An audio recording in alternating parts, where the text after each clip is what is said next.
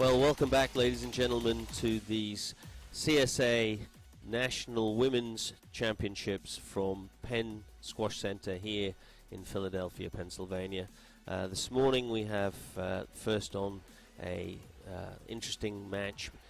It will be the final of the Walker Cup, so named after Dale Walker, the great Yale coach, and it will be Middlebury College, who yesterday came through with flying colours, and they're playing against Georgetown, who had an epic confrontation against Chatham and narrowly came through 5-4. So that will be our first match today.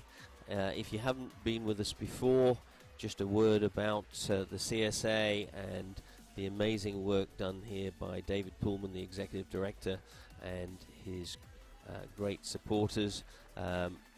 CSA squash, college squash in the United States, is the engine that drives squash not only in the United States but throughout the world. So many people have an involvement with the college squash situation, and I'm one of those. My name's Richard Millman. I was originally involved as the Cornell coach back in 1995. I've been the national coach here in the United States for the men's team. I've been lucky enough to coach many junior players that have been recruited. So I'm a fantastic fan of college squash, and you should follow it as much as you can. Just a quick reminder before we start the match that you can go online and see our YouTube URL there, and you can follow all the matches, and all of the matches that we've covered on video are available even in past years if you want to go into the archives. But anyway, here we go. We're going to continue now and give you again a glimpse, a crystal ball view of the future of women's squash, yours to see right now.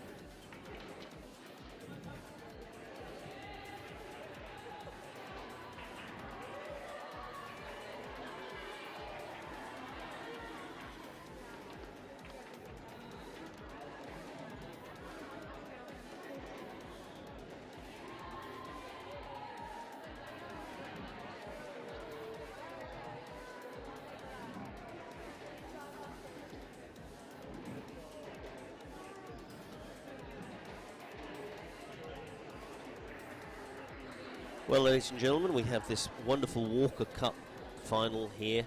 As you may understand, the National Championships is divided into 4 divisions. The first division is the Howe Cup, and we'll be seeing the final of that later on. The second division is the Kurtz Cup, named after a great Dartmouth coach, Aggie Kurtz. Third division is the Walker Cup, named after a great Yale coach, Dale Walker. And the fourth division is the Epps Cup, named after Paddy Epps, the great F&M athletic director, but I like to claim her as a Cornellian as well, because she attended the Big Red.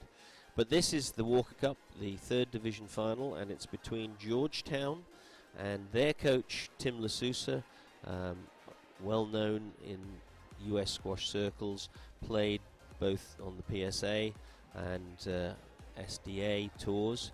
SDA is the Professional Squash Doubles Tour, and he is actually the first ever head coach of squash at Georgetown. He was the inaugural head coach, and this is now his second season. And he was runner-up with his team last year in the fourth division, and here he is in the final of the third division the very next year. So kudos and well done to Tim LaSousa and the Georgetown program. His opponents, Middlebury, we saw them yesterday, and they had a very good win against Wesleyan. And coaches for Middlebury, assistant coach David Cromwell, who you may have heard me say that I have a great affinity for. I had the pleasure of working with him and the Middlebury men's team just privately a few years ago, and his mum, a real legend in squash in this country. She was part of a US junior women's team, one of which, her sister, Alicia McConnell, won the World Junior Championships, the first American to win a World Junior Championships. And I've had the pleasure of also coaching his sister, May Cromwell, who was a very nice captain at Amherst. Head coach, Mark Lewis, another legendary figure in US squash. He was a member of the US team, represented the US in Pan Am competition. One of the things I remember about Mark is just his wonderful dedication to training and hard work, which I have no doubt that he has brought to this position. He's also a very intelligent coach, and I like to think that he's a great thinker about the game, so I'm sure he brings that also. So our first matchup today will be the number 2s, and the number 2 for Georgetown, I don't know a great deal about, but she's a freshman. She's from the Baldwin School, lives in Bryn Mawr, Pennsylvania, and Bryn Mawr, as you may pronounce it. And Sydney Berman is her name. And I'm trying to read without my glasses. That doesn't work so well. And then her opponent is Lindsay Burnham. So we've got Berman and Burnham. And also from Bryn, my apologies, Abby Holding is her opponent, and she's from Wellesley, Massachusetts, and was at the Noble and Greenough School. Okay, so that's our first match, and you can see them getting ready to play, and I'll let them finish their warm-up, and we'll come back and talk you through the action as it occurs.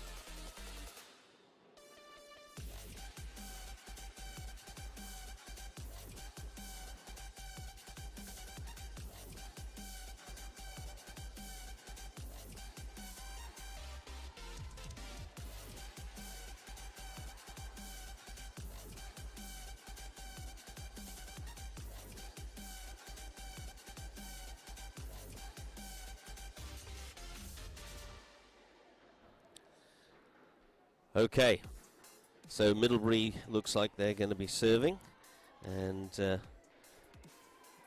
we saw Abbey playing yesterday. They had a very good win against Wesleyan. In their first match, they also had an 8-1 win against Denison. Just chatting to the coaches of Middlebury beforehand, they're a little bit, I mean, I wouldn't say despondent, but they had hoped to be in the second division, and by dint of a strange algorithm, they ended up being just pipped into the third division. So this, I think, is perhaps not as much as excitement as, you know, they feel they're just desserts, but they've still got to deliver. Meanwhile, as I said to you earlier, Georgetown, who were runners-up in the fourth division last year, find themselves happily in the final of the second division, and obviously very enthused. Sometimes attitudes can be affected by expectations. We try not to, but it'll be interesting to see if that is the case here.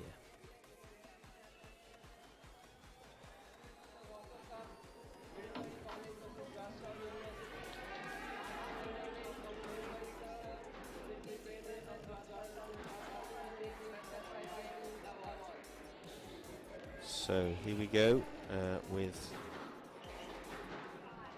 Abbey Holding serving, and very good start there by Sydney Berman. Good quality length.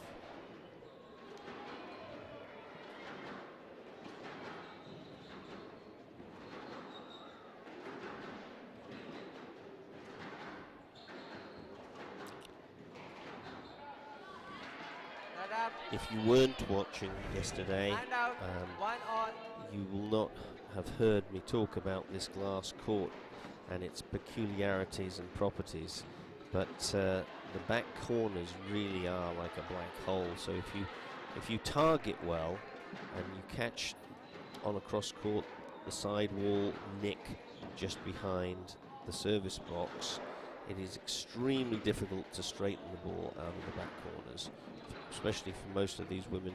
You know, the wrist skill required is extremely advanced. So good length and width really pays dividends. And also the front of the court is fairly dead, so anytime somebody plays a two-wall boast, it's really quite hard. You've got to be a good athlete to get up there to pick it up. At this level, we don't see the two-wall boast used as much as we do at the higher level. But even so, occasionally you'll see a two-wall boast put in there to work the player, and difficulty in picking it up and really doing anything aggressive with it. Most of the time players are just happy to retrieve it. So a little deadness to this court. I just watched a match on one of the other regular hard courts, white courts, and the ball is bouncing all over the place as compared with this court. So quite difficult for the players to reacclimatise if they've been used to a very, very bouncy court, and suddenly this is a bit more sticky.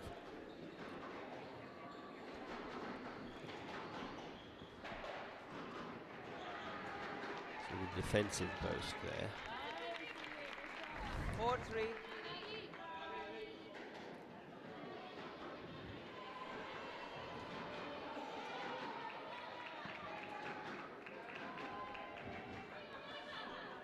Certainly Sydney Berman has made a good start, good account of herself.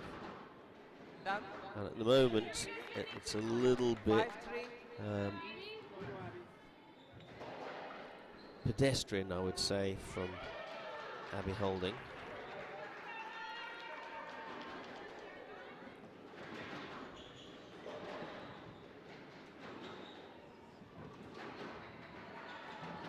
That's a very nice ball. Squeezed in there into the side wall. Good early setup. We talked about that yesterday. The earlier the prep, the longer the player has to calibrate the shot, choose the shot, be aware of the opponent's position.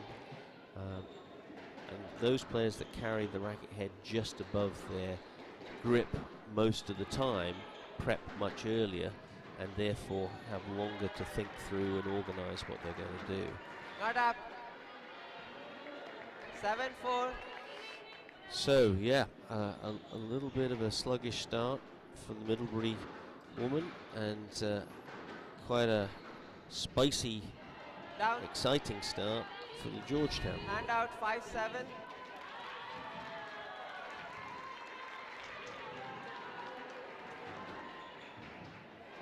Down. There's a good example of the ball dying in that back corner. Very difficult to get it out of there.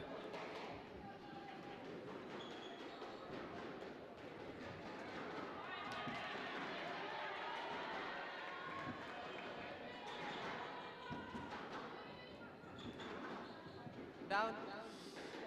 Yes, 9-5. and again, yesterday we saw quite a lot of this where players were working the ball to the back of the court, and instead of the first opening they got to volley, going again deep to consolidate their position at the front of the court, immediately trying to go short and often making mistakes because they're trying to do too much with the ball too early in the rally.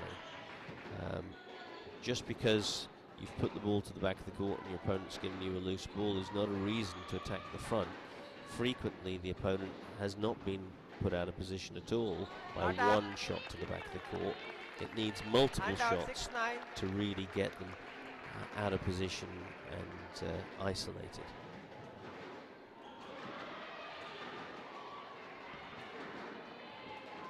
It's a good length.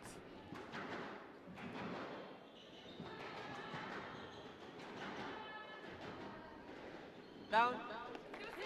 But there, you know, the opening has come from a loose short ball from the Georgetown player.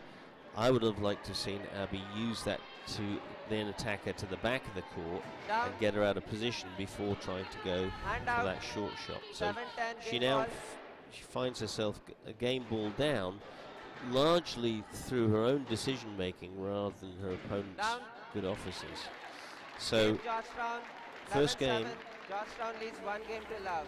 Yep, first game to Georgetown, and really coaches need to really have a chat with Abby here and make sure she understands what the game plan is, because at the moment she's not executing the game plan that I imagine they want her to.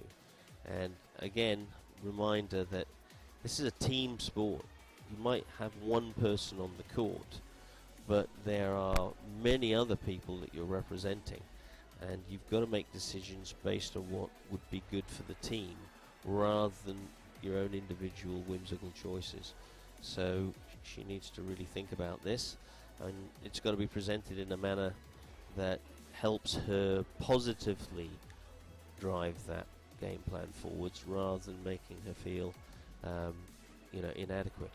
So it's an art form in itself, those 90 seconds between games, and nobody better to convey those ideas than Coach Mark Lewis, as we see down there on the bottom left of the screen. Let's see if he's effective.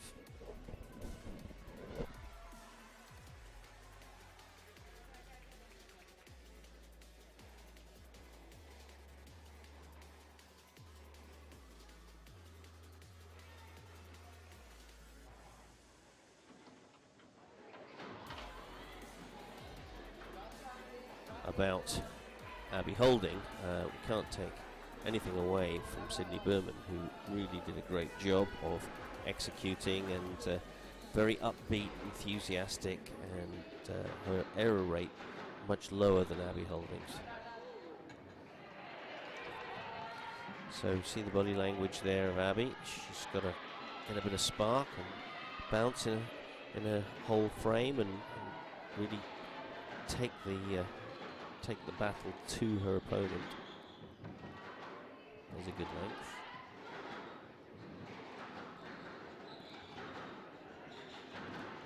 Yeah, definitely a little bit more spark to her footwork and movement than there was in the first game. Now, there's a good example of the two-wall boast, and it's quite hard to get to the front of that court as compared to other courts which are more bouncy. That's a good width and length, but having played the width and length, she's very, very sort of static in her ready position. She's not really hunting that next ball, Abby Holding.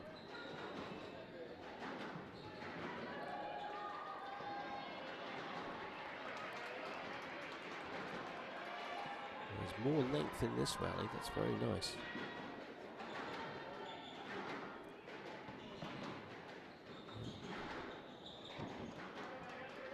Sydney Berman did very well to get out of that situation, because she was forced to play a defensive boast, which you never want to do, especially on this court.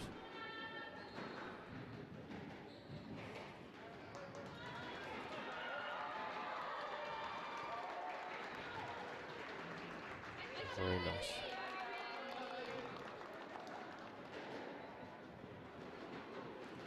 Okay, I think we may have lost the referee's mic just for a moment. We'll see if we can get that back later on.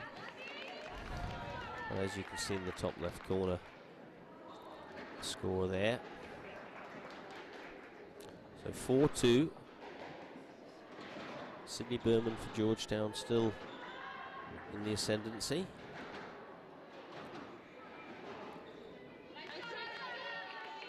And Abby Holding, she's playing to the back of the court, but I'd like to see her doing what I call phrasing of shots, playing one shot with a view to another shot with a view to another shot. At the moment, or up until this point, she's been what you might call shot-centric instead of rally-centric, so there's less continuous flow.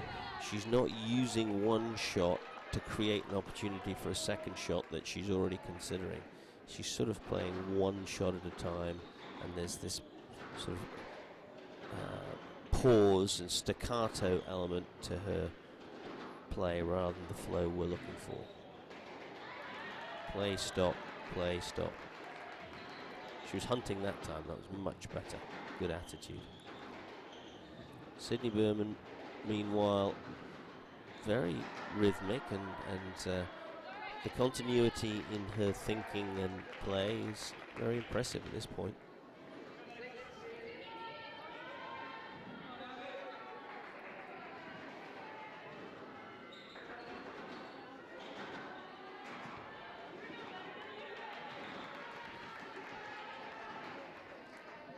Sometimes a good experiment when you're watching squash and you're trying to follow what's going on, to just try and watch one player for a whole rally without looking at the other player, or particularly the ball, and it gives you an indication of how that player is feeling, their flow, their certainty or uncertainty.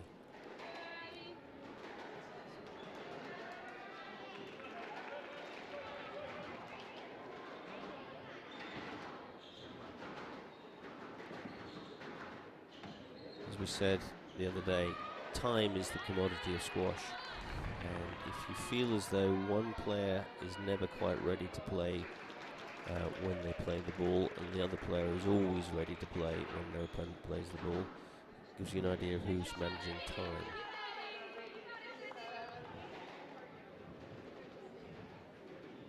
Abby Holding coming back into it a little bit here. Certainly seems to be hunting a little bit more now. It's a very nice width and length by Sydney. And she hits that well. She's very upright when she hits it, but she seems to time it very well and plays that very flat into the front corner.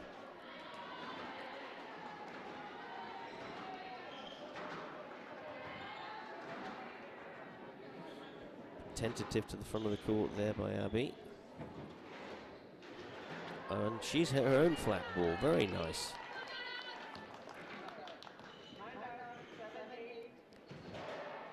Okay, so 6-8, 7-8 now, 7-8. Apologies for the loss of the referee.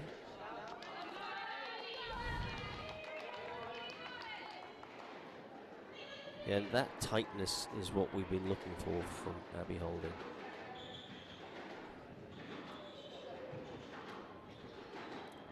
Very nice volley from Sydney though. And again, Abby just a little bit far back in the court and being more of a spectator than a participant sometimes. 9-8, very tight moment in the game.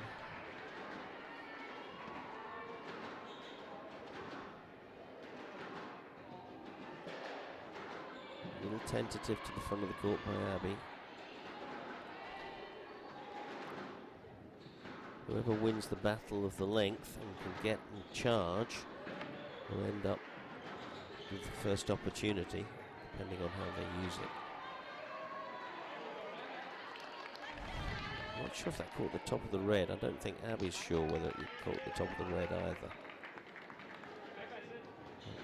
Turns out that she was given the point.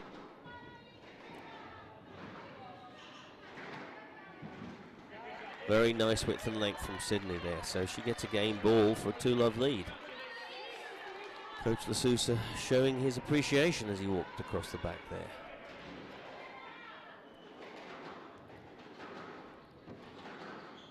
Good width, oh, it's a stroke, and so a 2-love lead for Georgetown. So well done, Sydney Berman, really, very methodically executing her game plan, and what I particularly like, very few unforced errors. There was a couple of forced errors because of quality of shot from the opponent, but very seldom does she make an unforced error, so that's a tremendous strength in this sport. You don't want to score own goals. That last one was definitely a forced error because of the quality of the shot there. Okay, so here we go. We always try and look after the two games to see what's going on in the rest of the match. And Middlebury is up in the number 6 match. Look like they're doing very well in the second and third, whereas Georgetown's up in this match. And around the rest of the games, we can see Wen Li Lai for Cornell was in all sorts of trouble when I last looked there, and she's come back in rampant style and won in the 5th game. Kupchandani is up 1 game, but Yale are 3 to the good, and Cornell only have 1. And then we've got 3-2 to William Smith against Bowdoin, 4-3 to Wesleyan against Chatham. Alright, so we're going to be back on the court now, and let's see if Sydney for Georgetown can convert this to a famous 3-love victory, or whether Abby Holding can change things around and find her game plan. That's a lovely lob, well straightened there by Abby, not easy to do. Oh, the leisure centre boast, which takes twice as long to get to where it's going than a straight drop. Never a good move, really.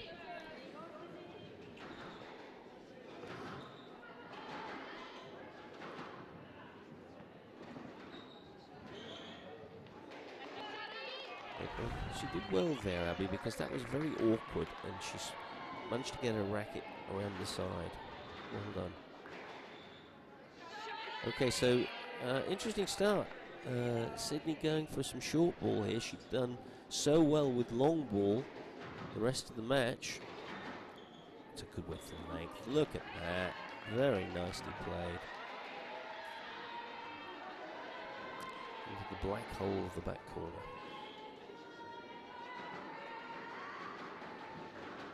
Short. But unfortunately, late prep and standing very upright.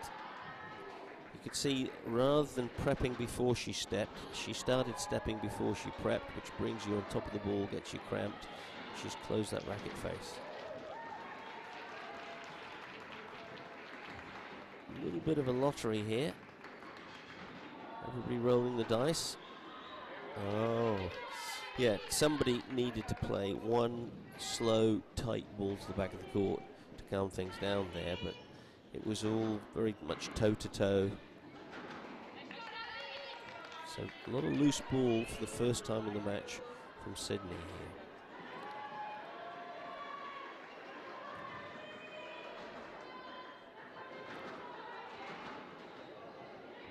Good width and length, but very well out by Abby Holding. That's gone down. Just caught the floor before the front wall. 3-5.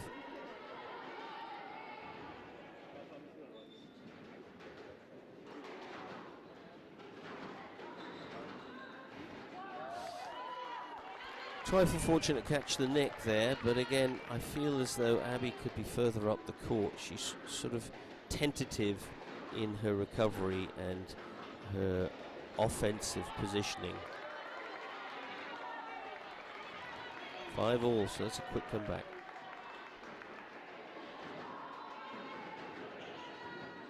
See, again, Abby lucky there because when she's recovered, she's really staying quite a long way back. She's behind the service box when she's stopping for her recovery.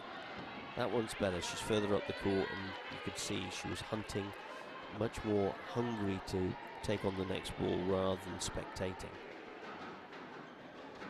Even there, she's quite a long way back. Didn't recover off of her drive. So there's a good example. If you hit the ball hard and don't recover as you hit it, you're leaving yourself out of position and giving the ball to your opponent before you're ready.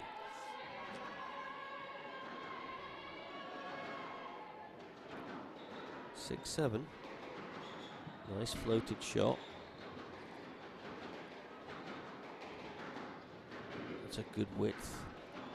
Oh, it's unlucky. Yeah, not very happy about that. 7-all. So this is crisis time for Abby Holding. She's got to get herself sorted out, and that's not the way to do it.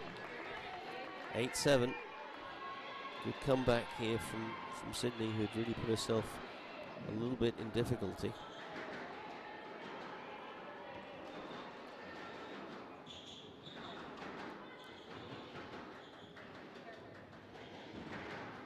And again, hitting that ball and not recovering, so leaving herself all over the place. She did well to scramble her way out of it.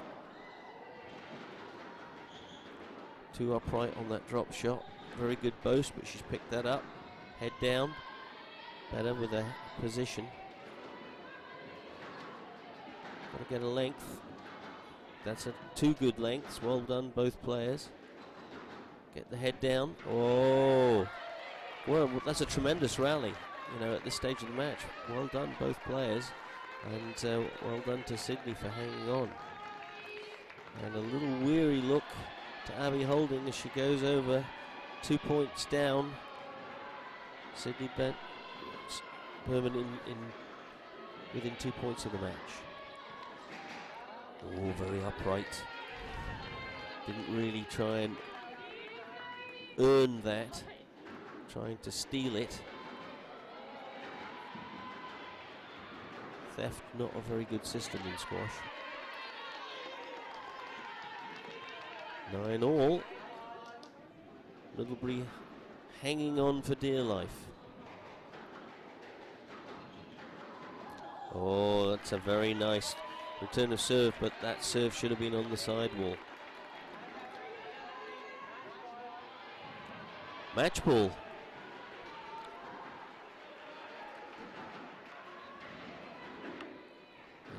Didn't volley it. Oh, you mustn't look the gift horse in the mouth.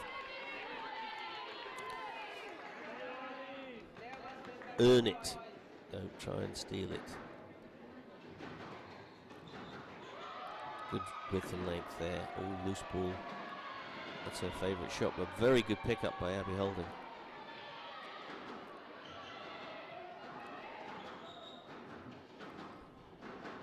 Very nice ball down the sidewall.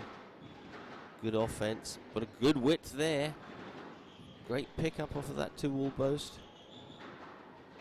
Too early maybe in that rally to be going for the short haul. Oh my goodness. Oh, who's going to falter first? Oh, goodness me. That was nerve-shattering stuff.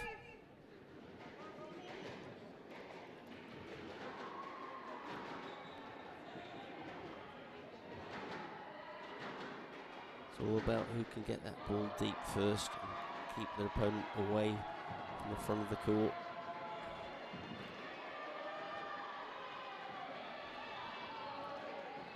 Good rewards there. Abby actually played a couple of good lengths when she might have been tempted into going for the cheap shot short, and that bore fruit. So she's stolen her way to a certain extent. I think worked her way is more appropriate back into this match, because it looked like she was down and out. So well done, Abby Holding. 1-2. So will that provide a platform to build on, or is it a stopgap? And will Georgetown come back and complete the victory? We will see in a few minutes.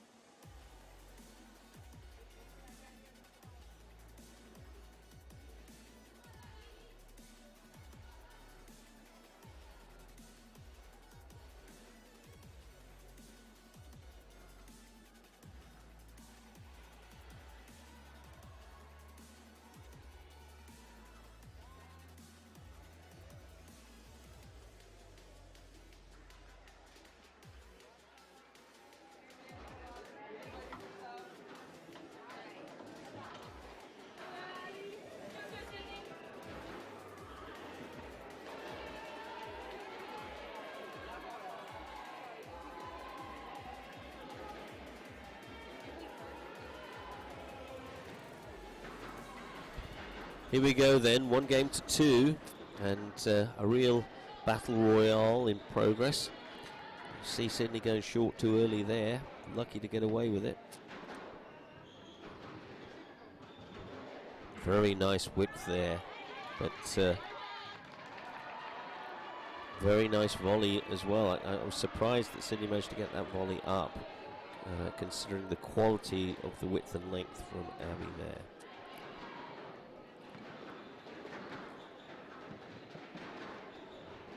So Abby looking a little bit more sprightly after she's hit her shots now.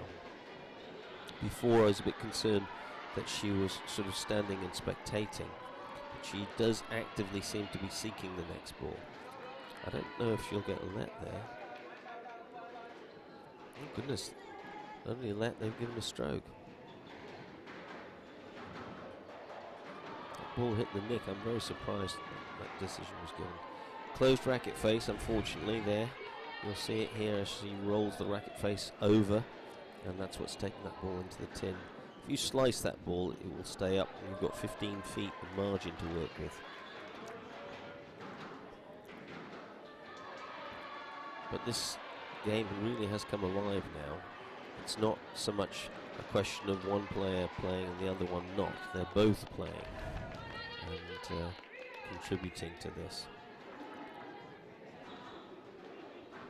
Still feel as though Abby is a bit of a watcher when she's waiting for her opponent to play, rather than overtly seeking the next shot.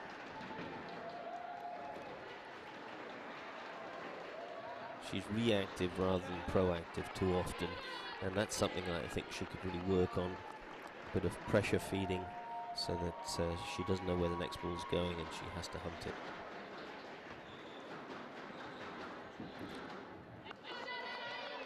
Yeah, she's much quicker onto the ball than she was in the first two games. So 4-3. A loose ball there.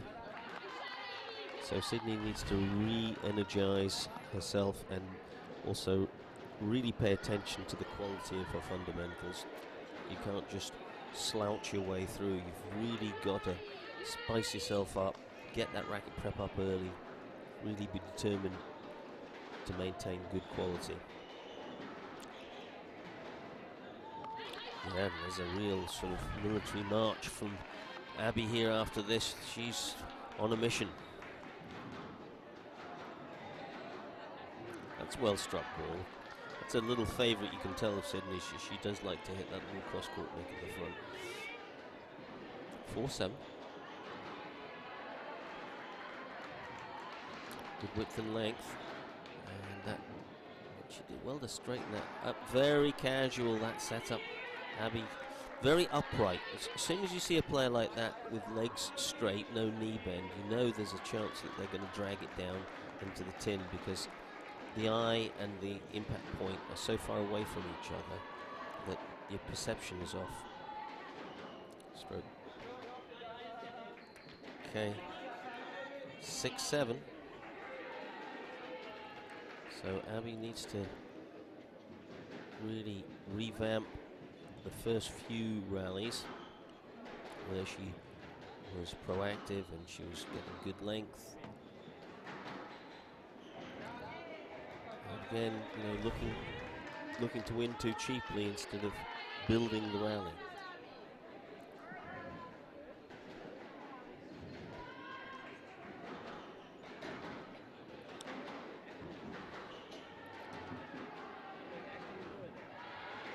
So now's the time for Abby, otherwise she's gone.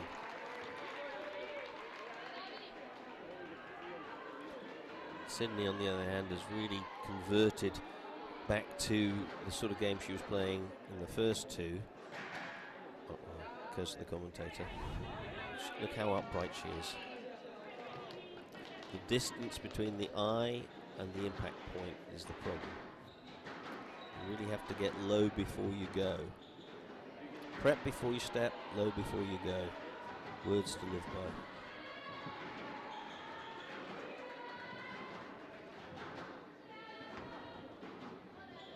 Able to pick that up, but she's flicked it out. So Abby's back in it, and she's all over it.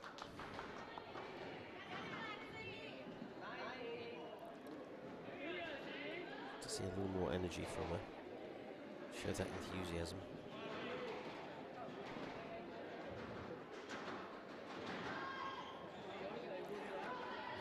Casual little two-all boast there, and she did well to poke that out of the nick because it nearly rolled.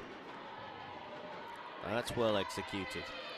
She did do the work of getting her opponent deep, and her opponent's still a long way away. You see that? Very good. Rather than playing the drop volley when her opponent was right up beside her.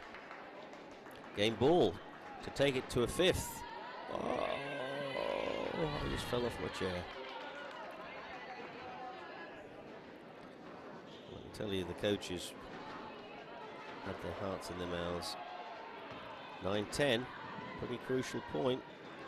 Ooh, tentative to the front, bit of loose ball from Sydney, and again she's done the work and got the dividend. So we are going to a fifth. So coaching obviously did good work. She's been given some good ideas.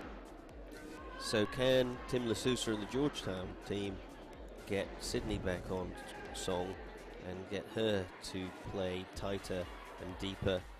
First few shots of this last fourth game, she made some errors, uncharacteristic errors, and she played short too early. It's very difficult, you know, in the impassioned atmosphere that we have here, all the players outside. You know, you have to really keep your mind focused on what you want for your team rather than desperation and whimsical choices made without so much thought. Come back for the fifth in a moment.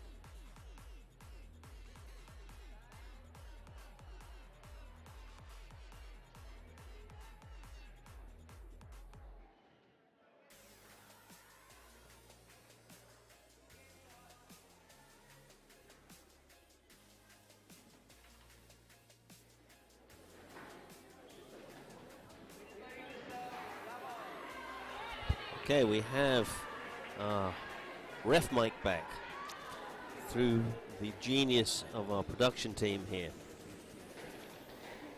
So here we go for the 5th game, and hearts in mouths of both teams off the court. The players on the court charged with the mission of playing good sense. Unforced errors, the enemy both of the emotions and of the actual scoreboard.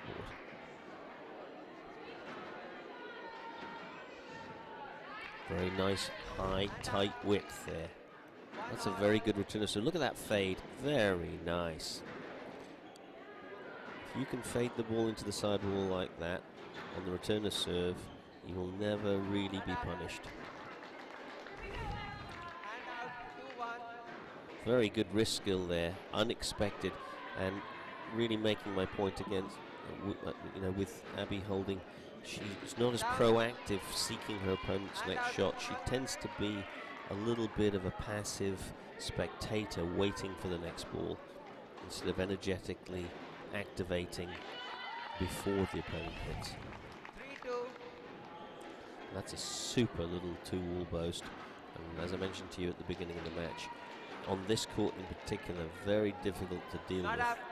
It's a double hit, the ball hit the racket, then the wall, then the racket again, and that's why it came back at that peculiar angle.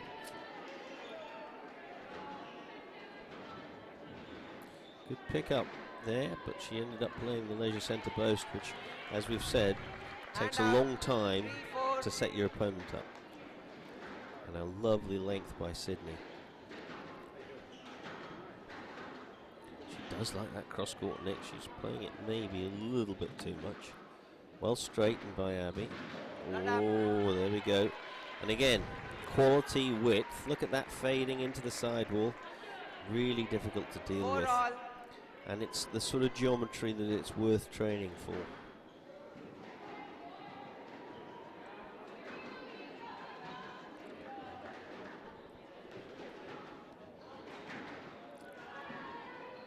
Troubles. Not up. Not up. So that was a double bounce. So 5-4 to Georgetown. They get their nose in front in this 5th and crucial final game. Ooh, cheap. Down, Cheap, cheap, cheap. 5-all. You have to remember you're playing with team money, not your own money.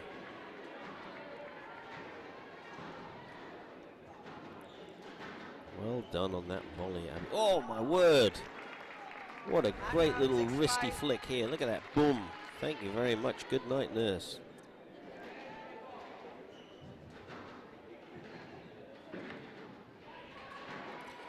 It's well executed volley, but Abby that time was very proactive. Down. Goodness. 7-5. Rather upright when she plays a lot of these shots, and she drops her racket head, so that's going to close the racket face. 7-5, 2 points of daylight, 3 points of daylight, given away at a crucial moment. Bit of a wobble here by the Middlebury woman. Down. A big wobble. 9-5. Got to volley that return to serve. You can't let that bounce, and as I say, this glass court at Penn is a black hole in the back corners. And out 6-9. 6-9. Down. Oh, that's not playing with team money, is it? Match ball. Every member of the team's heart just dropped then. Match ball now to Georgetown for a famous victory. Great lob from there. Oh, trouble, trouble again. Trouble again. That's in. Down. It was very close to being out, but it was And out. actually in. 7-10 match ball. 7-10, hanging on by the chin of her, skin of her chin. Chinny chin chin. Oh, 8-10. this movie Match isn't ball. over quite.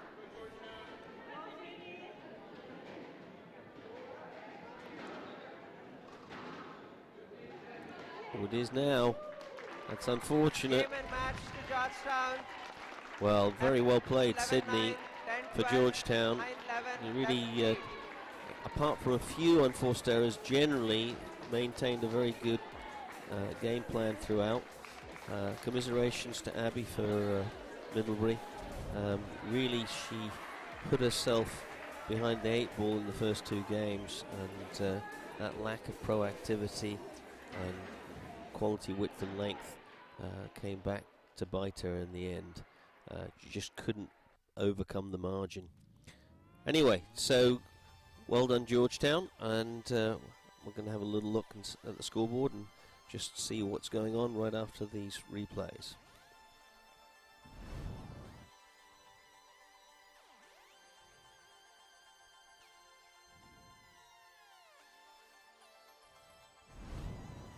So here's the state of play, 1-1 actually, because the other matches,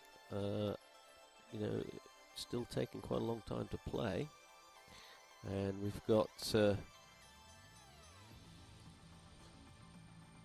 let's see, Eva Finney is 2 love down to Caroline Wilcox. Caroline Arena has 1 for Middlebury. That match, and very tight match in the 8th string match between Abby Peterson for Middlebury and Alia Hussein. It's now 2 games all by the looks of it. Okay, and then if we look around the rest of the scores, we've got 3-2 between Yale and Cornell. Looks like 1-1 in the 9th string match, and Cornell are 2-1 up in the 3rd string match. So a very tight match there. And Bowdoin nipped ahead 4-3 against William Smith. So that's a good match. Alright, so our next match here will be the number 1 string players, Isabella Ronda against Nina Thomas.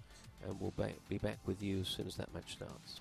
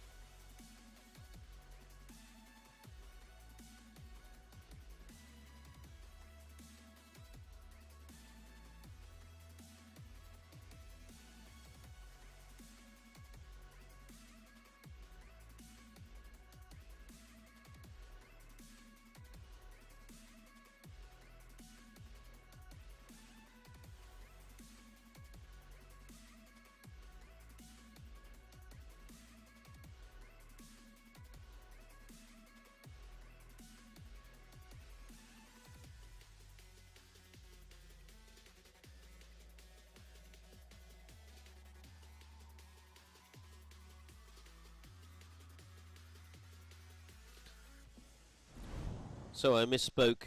This is, of course, the number 3 spot players rather than the number 1 spot players. And so we have for Middlebury Isabella Ronda, who we saw play yesterday. She's from Brooklyn, New York, and went to St. Anne's School. And the number 3, Nina Thomas for Georgetown. She's from Cape Elizabeth, Maine. And she went to Middlesex School, but she is a grad student. We don't often see grad students in the CSA National Championships, but of course if she has eligibility, she's able to play. And I'm sure she's very grateful of the opportunity. Team squash is a life-altering experience, and many of the women that play on these teams will not only go on to be good squash players later on, but the greatest supporters of our game and of their team, you know, for many, many years to come, frequently coming back to visit and making sure that all the new generations of players have the opportunity that they so enjoyed. Anyway, here we go.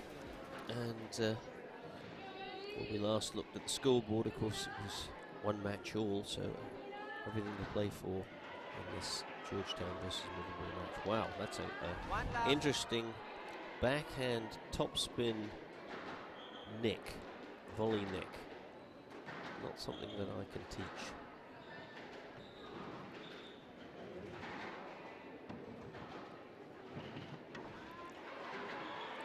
And a very assertive start here.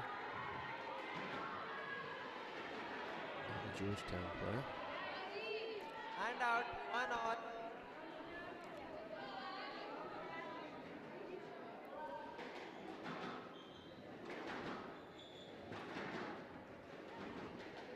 This very wristy player, the Georgetown player, Nina Thomas.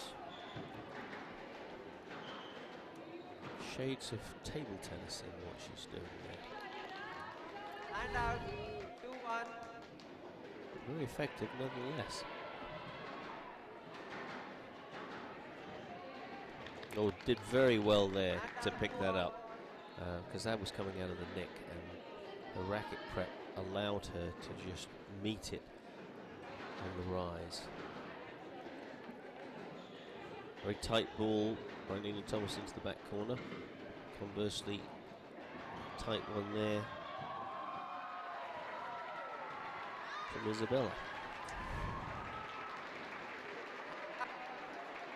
3-2. That's a very nice looking little boast.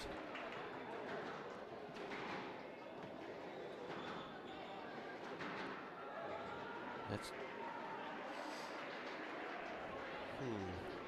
I think we're saying that she stepped on her toe. Fortunate, because the quality of the width and length from Isabella was very good indeed.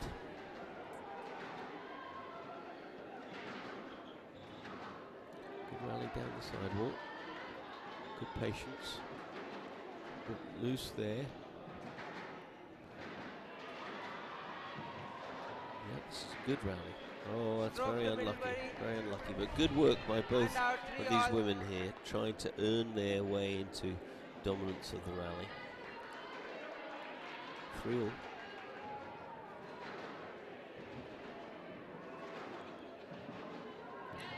Oh, there we go. The early attack from the Georgetown player, setting up a counter-attack. And this is the danger of going short too early, is that you give ascendancy within the rally and the court to your opponent if you aren't accurate. Worse still, of course, if you hit it in tin. 5-3. Which is why we try and promote patient building of the rally by persistent length before we take chances to the front of the court.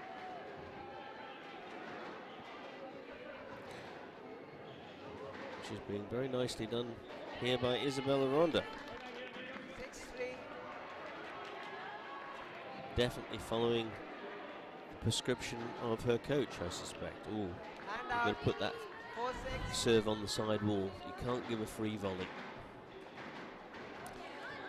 As I have said before, 5-6. Never give your opponent a free volley, very much like the old gangster saying, never give a sucker an even break.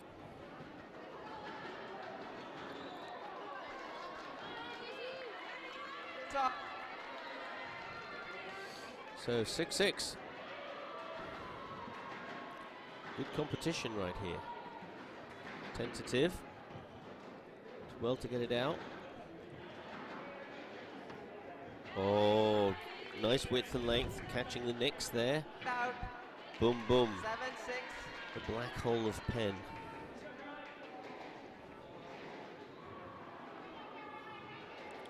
And of course, I don't say that as a criticism because it means that quality targeting is rewarded and therefore it's worth training and practicing your targeting. 8-6 now to Isabella. And she's very good at taking the opportunity to drive her opponent deep, and there's a great example there. She doesn't get too involved with fiddling about at the front of the court too often. 10-6, game ball. Game ball to the Middlebury woman. Down. And there is the first game. 11-6, And game to Middlebury. were I the Middlebury coach, I would be very pleased with my player's performance there. She's maintained good game plan, hasn't made too many unforced errors, and showed great determination. Well done. Back for the second game shortly.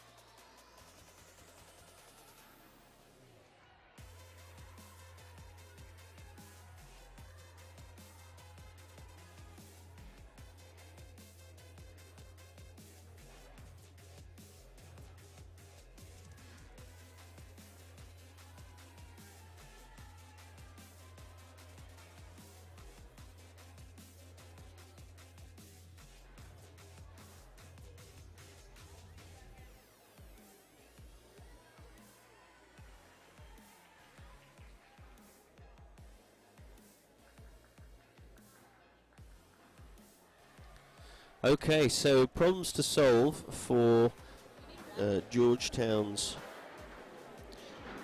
Middlebury leads 1 game to love. Nina Thomas from Cape Elizabeth, Maine. Love all. What she's really got to do is work out how to deal with Isabella Ronda's persistent driving. So playing short like that is not going to help. That's strokish. Stroke to Yeah. Middlebury. So 1 love. she's obviously not as powerful as Isabella, so my advice would be to start Down. trying to lift the ball Love. and take a little more time over the accuracy. She's got good racket skill, albeit very individualistic and unusual racket skill. I don't know if she's come from a different sport, but at the moment that's better length. Too early to be going short, and actually both players too early short. That's great work. And out. 1-2. You know, there's great tenacity by both players. I'm enjoying the fact that they've both engaged fully. So we'll see if the Georgetown player can get her length going. That's a good choice. Maybe slightly overhit. Wow, very nice, Isabella. 3-1. See, that there's a safety element to that. It's not tentative. So by aggressively playing to the front of the court like that, And out. as long as you 2-3. keep the ball 2-3 inches above the tin, even if the opponent comes through, they're still presented with a tough shot to deal with. 3 all. Loose ball from Isabella in the middle of the court. She knows it.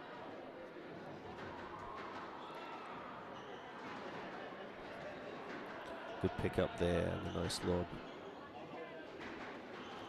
good wrist. We saw that earlier in the match. There's some real dexterity to this wrist here with Nina Thomas, and she uses it well.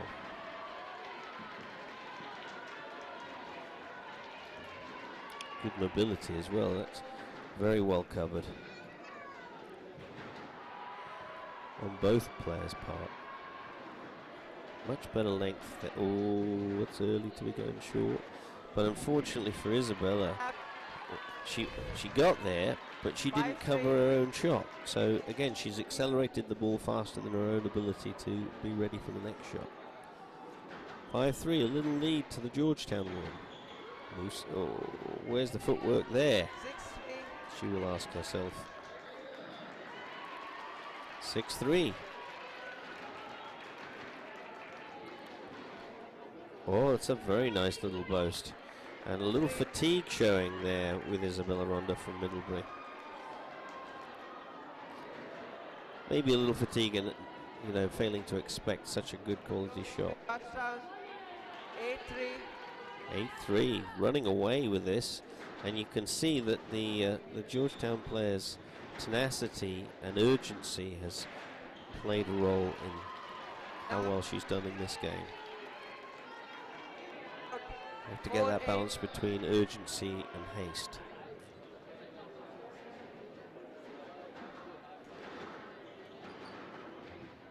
Ooh, loose and early. Oh, ooh. Both players sort of gambling and leaving themselves stranded. The length rescued the whole situation.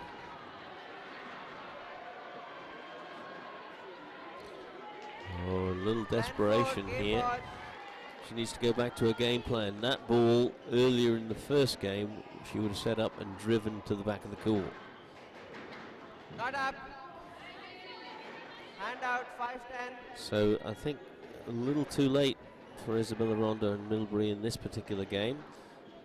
Maybe she can put a couple of rallies in that will help sort of stabilize her. Not up. 6-10. I think that nicked and rolled. 6-10.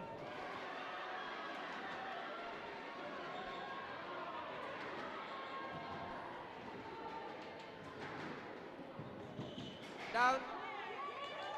So that's game and 1-1. So congrats to Nina Thomas and Georgetown. She came out with greater urgency. She did get the length. She also used some very nice little boasts and bamboozled her Middlebury opponent there, who sort of faltered a little bit instead of sticking to her game plan. So we'll see if she comes back and reworks the game plan of the first game, or whether Nina Thomas from Georgetown can come out and continue the very frenetic but very effective attack. So here we are after the second game. We'll have a look at our scoreboard around the other courts. It's now 2-1 to Georgetown in this match, with Alia Hussein having snuck a match there at the number 8 spot. And we have obviously this match here, which is 1-1. And then around the other courts, we've got 3-3 with Cornell and Yale. Looks like that's a bit of a barn burner. In the 5th, in the number 9 spot match, 2-love up to Yale in the number 4 spot match, and number 1's about to go on. So here we go, back to this match, which is all square at 1-1.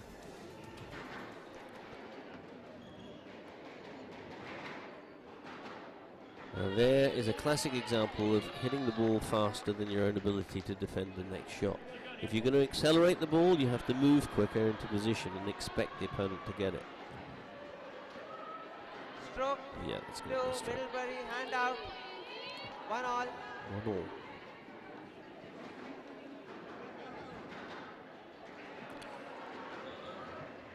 Too early, too short. Both players kind of getting into that sort of dead end of playing short and then even 2-1. playing a weak ball short off short. If somebody plays short too early and gives you the front of the court, you really need to be playing long most of the time and consolidating that new opportunity. That was well played. So that was very good by Isabella. She played quite a nice little short ball. When it was picked up, she then took her opponent to the back of the court. Intelligent squash.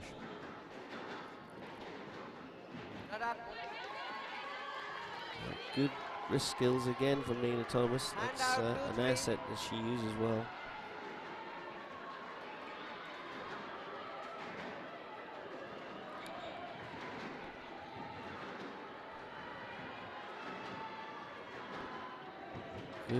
Good little competition for the length here.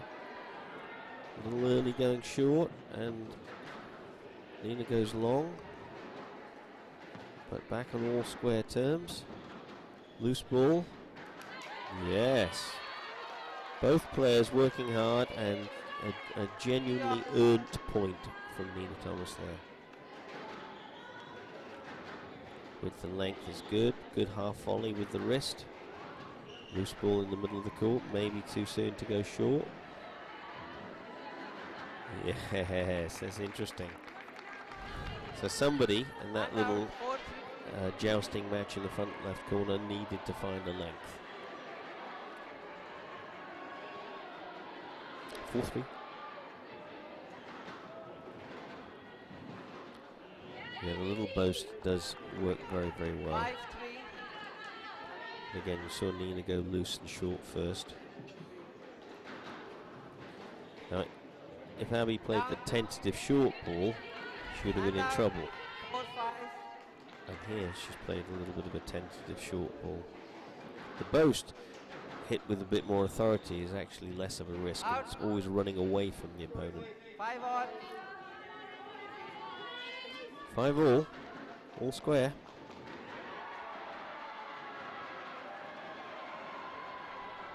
Good little flick lob. Good length again. Not quite enough width. Good width there. This is good. This is good. Oh, patience. Patience. 6-5. The work initially was very, very good. 6-5.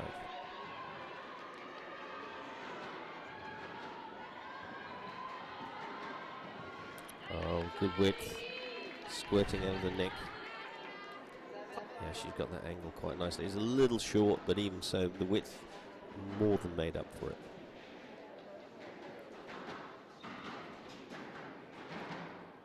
Not up. Yeah, see, I like that. She got a loose ball, but instead of playing the tentative, slow, short ball, she attacked, and even though it was short, there was enough on it to continue the pressure, or even increase the pressure.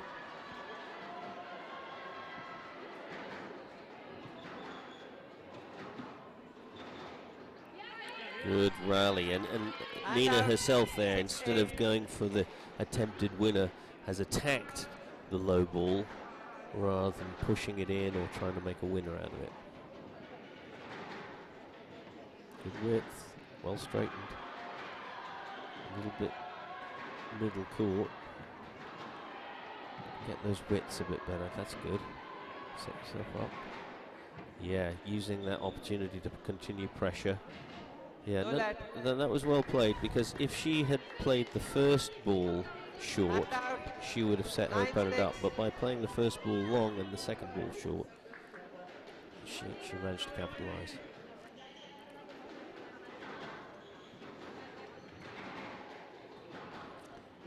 Yeah, I really feel that generally Isabella Ronda does have a very good understanding of her game plan. Hand out 7-9.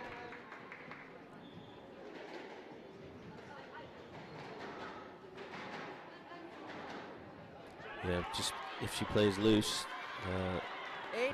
she'd expect that. That was really nicely attacked by Nina Thomas. She's got a really good width on that.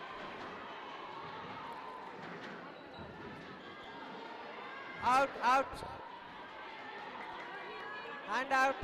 10-8, game ball. yeah, so a well-contested game. Isabella Ronda just nipping in front. Tight ball.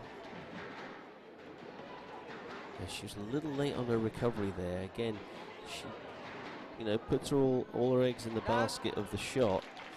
She got away with it, but it's very dangerous when she tries to rely on hitting a shot that her opponent can't get back. You should always assume your opponent's going to get the shot back, not hope that they're not going to get it back, because as soon as you hope they're not going to get it back, you stop moving into position for the shot that they do get back. Anyway, she did enough, and she's now 2-1 up. So, work to be done here for Nina Thomas. She really needs to think about how can she keep the consistent length, because at the moment she's folding under the pressure of the length. So she might change the pace a little bit, or do what she did before, which was come out with more intensity. But she's got to have the accuracy with it. It's not good enough just to be intense. Anyway, coming back in a minute.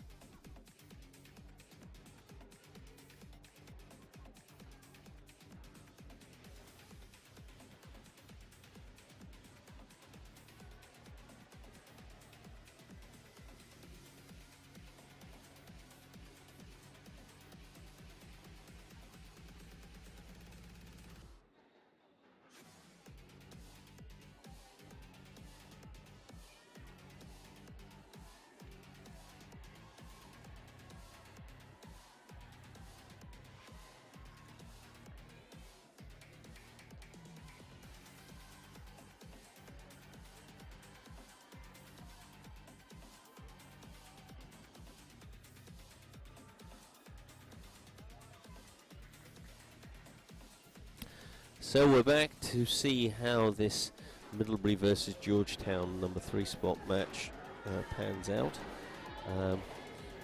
Nina Thomas, after going 1 down, came back very well in the second, but turned around again with Isabella Ronda taking charge narrowly of that third game, and it was largely down to Isabella's willingness to really put pressure to the back of the court for a protracted period of time before trying anything to the front. And there we see exactly what has brought so much dividends for her here. The difficulty of the black hole of the UPenn courts once you get a good quality width and length. And as I said before, I'm all for courts that reward good quality width and length.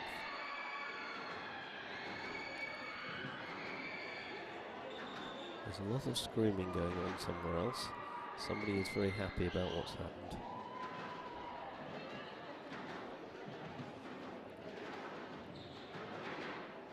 Yep, there it is again. Beautifully played. She really is making sure the prescription is being adhered to.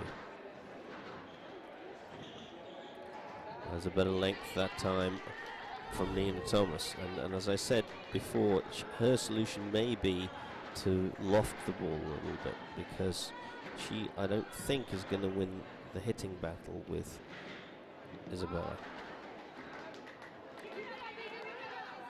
Yeah, so a very, very good start to this fourth game for Middlebury and Isabella Ronda. She's really followed the game plan and delivered for her team so far. There's a lifted ball, it's the right idea, but maybe too late.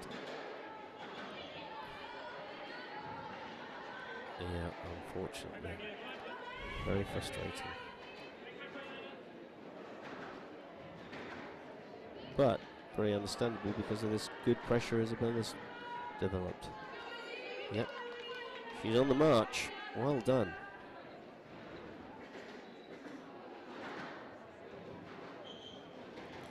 Yeah, the intention is right to get that height, but the setup wasn't right and the weight transference not right, so work needs to be done.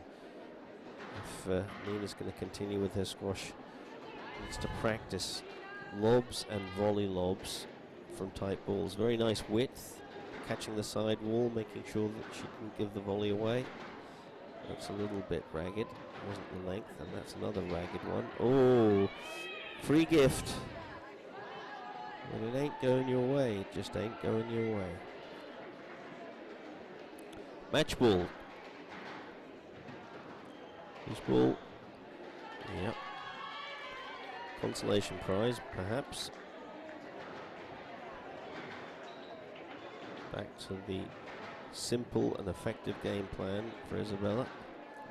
Getting those deep. Ooh. That's the first time for a while we've seen her going for a dream shot instead of thoughtful. Well, there you go. That was a good finish. She was determined to have that volley boast one way or another. Anyway, really well played, Isabella Ronda. She really executed the game plan properly, and despite the best efforts of Nina Thomas, who played a very nice second game, she was just too strong on those widths and lengths, and she dominated until she got her opening or an error out of her opponent. So congrats, and that's a great way to win for your team. Next match on will be the number 1 players, I think. Let me just check that for you. Yes, it will be the number 1 players. It will be featuring Katie. Put your glasses on, Coach. Hennessy from Bronxville, New York, and the Bronxville School. She's a freshman for Georgetown, and she'll be playing against Lindsay Burnham from Bryn Mawr in Pennsylvania, who went to Germantown Friends. We'll see them shortly. Meanwhile, what's going on? Oh, Yale has beaten my old team, Cornell. Well, congrats to Yale, but I'm sad. Very, very sad. But there you go. And in this match, 3-2 to Georgetown at this point in time. Very, very tight indeed. Let's see what else is going on the other courts. Middlebury 1 up in the number 4 spot and 2 up in the number 7 spot. Okay. And what else have we got to come? We've got the number 9 spot to come and the number 1 spot to come. So Georgetown making a very, very brave effort in this Walker Cup final. Very, very good indeed. And in the William Smith versus Bowdoin match, that was a real barn burner, going backwards and forwards all the time. And William Smith have come from behind to win that 5-4. Many congrats to all those that are keen on the Seneca Lake team. Alright, we'll be back shortly with our number 1 spot match in this Middlebury versus Georgetown.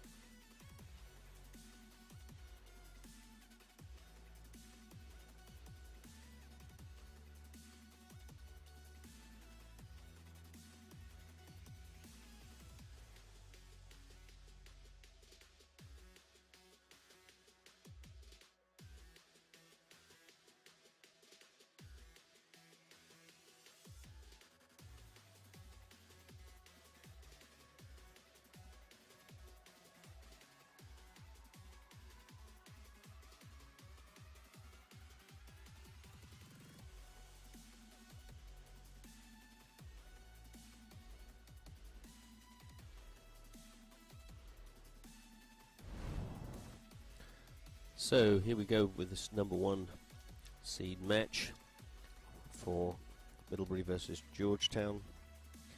#1 for Middlebury, Lindsay Burnham from Germantown Friends School, and a resident or a native of Bryn Mawr in Pennsylvania.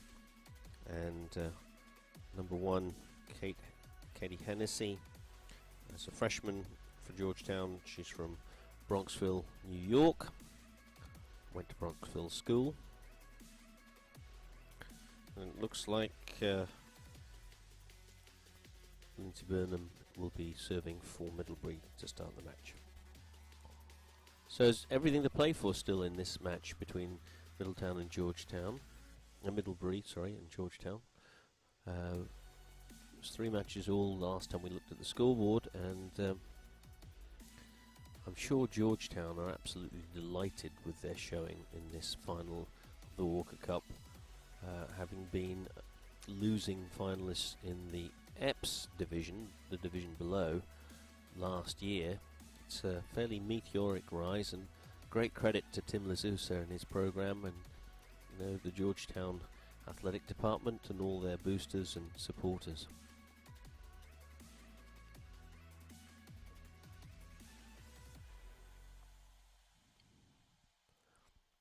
I can remember when I was a rising professional player, I always remember feeling more pressure from players below me in the rankings than from pressure of players above me, because I was looking to climb the ladder, and my sights were set firmly above me. I didn't want anybody from below me to beat me, and so it's sometimes pretty tough to keep the expectations alive when you're the #1 seed and people are coming from behind. So let's see how Middlebury can handle that in this particular instance.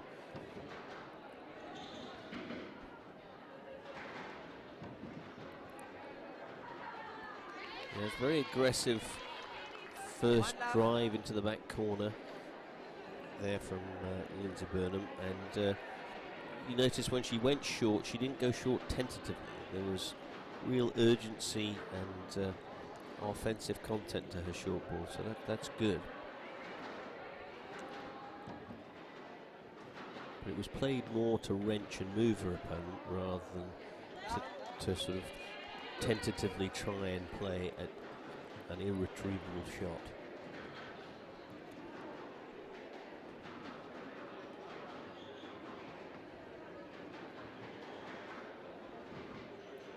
Did very well to pick that ball up. Both of them, actually.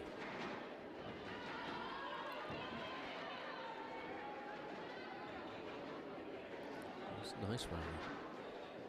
Well constructed. It's funny how often that happens, that after several tight, accurate balls, a poor shot begets another poor shot. People look the gift horse in the mouth too often.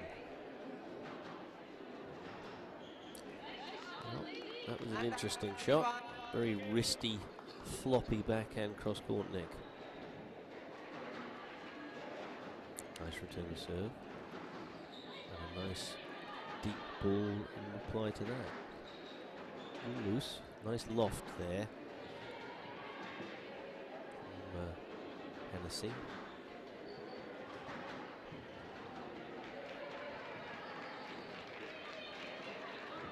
A little tentative on that volley by Katie Hennessy. You cannot go tentatively to the front of the court.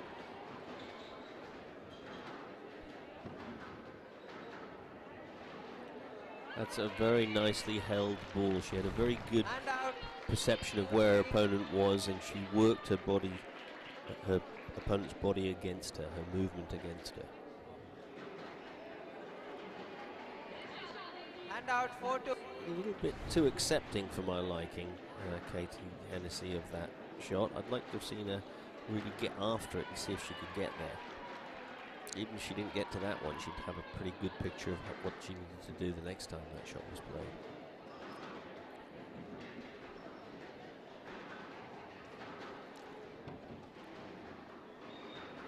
She likes those boasts and getting good effect on it with those boasts. And out, 3-4.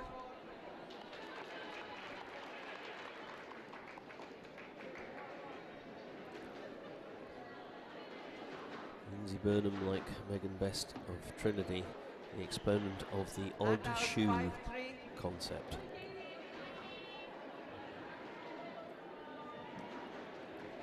Again, I'm not sure whether that's by design or whether she's worn out the toes of the other two shoes that go with those two.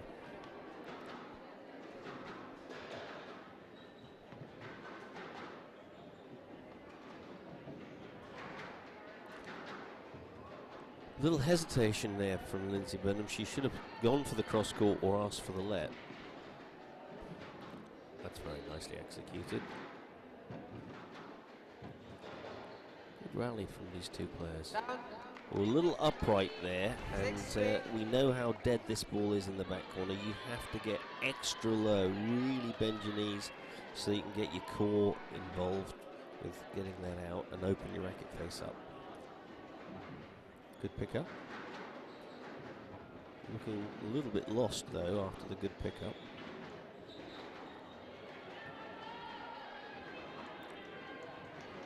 There's your centre post. Tentative to the front of the court. Tentative to the front of the court. It was good. Sorry. 7-3. Yeah, you saw the tentative short ball from Hennessy, immediately seized on by Lindsay Burnham, who went long instead of getting involved in a tit-for-tat sort of short rally. Yeah, most of the shots that Lindsay Burnham's playing to the front of the court so far are a little bit more weighted, a little more aggressive, which I really like. 9-3. I feel Katie Hennessy can have a go at some of these. She's sort of accepting that it's too good for her. You know, get in there and fight, girl. Pick that ball up. Down. Again, that tentativeness to the front of the court.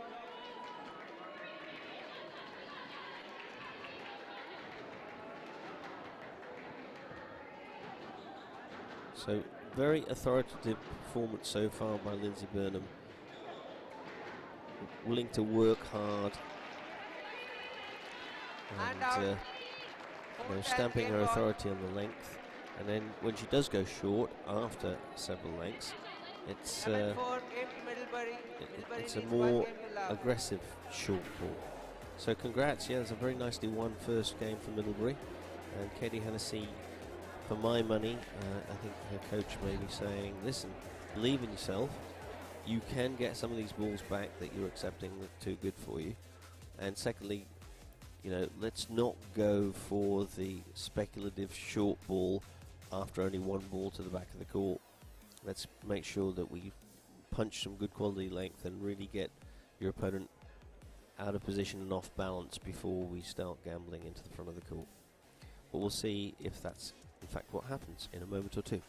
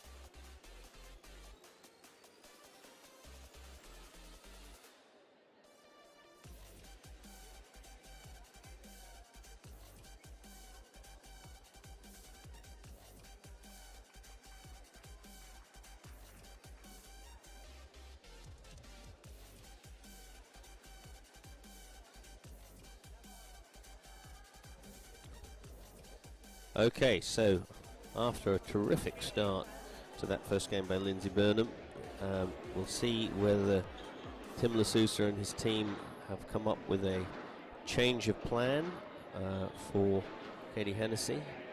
Some nice lofted length there, and again a little bit more lofted length. Responded by Lindsay with lofted length. Oh, so she did very well really, because that's a great width there. But I think Lindsay was just a little late getting to defensive mode there. She was sort of watching her own shot, and of course that means you're watching what happened in the past instead of looking for what's happening in the future. Hand out 1 all. Yeah. Nice, aggressive, saw the opportunity to use the player's body movement against them. A little short on that cross court.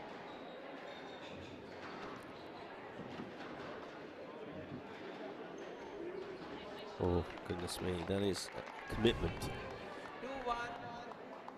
Yeah, I like that authoritative attack there.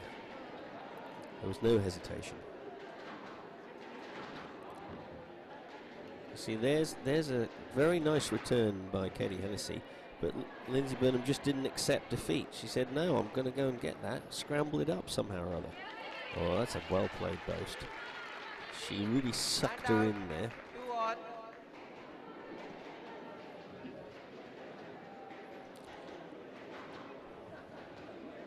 So I suspect Katie Hennessy is working on belief at the moment, just persuading herself, yes, I can do this. The system will work. I've just got to commit and execute. Great width and length, Hand Lindsay out Burnham.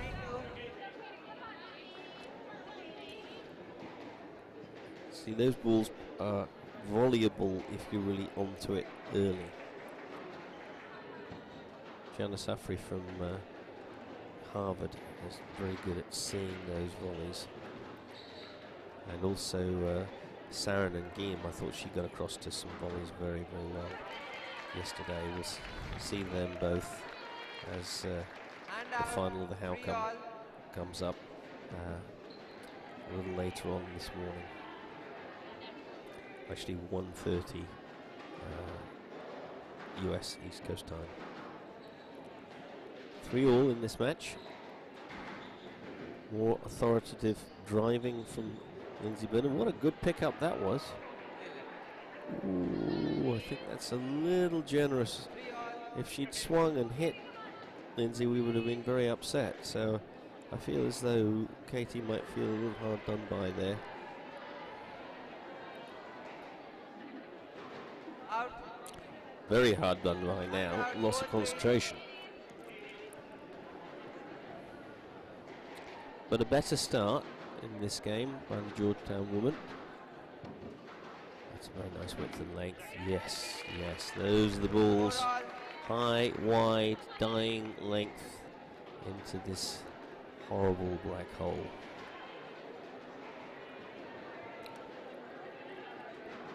Which is why you got to volley. And why you got to practice targeting. Yeah, good lengths. Short. Down. It was down, but I give Lindsay Burnham a lot of credit. She works hard and she'll scratch that thing up if she can.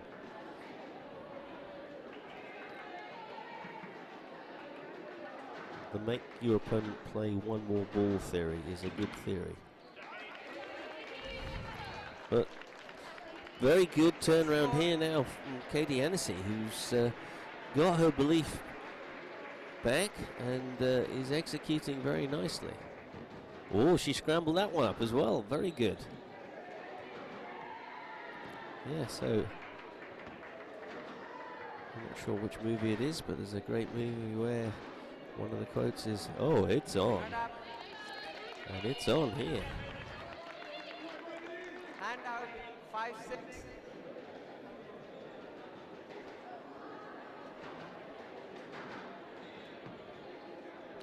Great width and length again. Hand out 7-5. Quality brings rewards. Get out this summer and hit 1,000 balls a week of targeting. It's a bit of a poke. Good width and length again. Katie Hennessy kind of ruling the roost here. And another nice floated ball. Is that Tim Lasousa's influence there? Yeah, very nice. Yeah, yeah.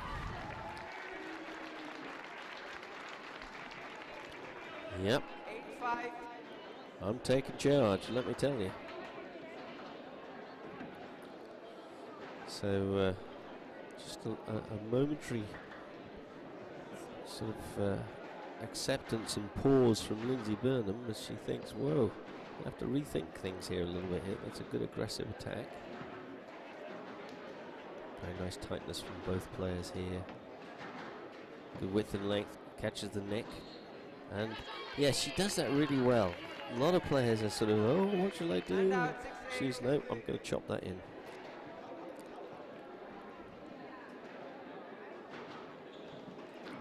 Out. 7-8.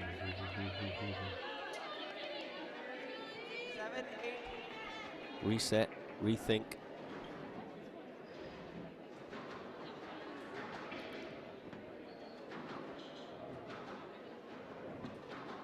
Good length. Nice half volleys, Lindsay Burnham plays.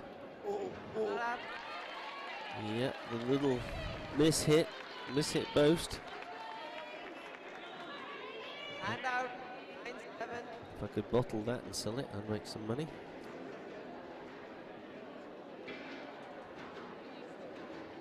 Down.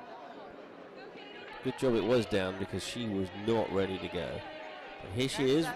Game ball. with a well-earned game ball opportunity.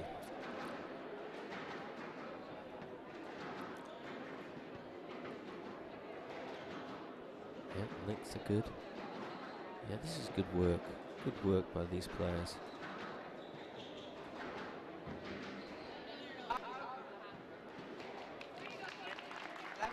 Yeah, the quality of the work there was higher than you would normally expect from a Division 3 match. I mean, that was, certainly, higher echelons of Division 2 and, even lower of Division 1.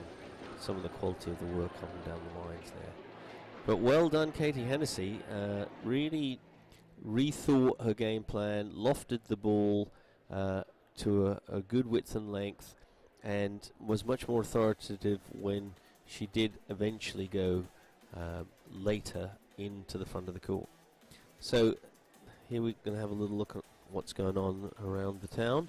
And Middlebury have won the match. Goodness me. There's some stuff has happened since we were away. Let's have a look. Well, obviously we saw Isabella Ronda earlier on, and we saw Abby Holding and Sydney Brayman earlier on. So, Grace Santoro at number 9. Very, very confident 3-love there. Yeah, very impressive.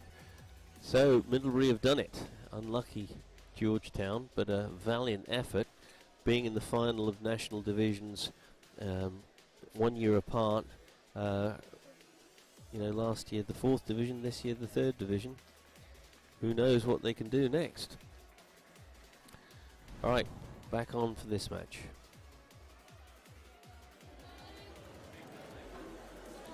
So, coaching teams have been at work. Let's see if anything changes or whether we just get both players playing well at the same time, which to a degree I feel we did in the last game, but maybe Lindsay just not quite ready for the quality that Katie Hennessy produced. It's a good start. Yeah, good aggressive. Yeah, love that. Love that. Taking charge, dominating, not messing about at the front of the court. Very nice.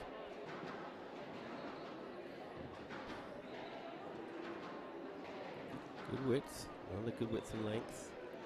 Tempted to lift it, and that's another good lift.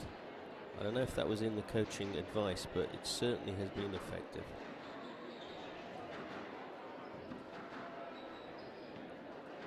Good lift, good aggressive volley, and even though it wasn't very accurate, it was certainly enough to keep pressure on, and that's the key. If you're going to take the ball in when you get your opening, you've got to put pressure on. You can't do it tentatively. So yeah, she's got her foot on the gas here, Lindsay Burnham. Great early ball. And, you know, the quality of the length of the serve, because it wasn't volleyed by Katie Hennessy, produced a defensive boast, and then, you know, Lindsay Burnham all over that. Nice idea to loft that ball. Bit of a tentative push to the front of the court, and yeah, stamped on by the Middlebury woman.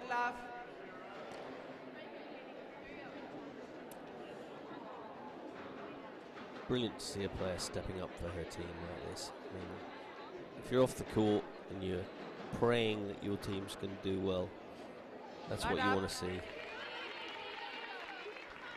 Hand out. 4.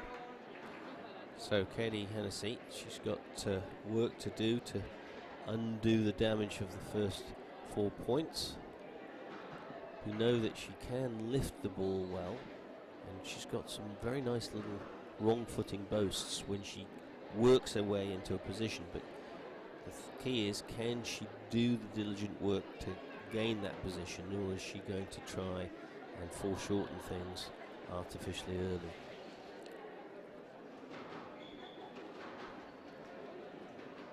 Not up. Well, that ball was so loose, and she did play it with some confidence, Katie Hennessy, at that time. Wasn't tentative at all.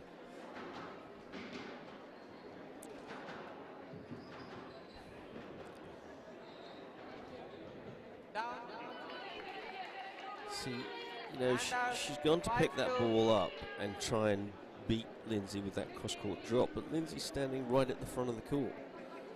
You know, it's not actually going to put any work into her legs, get her out of position particularly. It's a good pick-up because it was a difficult ball, but lovely, lovely boast. And then, you know, very, very authoritatively put away by Lindsay Burnham.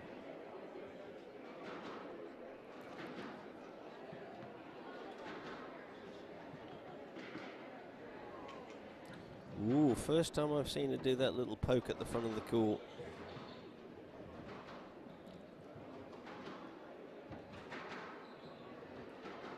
That's a nice lift. Oh, yeah, well done. Hand out. Good job she hit that width there. Good recognition of where the player was standing to just fade it into the side wall there.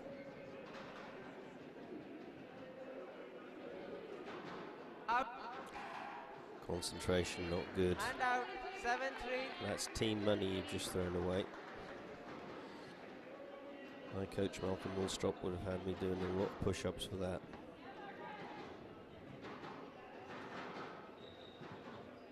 Down.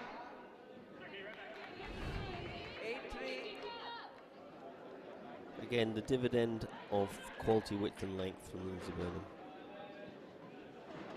No volley on the return of serve.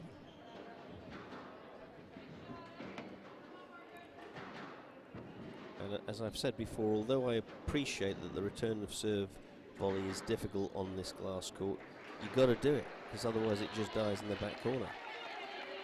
And you know, she's got on the wrong end of that rally. She fought hard, but she could have been in a much better position if she just hit the basic down the line volley return of serve. She volleyed that to a good length. Down. Oh, it's cheap. It's 10-3. cheap. Game ball. Got to earn it. Can't steal it.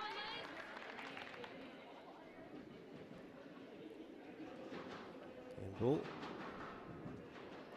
Out. Ooh, Hand out. edgy, 4-10. very Game edgy. ball. 4-10.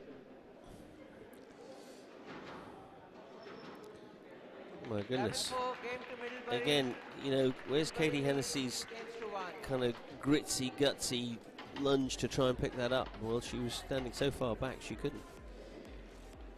All right, well done to Middlebury's #1 Lindsay Burnham, because she really has delivered there for her team, and That'd be a very nice conversation that will be going on between Mark Lewis and Lindsay Burnham. A more difficult conversation between Tim Lasousa and Katie Hennessy, but all is not lost because we know she's got the quality if she can execute, and she just has got to not hit shots like that and build her rallies, and she has the ability, especially with that lovely little deceptive hold and boast once she's got her opening. So let's see if she can execute that.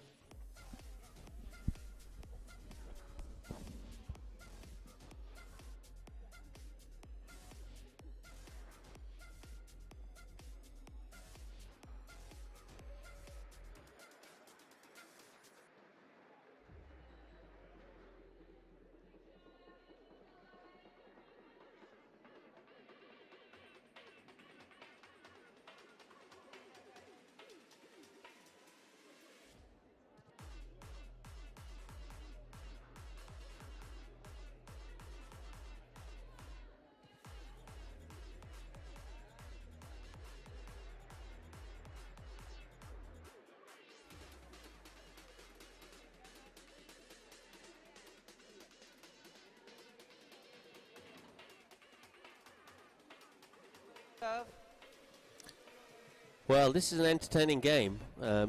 Good quality. As I've said, you know, I think better than the Division 3 that it is actually representing. Not that Division 3 is anything terrible, but this is particularly good. So we're looking for Katie Hennessy to do what Lindsay Burnham just did, which is high quality width and length. And equally, we're looking to see if Lindsay Burnham can continue with this very good rally construction that she's had so far, which she did not do, as always, the curse of the commentator in that particular rally. But the first rally was very good.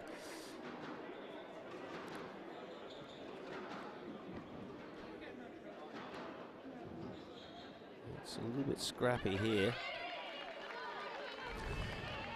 There was a bit of a perfunctory fist bump there from Katie Hennessy, not filling me with confidence. Here's the lift. Also a nice lift, but that's that tentative ball that gets you into so much trouble. She's still alive though. Oh, Lindsay, not often I see you do that. Ah, there's a little bit of determination to fight on. Well done. Yeah, that's a good rally though, but kudos to both players there. Katie Hennessy did her very, very best. You can't ask more than that. And it was a great width and length, yeah. Both players looking a little winded after that game, after that rally. I'm delighted to say.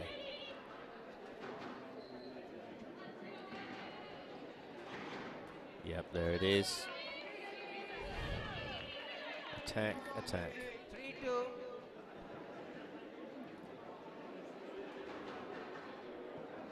And again, she has not volleyed the return of serve. No volley, no win. No volley, no win. Apologies to Bob Marley and anybody who likes reggae.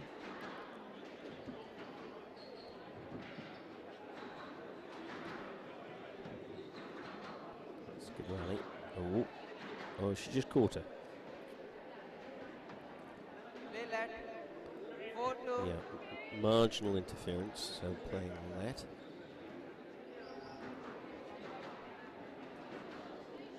There's the volley return of serve. We want that on the forehand side.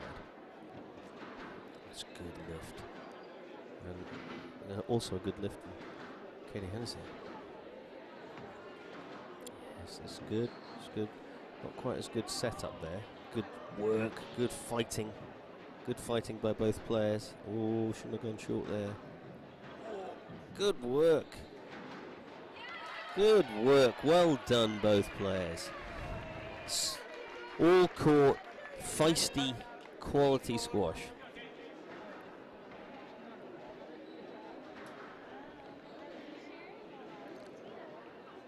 So Katie Hennessy not down and out yet by any manner of means. Oh, 4 all. and being invited back into the party by Lindsay Burnham.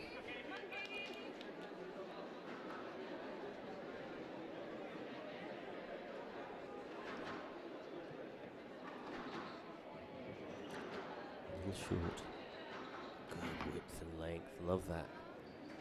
And again, yep, she doesn't hesitate. She really, really does execute well in those situations. Hand out 5-4. Exemplary. And very, very good for the team morale.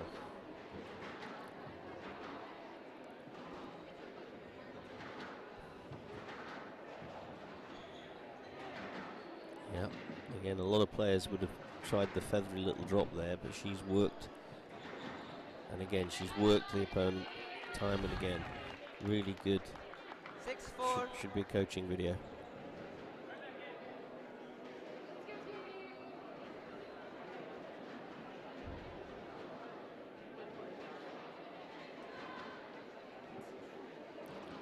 Again, no volley, 7-4. and that's the result you can expect. I mean, I know it's hard, but you know she's losing every point that she doesn't volley the return of serve on that forehand side. Interesting, you know, a lot of people struggle to hit the backhand volley more than the forehand volley. She's the converse. Great width and length, just you know, running away to infinity there. There's just nothing coming back. That's good control. It's good control, and it's good also originality because she's rarely done that in the game, and so it's unexpected. This is a very well executed game plan here. And again, nice originality. That's a little tentative, but straight back on the program there. Yeah, really, really well done. Very tough on Katie Hennessy. See if she volleys this last one. She does. And, I rest my case, people. 5-10. But I wish she'd done it all the way from the beginning.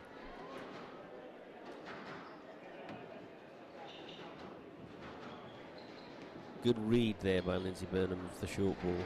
She was up for it right away.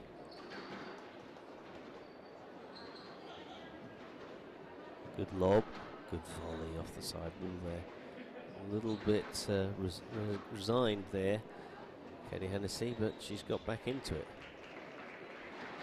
Yeah, I'm afraid resignation was too much. 11-4, 7-11, 11-4, 11-5. Super play by the Middlebury number one there, executing the game plan exceptionally well, and really didn't do much wrong at all. Coaches and team to be much congratulated on that team performance. Okay, so we'll watch these little replays, and we'll see what's actually going on. Beautiful shot. God, I do enjoy seeing that. And that little change up that she did there late in the match. So here we go, 6-3 now. Final score. Middlebury coming through. You know, commiserations to Georgetown, but a very fine performance to get to the final, and justification Middlebury of their top seeding, and you know, they're a young team. They've got you know, more players coming in next year, so my expectation would be to see them in the Kurtz Cup next year and really being competitive there. So congratulations, Coach Mark Lewis, and commiserations, Coach Tim Lasusa. What's going on around the rest of the world here? Next matches won't be on for a while, and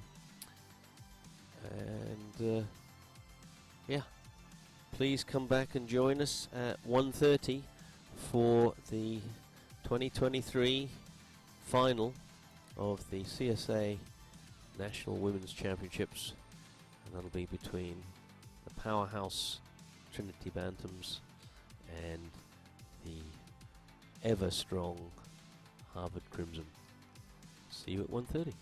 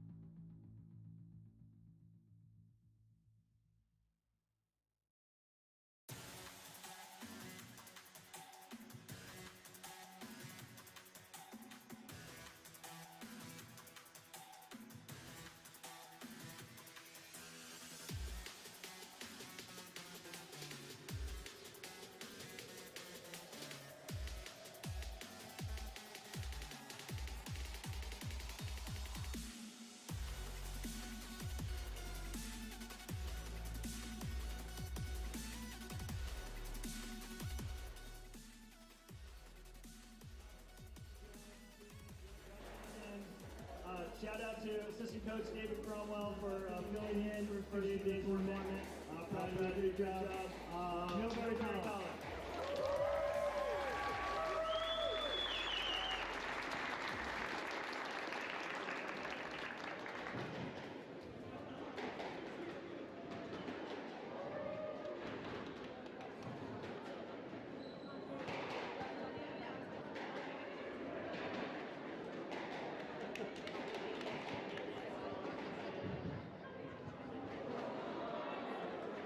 Let's have one more hand for both teams. Congratulations.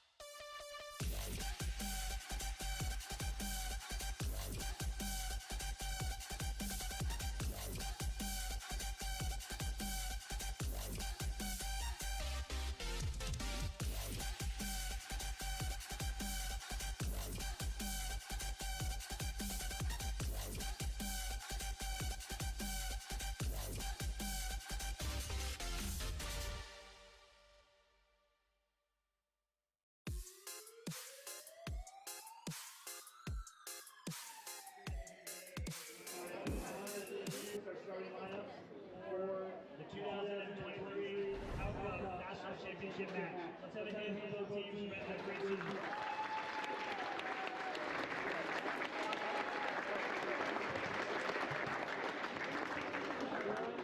First, I want to introduce the players who are not playing today. For Harvard University, Harvard Woodward, Brittany Sun, Grace Steelman, Emma Carney, and Charlotte Orcutt.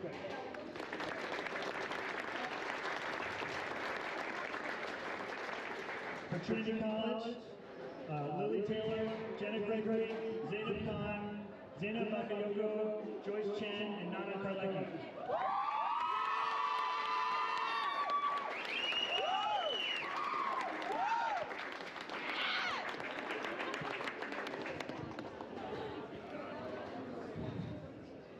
And now our starting lineups for the national championship match.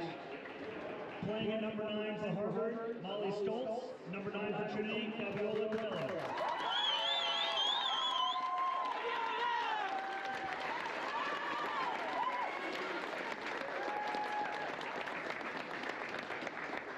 Playing number 8 for Harvard, Binny Huffman. Number 8 for Trinity, Carolyn Koo.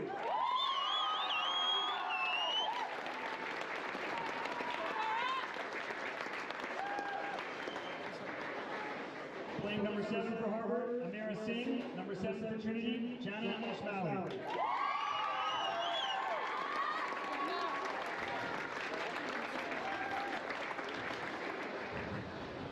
Playing number 6 for Harvard, Brecken Welch. Playing number 6 for Trinity, Luan Palacios.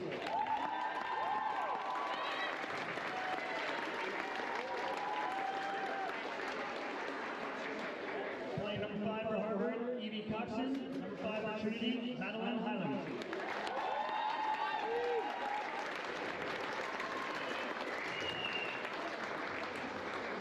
Playing number 4 for Harvard, Serena Daniel.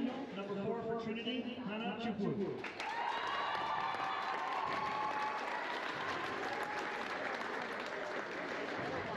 Playing number 3 for Harvard, Habiba El Dafraoui. Number 3 for Trinity, Nora Yusuf.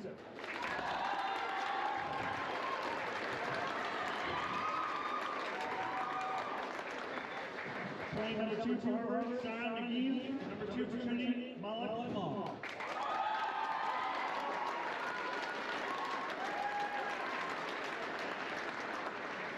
Playing number 1 for Harvard, Marina Stefanoni. Number 1 for Trinity, Nana Safi.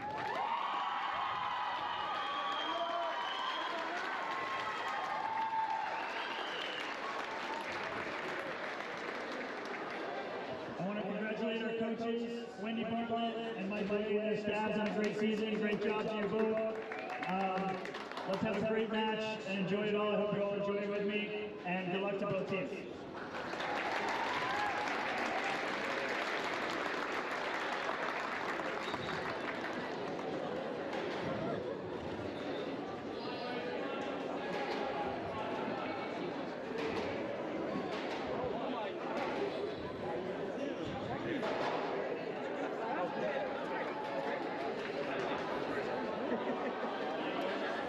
Not that you guys really know. It's all about fans.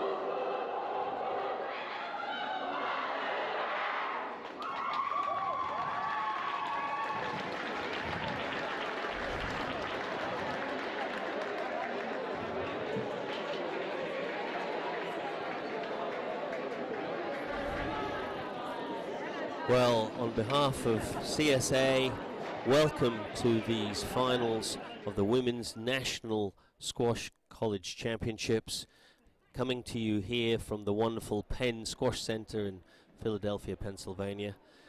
We're in for an absolute treat this afternoon, the final of the Howe Cup, named after the wonderful Howe family, the mother and two daughters who between them won many, many national championships and then went on to contribute in so many ways, both as players and coaches.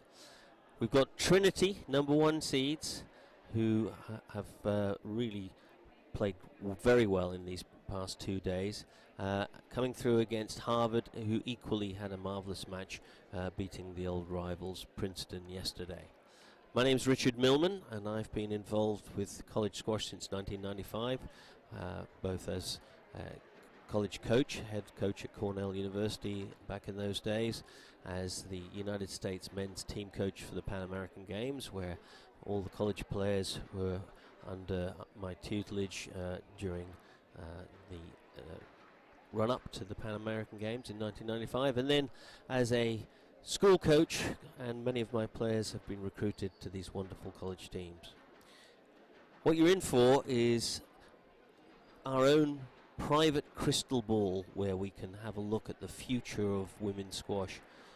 But we can see the future now, because these players, even though they're still developing, are extraordinary, and many of them already playing on the world circuit. So get ready, strap in, because coming up to you right now, Trinity versus Harvard, the final of the Howe Cup.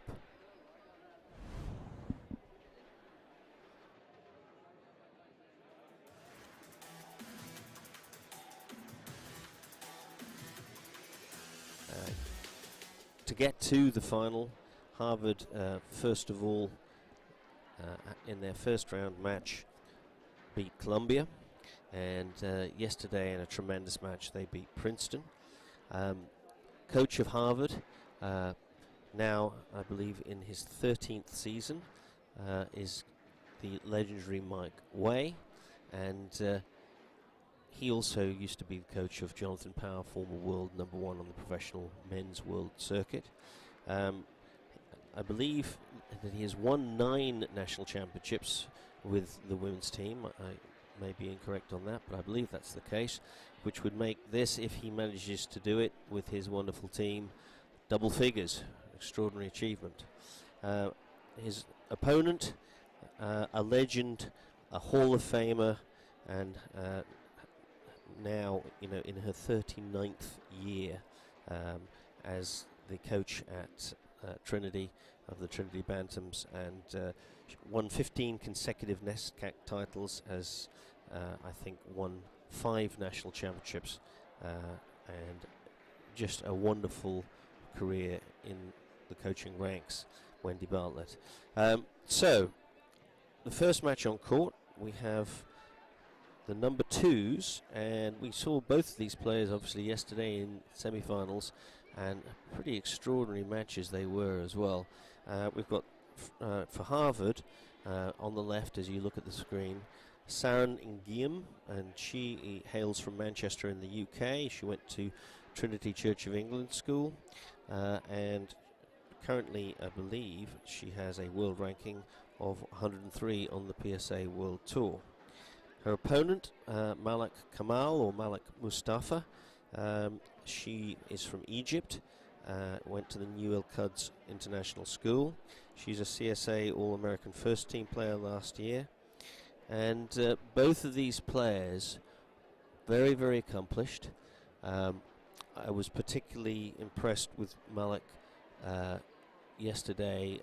A languid style, very, very good wrist, great change of direction, very calm delivery, not frenetic at all, and able to really find a good length, tight length, but very deceptive with that late wrist.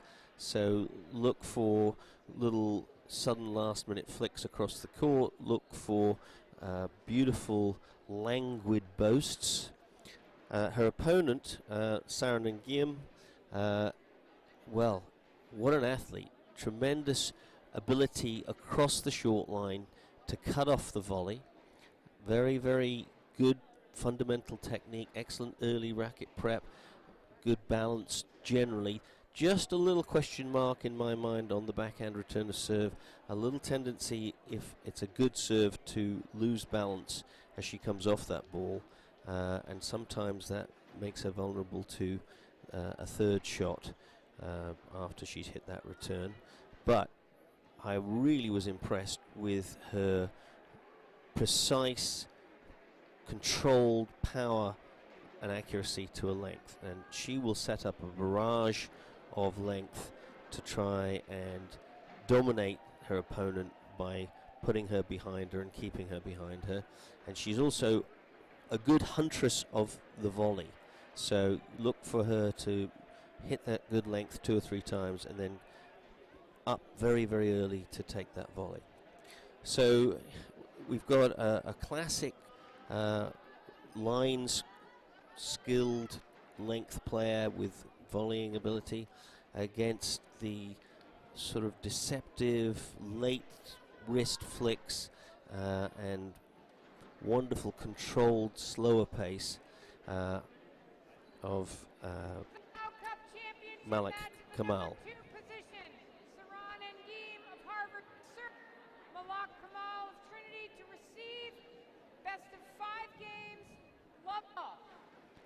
So Hope Prokop is the referee, and she's really doing a great job of controlling these games, looking for a fair outcome, but also making sure that it doesn't disintegrate into sort of arguments and uncertainty.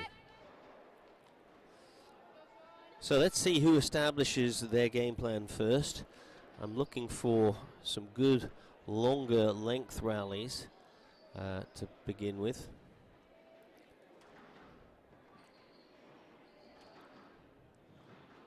There's that lovely languid style of that boast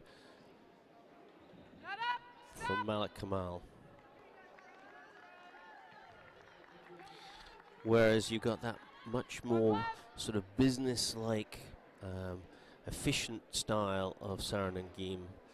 She's all business, and I think she's going to really try and take the game to Malik Kamal.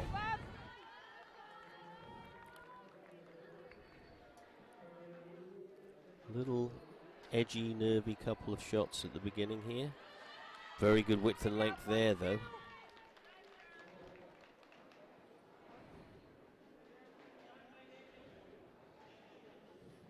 A lot of pressure on these women.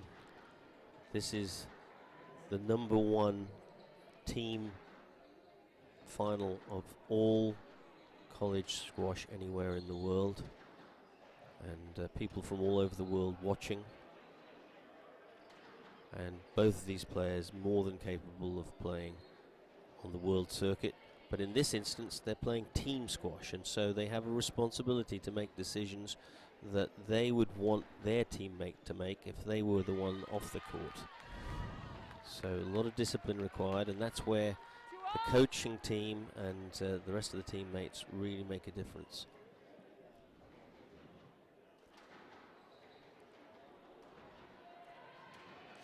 There's that very nice punched length that we saw from Saarinen Gim yesterday, and that's what I expect to see from her as she tries to set up a consecutive barrage of quality length to the back of the court. Maybe a little early with that drop shot, and again that the wrist skill of her opponent Malik Kamal really inspirational and individualistic. Not something that it's easy to teach. It's something discovered by players as they progress from the junior ranks and explore their own capacities.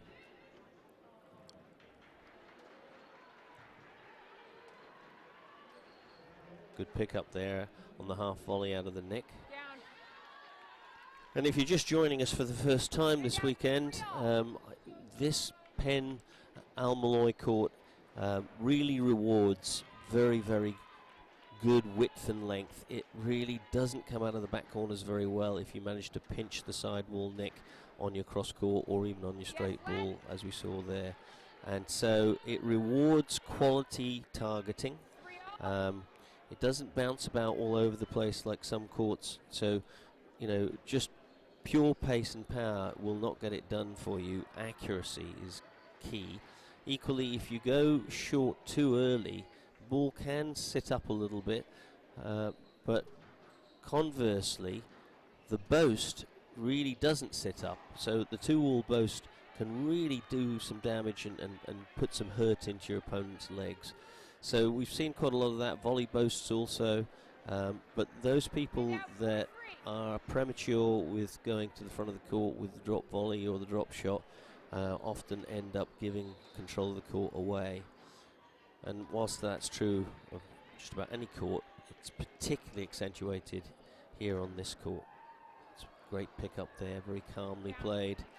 Yeah, so Malik Kamal could reasonably have expected another player not to get that back, but Saran Ngiem very calmly in there with a little top spin, just pushed it back down the line, and getting one more ball back so often enough to win a point. There's that lovely wrist on the backhand there, and again. But there you see Saran Ngiem hunting those volleys, as I said earlier. She really does look aggressively for the early volley. And it's a great combination between her quality, width and length and the early seeking of the volley. But that one not quite tight enough. So pretty even here at the beginning. Nobody's really done anything silly. Nobody's completely dominating.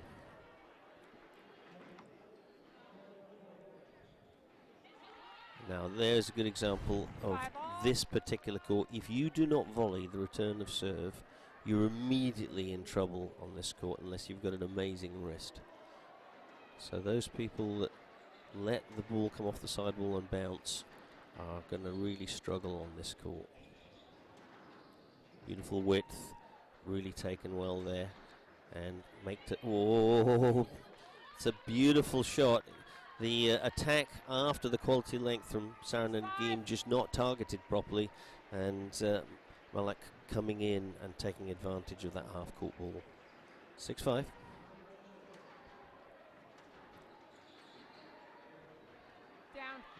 Indecision there. I think she changed her mind. You really do have to build your rallies here, and it has to be built with accuracy. Down. 7-6. You know, trying to sneak in early, not rewarded very often on this court.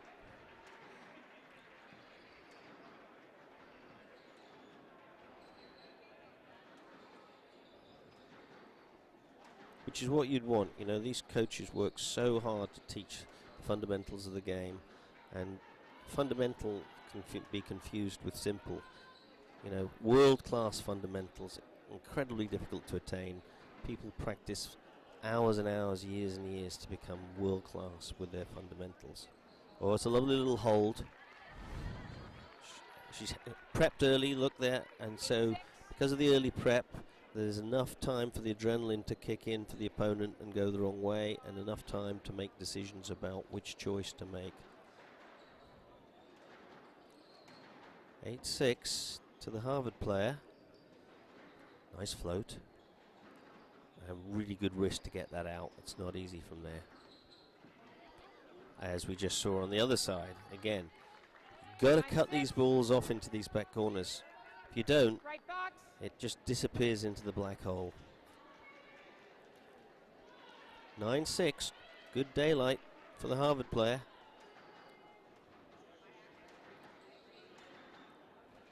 Down. Just a little late moving there. And a good quality width and length there from Malik Kamal for Trinity. 7-9, not out of it at all.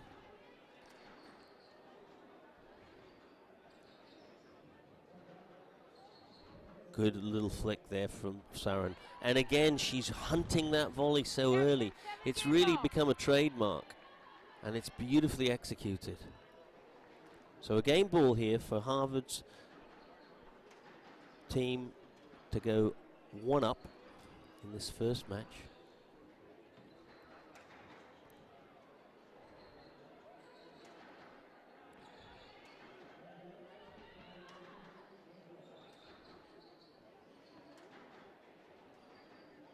That sort of languid lasso type style of the left-handed Trinity player. Dubious pickup. Dubious. There should be an appeal there, I suspect. It was good length. Yeah. 11-7. Well, there's no appeal. I'm very surprised. And the first game there, very, very well played. Sarah Nangim for Harvard. She really executed her plan well. Trinity, a couple of errors and just not quite the pinpoint accuracy, despite that replay that is required consistently throughout. And a couple of aberrant tins in there as well. So work for the Trinity coaches to do. They haven't really found a way of twisting and turning Sarah Nangim yet, and exposing movement that would limit her ability to maintain this really brutal barrage of length, controlled directed length that she uses before she comes in with her early volleys. So advantage Harvard in this very first game.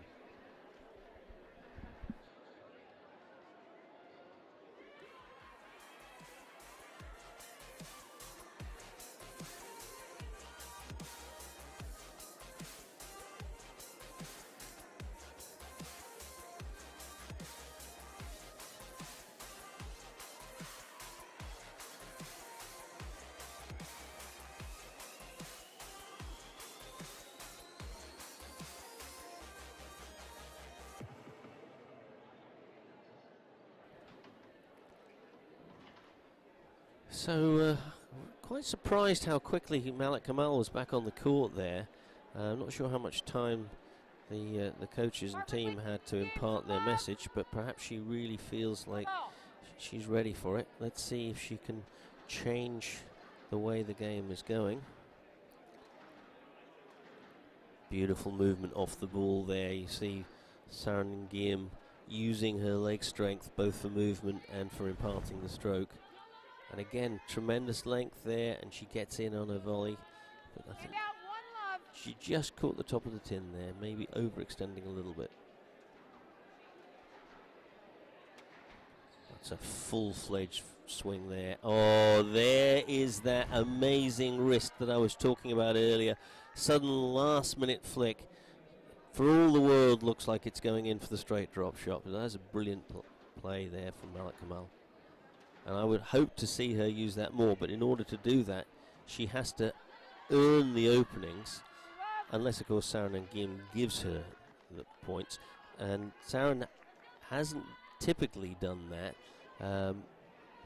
but, you know, if she starts being persuaded to try and go short too early, there's a good chance that that's going to happen.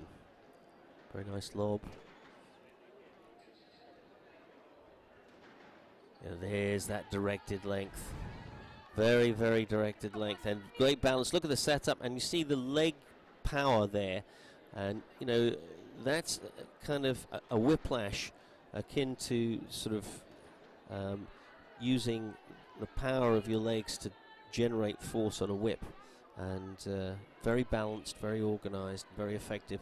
And what it does is if you move off the ball as you hit it, it puts you in position long before the ball even bounces and your opponent can hit the next shot. A little too close to that one. That's very well straightened. Nice little boast. She does have that in her armory, Malik Kamal, and you never know when it's coming.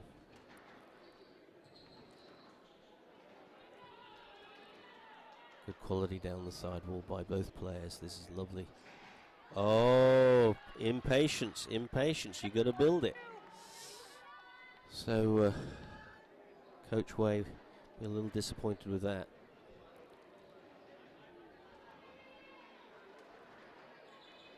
Good volley on the return. A little loose.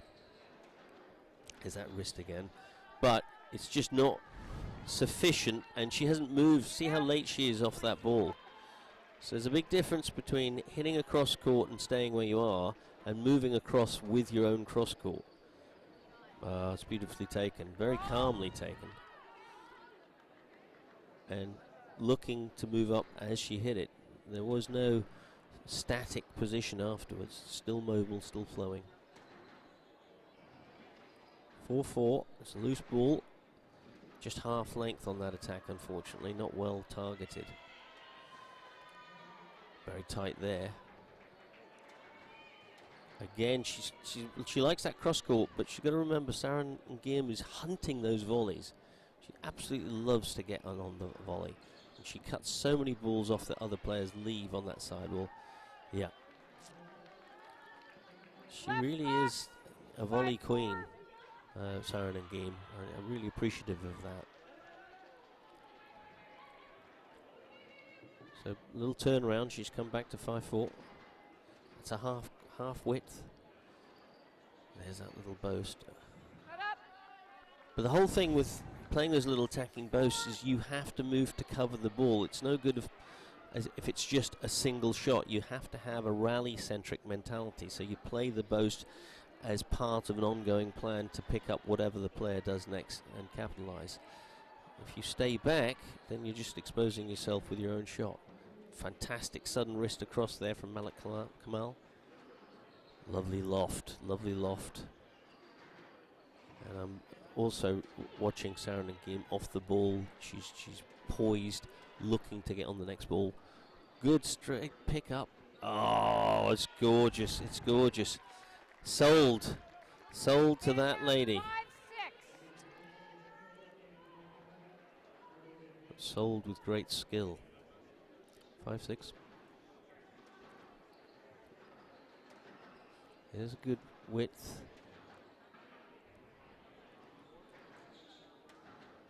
Yeah, not sure I like that boast from Sarah Nguyen. Oh. And you could see as she was playing it, she was opening up, she was dropping her wrist. So just, the importance of excellent fundamentals, especially under pressure and an impassioned situation like this, can't be overstated. You have to practice thousands and thousands and thousands of those until they're consistent every time. A little loose. Good use of the wrist there. But lovely loft. Good idea to loft when you're under a bit of pressure. Give yourself a bit of time. Get yourself back in front. That's off balance though. You saw she crossed over that left foot to the ball under pressure. She should have been using her right foot under that kind of pressure. Very tight game.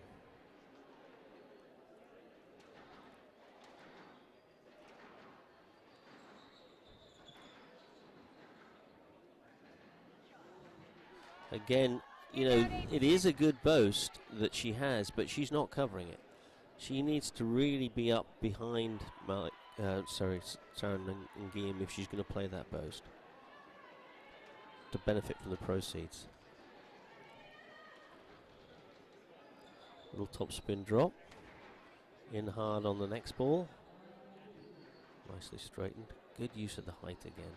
Really appreciate that. Yeah. A little close to it, but she ran her racket around the inside of the ball and just gave it a little bit of cut, which deadens the ball on contact.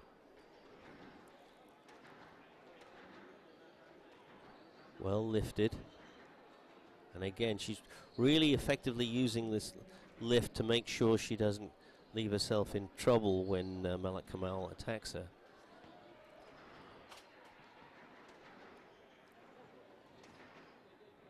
Good directed length, good pressure. A little early on the short ball there.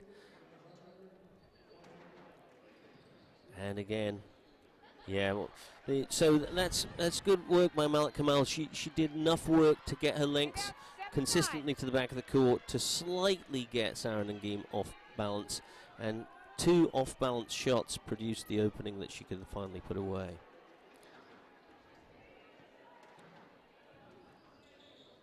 This game's very tight.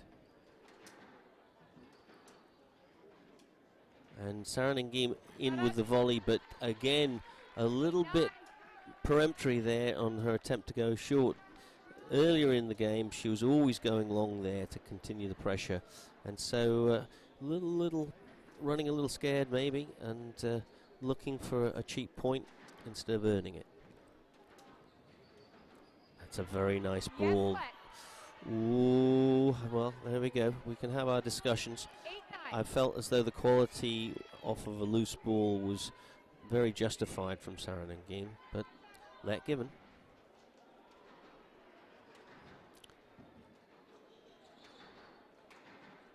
See how infrequently Sarah Nangim lets a serve go. She really does volley the return to serve. And on this court where the back corners are dead as a doornail, it's so important. So a game ball for a 2-love lead.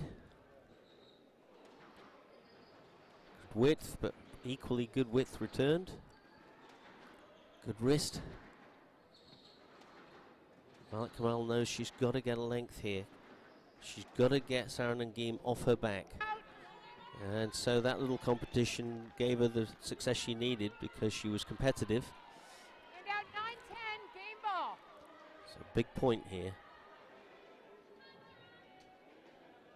10 all or 2-love down. A lot of pressure.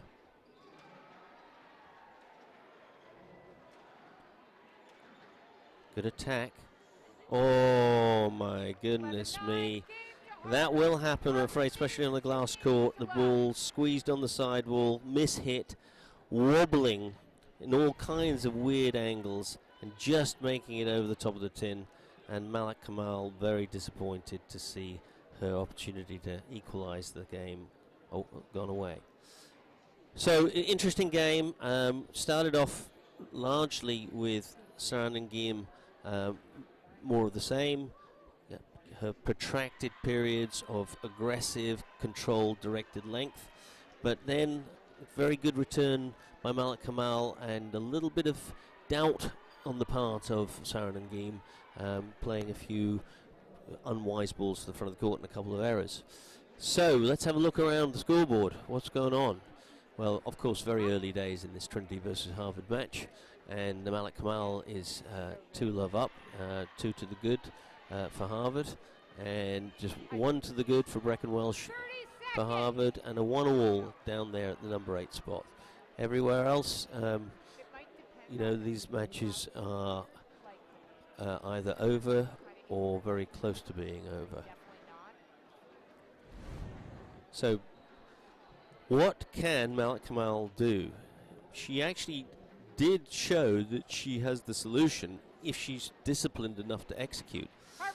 But it's difficult to do when you're dealing with a player like Sarah Nangim, who is literally directing a barrage of quality at you. Her only chance really in that game was a little uncertainty from Sarah Nangim, who started tentatively pushing to the front of the court when previously she'd always been maintaining the pressure. Let's see what happens in this game. Level. It's a lovely little boast out of nothing. I told you how good Malik Kamal's boast is, but let's take nothing away from Sarah Nangim. The Harvard player showing delicate touch. Width not quite good enough, but again, oh my word, that is reward for nothing. Because that boast, speculative boast from Malik Kamal, really deserved to be punished to the back of the court. Oh, yep, so Malik Kamal getting the help that she was hoping for. And a little wobble from Sarah Nangim. Mike Way won't be happy about that. He'll want discipline. Good pick up from a good length. Yeah, it's all a little bit complacent in the beginning of this third game from the Harvard woman. She needs to get back on the program. Very good return to serve there. Yesterday she had real problems on that backhand return to serve, but today not so much. Oh, lovely touch. Good Lord, look at this slice across the back of the ball. There's nothing to hit there. Good night, nurse. So what a great start to this third game. Even though she's 2-love down, Malik Kamal coming out and obviously ably aided by Sarah Nangim hitting 2 tins. Sliced beautifully. Well done, Sarah Nangim.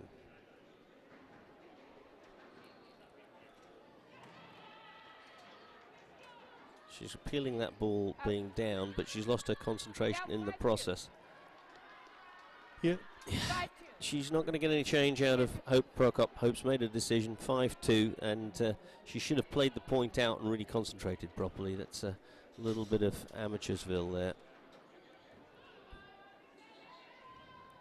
There it is. I talked about it earlier, that little languid late wrist two-wall boast from Malik Kamal.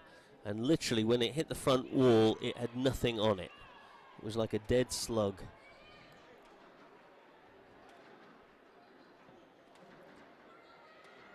It's good quality, good quality. Tightness down the wall. Use of the wrist to get out of that trouble there by Malik Kamal. Little half length there. Yeah, she just dropped off her quality, and look, as soon as she does, Sarah Nangim's so good at taking advantage of openings and putting pressure on. 3-6. Oh, tentative, very tentative. See, now we haven't seen that from Sarah Nangim most of the time. That sort of speculative drop shot from half court with her opponent standing right beside her. I mean, this level, it's tantamount to a feed for these quality of players. You've got to create the pressure first. 7-3. So Malik Kamal hanging steady and really doing her job very well for Trinity. Lovely little slice in there, faded that ball into the front wall. Ooh! 8-3. No attempt to go for the ball from Sarah Nangim. Acceptance. So I'm not sure that that's the Harvard way. Oh, maybe a little bit of a leg pull there, maybe. I'm not sure. She was just moving her leg in a strange way there. Great wrist. Look at that change there. Severe wrenching of the ball across the court. That's a great pickup from there. Good Lord. That was good athleticism and control simultaneously. 4-8. This is a crucial time in this game. Malik Kamal must not lose her focus and change her game plan and start getting cheap here. Oh, again, that lovely little feathered last-minute wrist flick. 9-4. It's a very good comeback game. Tightness. Good loft, but a great volley. What a great choice to volley that ball. She would have been dead if she hadn't volleyed that ball.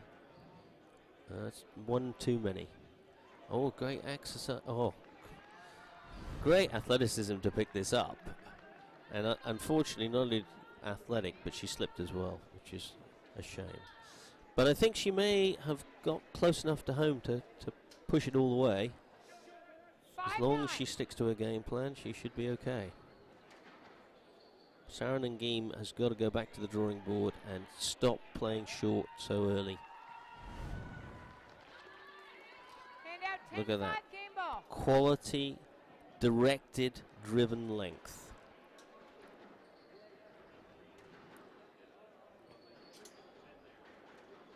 So a game ball here, the Trinity player, who has really done well to earn it, even though she has been helped by the Harvard player. Yeah, well read. She'd been fooled like that before. She wasn't going to get fooled a second time. Oh, beautiful. Beautiful. Caressed into the neck. Yeah, so well done. Well done indeed.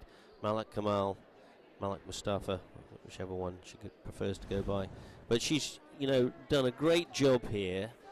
Ably aided by Sarah Nangim's sudden change from constant pressure to kind of speculative, looser balls to the front and going short too early. But even so, you have to actually take advantage of it and do the deed. And Malik Kamal really has done the deed here. So, fully engaged this match now. And it'll be interesting to see whether Sarah Nangim has lost the plot and can get it back. And whether or not Malik Kamal can come out and continue in the same vein. Very good. Back soon.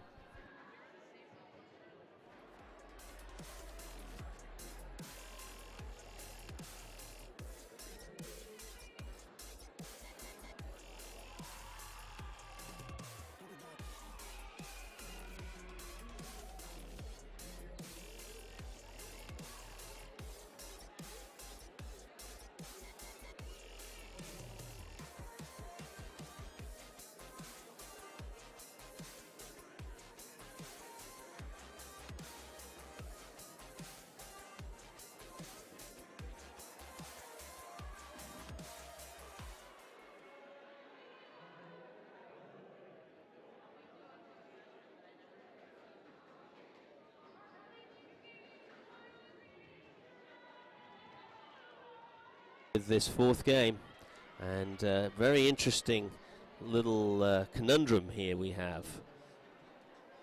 Are we going to see the reimposition of the attacking barrage of quality from Saranangim, or are we going to see Malik Kamal's deft variation and wrist flicks maintaining the twisting and turning of her Harvard opponent?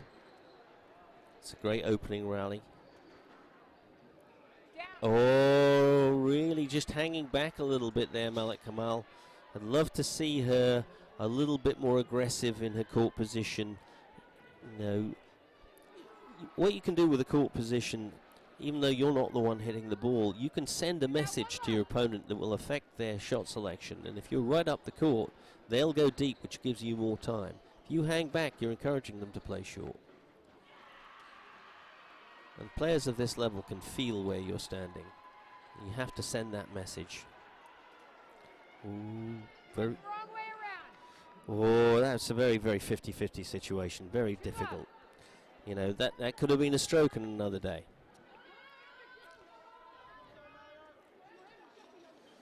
Yeah, Malik Kamal feeling a little hard done by, and she does need a good start here. If she gets behind, she's going to find it very difficult to come back at 2-1 down.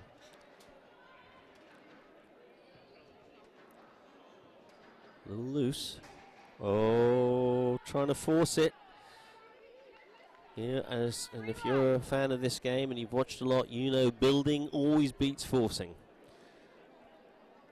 And she was forcing.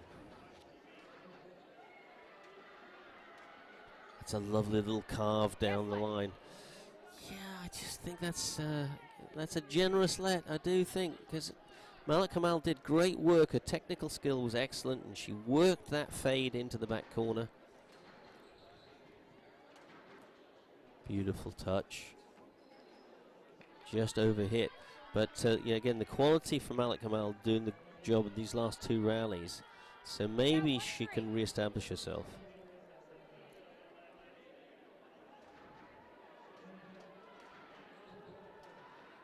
The other thing is Saranangim going to maintain this barrage of pressure I keep talking about, or is she going to fold up and go for the sort of speculative weaker ball to the front of the court and let the cat out of the bag? That's what she did in the game she lost, but here she's still putting the pressure on. Yeah, consistent pressure. Didn't take that volley though, which she was doing earlier. Oh, great boast. Honestly, they're so languid, that wrist. And look where she's standing that time. She's right up. She's not hanging back to see if it wins. She's ready to pick up on anything that comes off of that boast. Much better use of the boast, both positionally and strategically.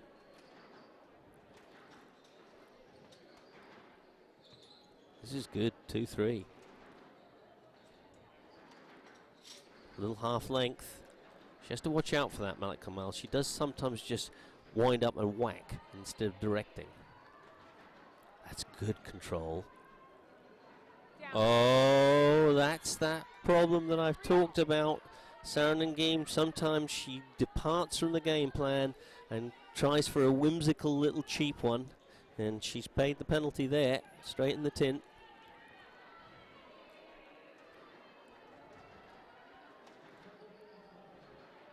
Everything a little bit in the balance here. Oh, yeah, that might be enough to settle Saranangim down, because she was just wobbling. She'll have to follow up with quality though. You've got to volley that return of serve. Doesn't matter if you're as good as player as Malik Kamal is, you've got to volley. Oh, quality! Quality! That is almost in the wall. That's hermetically sealed, that ball. Nothing you can do. So she's back to 4-all. Oh, now there's that little problem I talked about yesterday. The off-balance backhand return of serve on her heels. That's a summer practice that's got to happen.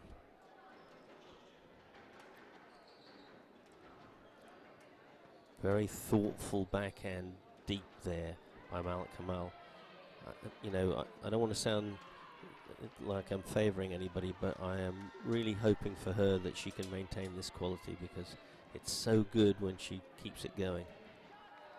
But that little, I don't know what that reverse corner boast was all about, and there's no pressure at all. She should have played a forehand there. Mental aberration for that moment. Good Lord, look at that wrist. And how much warning is there about what's going to happen there? It's like, where the heck did that come from, Saranen Geem says. Just gorgeous technical skill. And again, off balance on the return of serve, putting the ball in the middle of the court loose. Oh, hanging back. What are you hanging back for? Look at her. She's already going to the back of the court. Guessy, guessy, guessy. You got to stay with the ball. All right, so this is really crisis time. If anybody gets a little lead here, it's all over.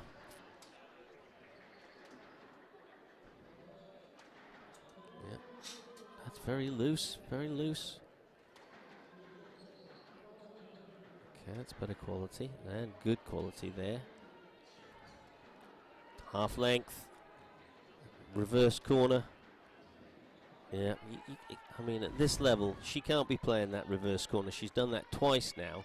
I mean, you might as well tee the ball for your opponent up.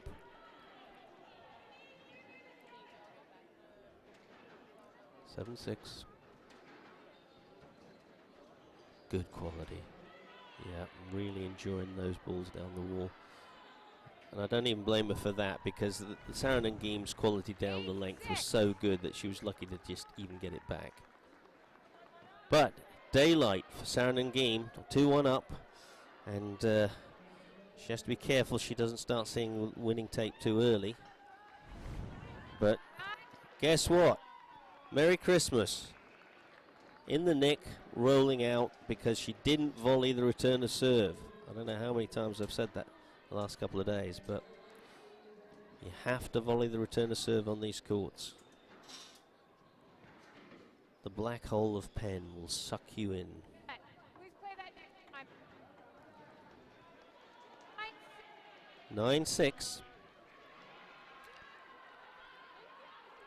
Crucial times. Great tight return, but a little half length.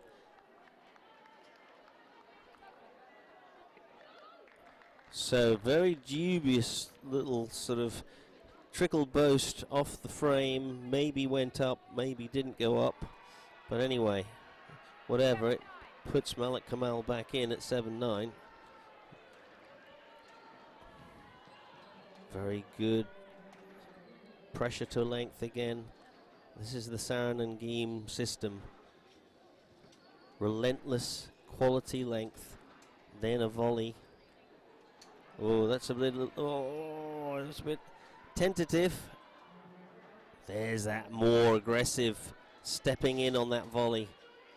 And again, another volley. She is the volley McQueen. Volley machine queen. That's not up. That's not up. So that's amazing, because Saranen Geem was completely in control of that, but fight from Malik Kamal, and she ended up coming out on the right end. So she's only 1 point away now. 8-9. Getting a little technical issue with the referee's mic coming in and out a little bit. It's a good loft from a very good. Oh no! Oh, gamble, gamble, gamble. You can't gamble. You got to earn. Here it is then, match ball. Saranen Geem for Harvard. Good width and length, and followed by another good width and length. In with the volley. Oh, goodness me! Under pressure. Delicate as you like. Wow. That's a cool hand Luke right there. 9-10, big point.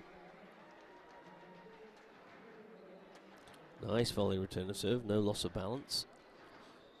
Good early volley on the half volley. Oh, the leisure boast. Ooh. Oh, she wanted that stroke. How badly did she want that stroke? But she's going to have to do it herself, not have the referee do it. 9-10.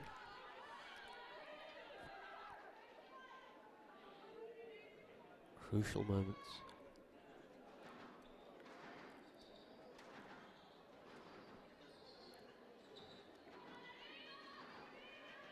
Good length.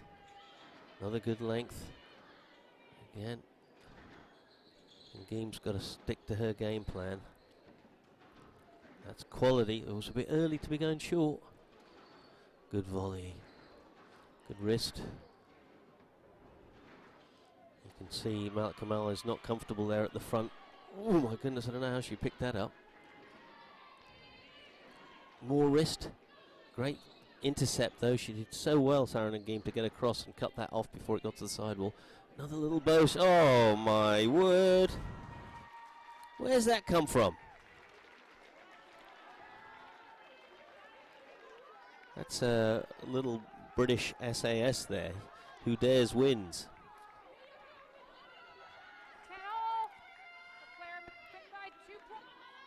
So she has earned her way back into this match with that shot that I described when we were first starting. Those languid, delicate, beautifully weighted two-wall boasts.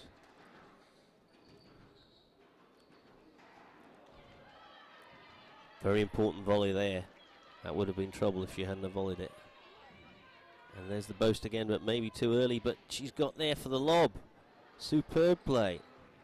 And a little wrist, and a little drop, and another drop, and a lob. Wow! That is terrific squash. Terrific squash. And there was, contrary to some other situations, a lot of pressure in that whole game. Whole rally, apologies. So this is to take it to a fifth. This is brave, very, very brave indeed. 11-10, game ball. This is team squash.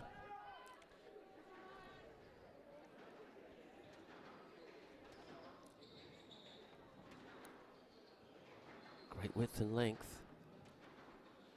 Good loft. Ball hardly came out of the back. That's very squeezed. Stroke to Hartford. Yeah, it has to be a stroke because she's completely interfered with the approach. It's such a shame. Such a shame because it was beautifully played. So, we stopped for a quick breath because it was difficult to breathe in the last 2-3 points. Such is the tension factor.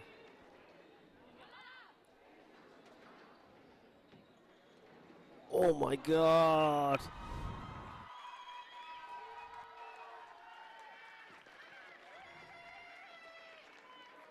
Make or break. Stand out, 12-11, game. Tremendous shot. Oh God, middle of the court. Oh my word! How often does that happen, that the bad shot begets another bad shot? It's crazy.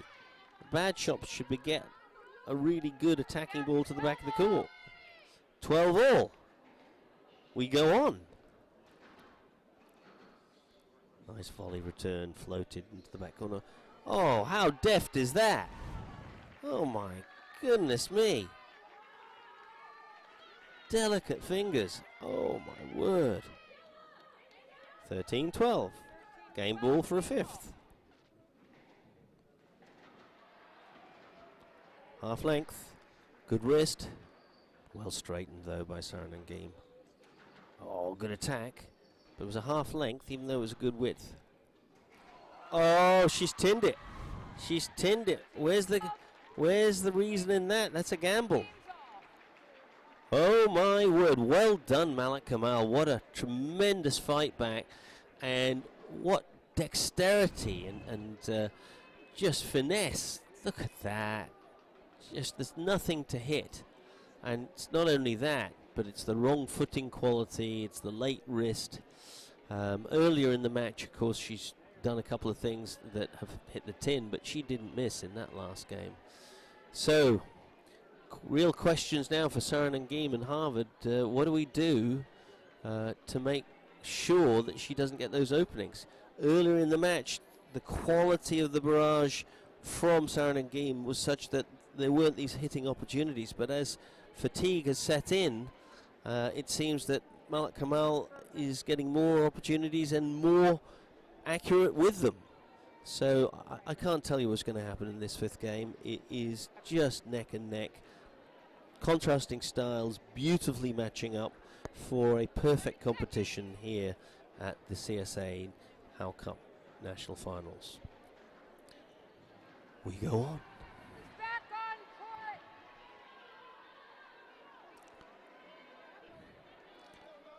The official, Hope Prokop, just chastising the ladies a little bit, being late on court, but you're not surprised. I'm sure that both teams are squeezing every last ounce of and encouragement and a little bit of advice. So maybe marginally momentum advantage to Malak Kamal. Just a question of if there's any silly unforced areas early on.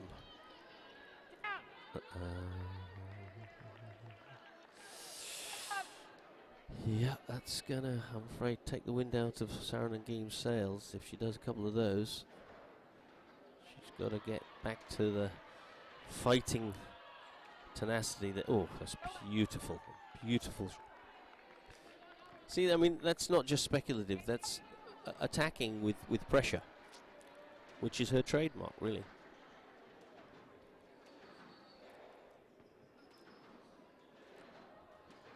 Oh, it's a lovely volley. Yeah, didn't get the length. She was right to go for the length, but she didn't get it. Lovely holds. Last minute wrist action there from Saarinen. Beautiful feathered ball. Feathered again.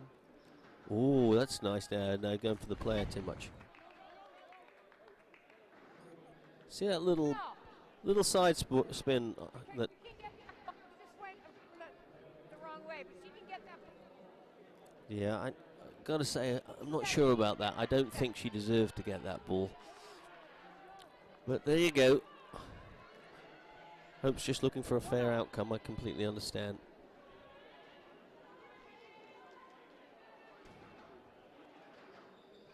Yeah, in on the volley. Quality, quality, quality. Yeah. There are some balls you just shouldn't volley, and that's one of them. My rule of thumb is less than half an inch from the wall. Maybe think about if it's going to come off the back wall. Yeah, she didn't volley that one very wisely. Oh, speculative. Yeah, always going to be in trouble because that tentative drop volley really didn't do anything other than give the momentum to Malak Kamal, and it's a very good start by Malak Kamal. She's got the bit between her teeth and she knows what she's about, and she's delivering. Fantastic.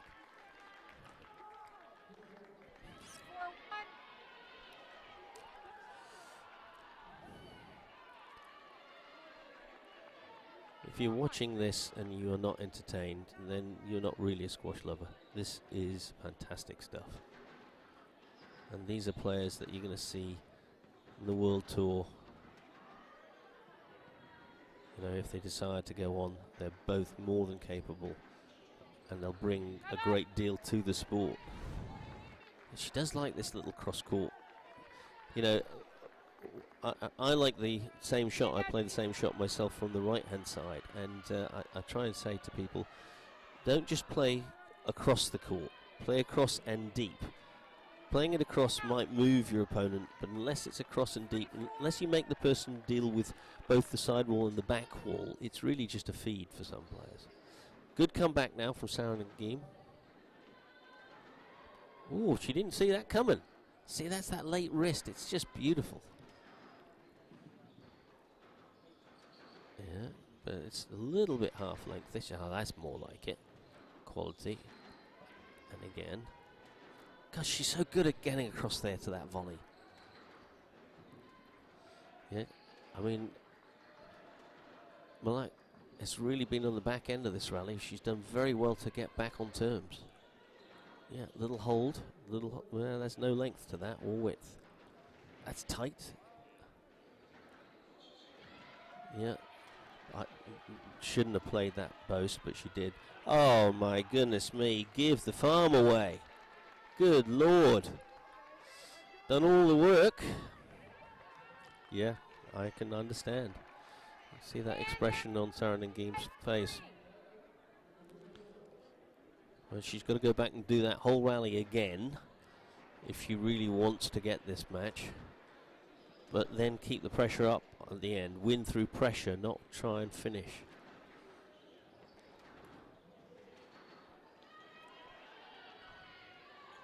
It's tight, it's well played. That's good depth. What I saw was good. I don't know what she's asking about, but I think the right result is that Sarah Nangim has won that rally. I saw the ball good. Yeah, I didn't see anything wrong. 4-5. 4-5. That's not a moment to falter. You've got to keep your concentration on the game plan that you've been running, which has been a good one.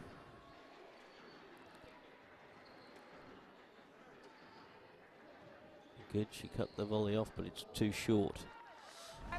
Yeah, it's so fine margins there that if she'd hit that volley high to a length, she'd have been in good shape, but she brought it down and it turned into a feed. So Sarah Nangim, after a bit of a dodgy start, has equalised the situation. Good length and width. Oh, good wrist.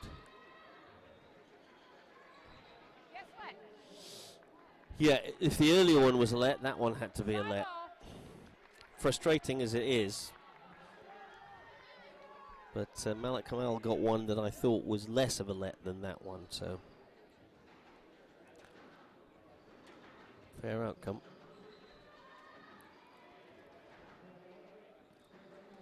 Got to be so mentally tough in this situation. Sarah Nangim really covering the court well. Oh. So, yeah, see, there's that just looseness there. And not only looseness, but she stayed to watch to see her shot instead of moving up with her shot.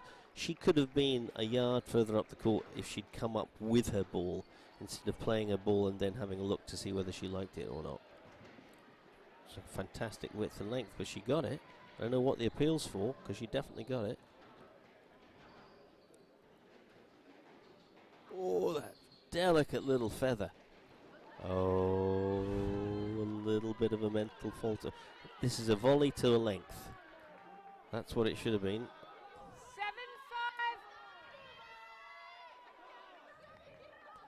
So big turnaround here, which is obviously emotionally very disconcerting for Malik Kamal.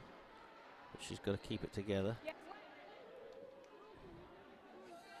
I think that's a generous let as well. She knew she wasn't going to get the ball, so she went for the player.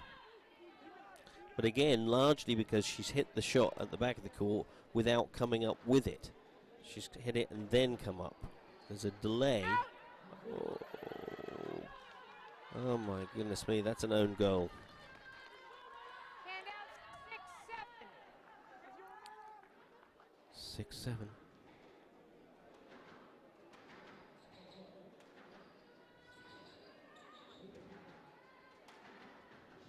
No let. Yeah, because the cross court here is just short enough 8-6. for Sarah Nangim to be able to genuinely play a full length from it. 8-6.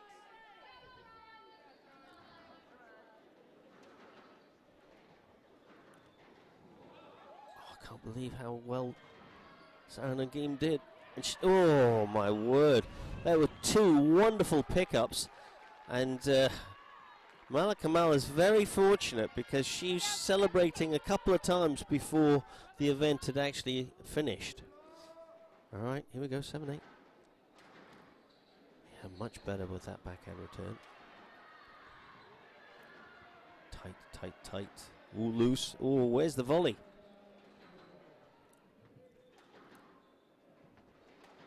Tight, tight. Good volley. Snatching in there. Oh, so that is a different shot because she's played that under pressure instead of having a little extra time to be able to hold and play it offensively.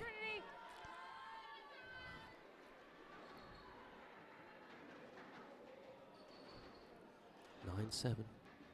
Oh, delicate little touch there, and also you see in the movement here of Malak Kamal, there's just not enough left. Yep. Match ball to Harvard in this wonderful, wonderful match that we've had the opportunity to see here. Good quality length, good quality length. Lifted a little bit, which was nice to see. Wasn't able to get the volley, unusually. There's the cross court. Good length in the black hole. Oh, poor length. Almost a counter-attack opportunity. Yeah. Both players looking pretty desperate. Please, no let. Please, let. Match ball again. Sarandon game in the driving seat. Good quality. Her trademark, that length. Lower, driven length. And then looking for an opportunity to get up on the volley whenever she can. Good use of the loft there by Malak Kamal, knowing that that volley is coming if it's available. Trouble. Ooh, tentative, tentative. Oh, it's very well played, but didn't capitalize. Oh, here comes the volley. Oh, half-hearted, seeing the winning post. Oh, I don't know how she got that out, but she did. There it is. Ooh. Good lift. And there's the volley to finish. Yes, well, not a lot in this match. I mean, wonderful contrasting styles, but yes, in the end, Sarandon Game was able to conduct that game plan of really consistent, firm, aggressive length, dominating the opponent to the back of the court before she was able to get forwards, and then, using her wonderful volleying skills to put more pressure on. Only narrowly defeated Malak Kamal, and her array of late wrist and delicate little feathered two-wall boasts and sudden balls across the court, and not to underestimate the value of her lofted ball from the back of the court as well. Beautiful match, and congratulations to Harvard. Unlucky to Trinity, but what a great storefront for women's squash here at the CSA. Looking forward to the next one. So 2-1 up, Harvard.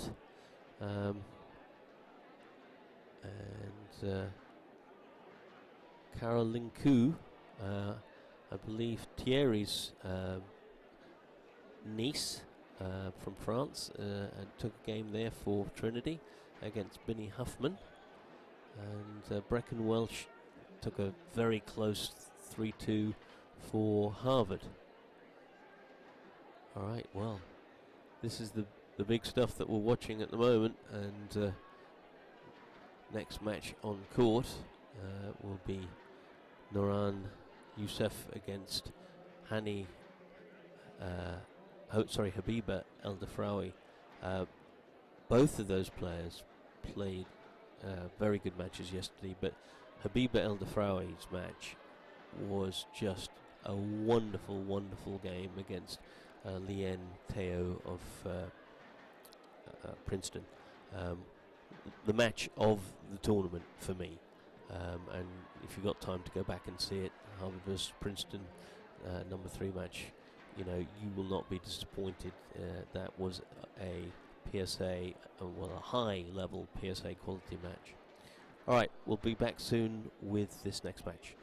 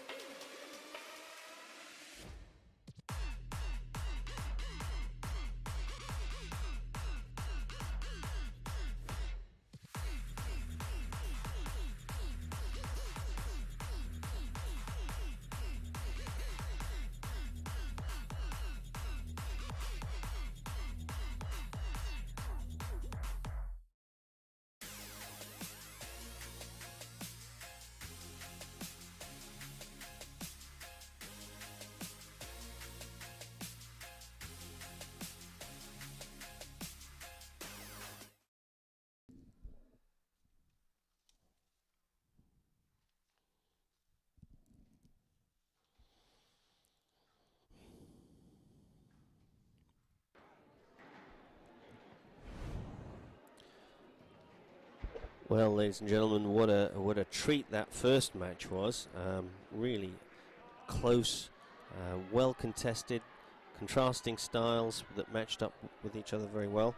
And now we have another potentially wonderful match in prospect. And for Trinity, at number 3 we have Nuran Youssef from Egypt. She went to the Masters School in New York, and she's a captain. She's previously a CSA All-American second team. She was a US Junior Open champion, 4-time Arab Open champion. And playing against her for Harvard, we have Habiba El-Dafarawi.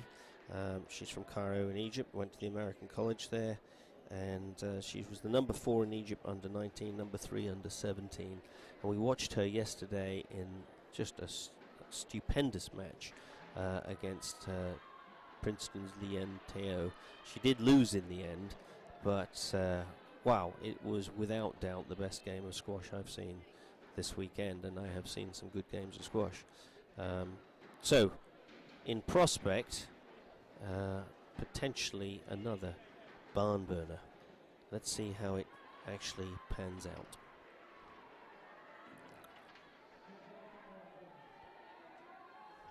we have Harvard to serve, Youssef of Trinity to receive. Best of 5 games. Love all. Here we go.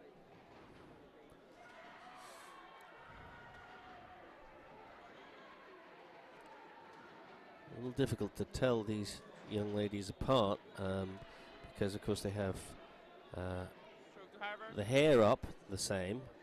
They have, I think, the same 1 love. or a very similar dress on, and the same Sled. or dark 1 love. shoes. So it is a little tough. The Habiba on the left, now serving, has the Harvard crest on her dress, whereas Youssef has Trinity's dress on with the Nike swoosh in the middle of the front.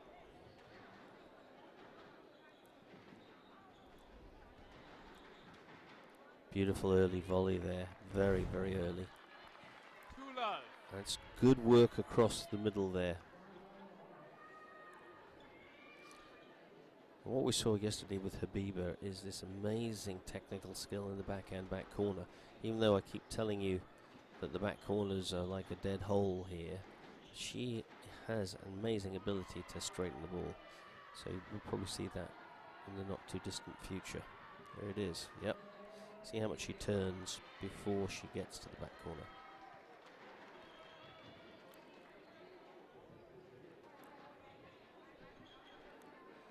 Beautiful, deft little two-wall boast. But both players moving particularly well at this point in time. Grab. Stop. Yeah, and another great little two-wall boast. That's really going to be a feature, I think, here, because both of these players have got very good vision and control and understand the work that they put into each other's legs with those two-wall boasts, providing they've worked the opponent first. Down. Ooh, a little rush of blood to the head there. Very good start for Harvard. Maybe should have volleyed that one. I don't know.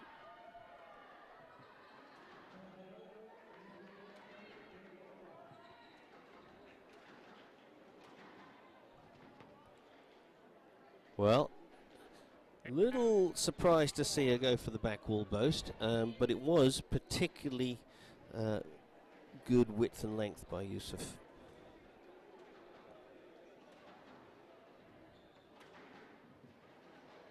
Oh, there it is again. And I told you to look out for these little two-wall boasts. And as soon as she knew that her opponent was deep and the ball was half length, she saw that opportunity.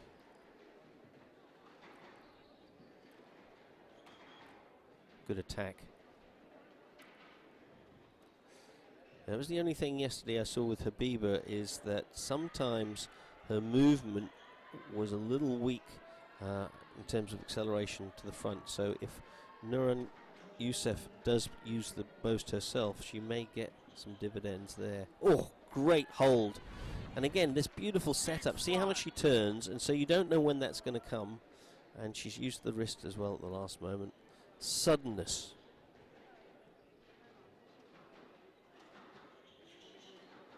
Good setup. Good width. Sudden explosive attack. Beautiful width. Beautiful width.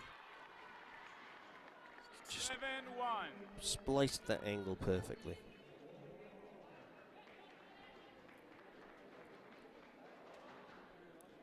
There's a couple of volleys that maybe she could have taken there. I think her teammate Saran and Guillaume would be on that volley. Good wrist skill. Again, beautiful width.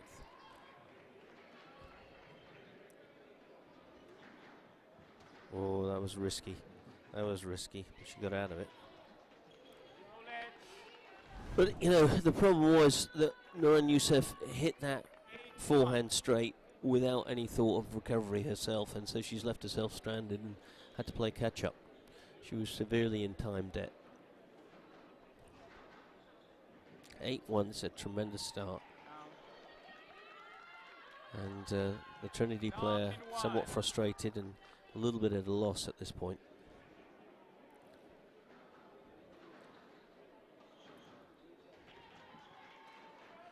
Little pop out, just got a little close to that. Oh, she covered it well, covered it very well, and also, unfortunately, very delayed response to her own boast from Nuran Yusuf. She didn't move up with it. Oh, a bit of a throwaway there. Now, I understand it to a certain extent, but you've got to use every point to try and work the opponent, because you don't know when that might pay off later in the match. You can't just throw your team's points away. So, a bit disappointing at that last return of serve. But anyway, fantastic start for Habiba, and really following up with the quality that we saw from her yesterday. And she hasn't really been asked to do the work that she was being asked to do by Leon Teo yesterday. See if Nuran Yusuf can change that in the second game.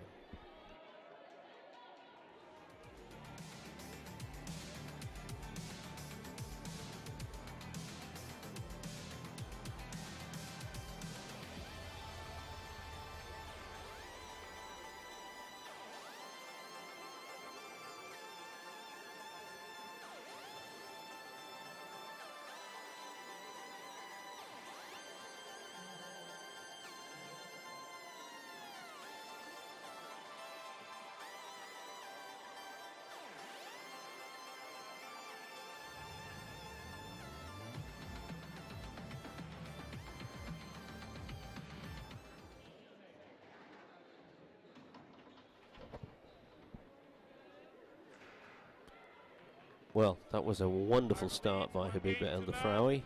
Let's see if Nuran Yusuf for Trinity can change things around. I wonder what the conversations were between games. We'll see if there's a change in game plan. The biggest thing might just be more patience. Looks like more intensity is also required. It's difficult to be intense on a ball like that, because it's just beautifully aimed and right weight and tempo.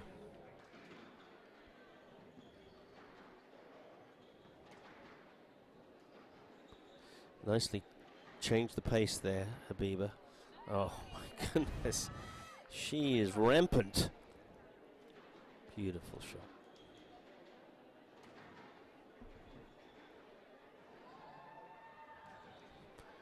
Well, that might be what she needs at the moment, Nuran Yusuf, and miss it, because just shot for shot, she wasn't really making progress. No volley and trouble. Oh, yeah, you can't just take a stroke there. It's unfortunate. She's got to do the work herself.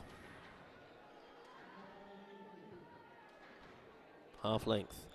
First really poor shot we've seen, apart from that pop out from Habiba. There's another pop out, but that's from Nuran Yusuf. Well, that's an invented stroke, I feel. She reached back.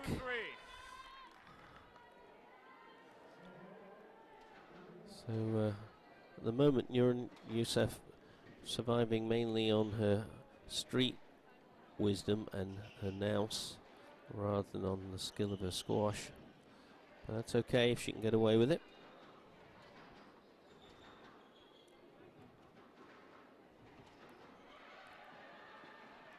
It's a very good width and length that time. And there you saw that little bit of movement to the front left, a little bit laboured. Oh, Nuran, you've done the work. You had done the work.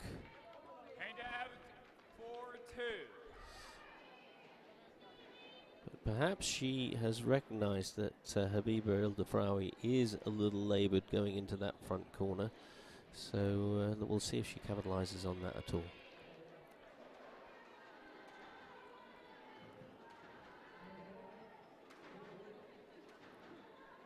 Nice setup. Half length. Ooh. Now then. That is a departure from persistent, sustained pressure to attempting to get a cheap point.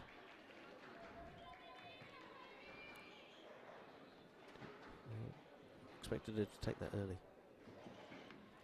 She's letting quite a few balls travel now.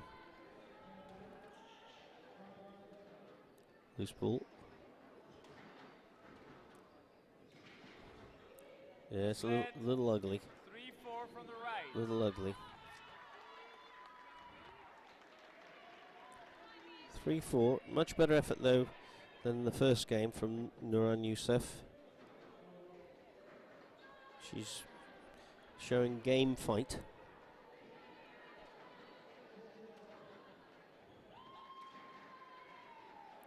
Loose ball from Habiba. Yeah. Ball was past you either way. Yeah, she can't really complain there because the previous ball was very loose.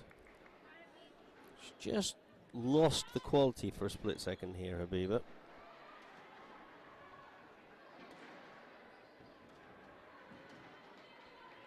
Bit of a whack to nowhere. And another one. She's losing her targets. She's losing her targets. 5-4. That may be, of course, as a result of the increased intensity from Nuran Youssef. She definitely came out firing on all cylinders.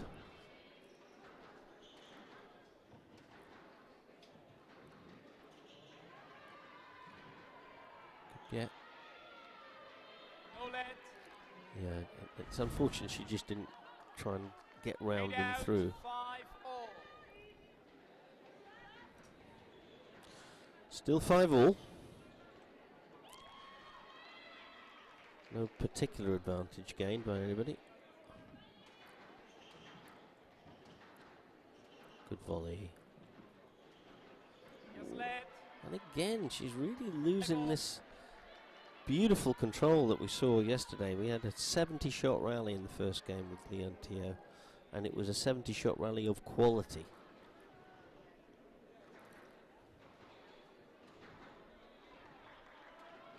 There you go, that's back to good quality. Bad. You picked the wrong line to that ball. Yeah, I think she could have played this ball. She should have gone and got it. 6-5. Yeah.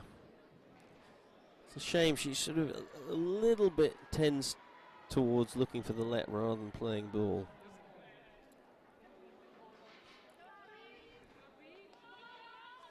I hope this doesn't disintegrate into a little three-way conversation most of the time. Come down, mid to left. 6-5. It is a bit close to a stroke there because she's hit the ball back at herself and moved out late instead of moving off the ball as she hits it. If you hit it and then move, chances are the ball will be with you by the time you've left.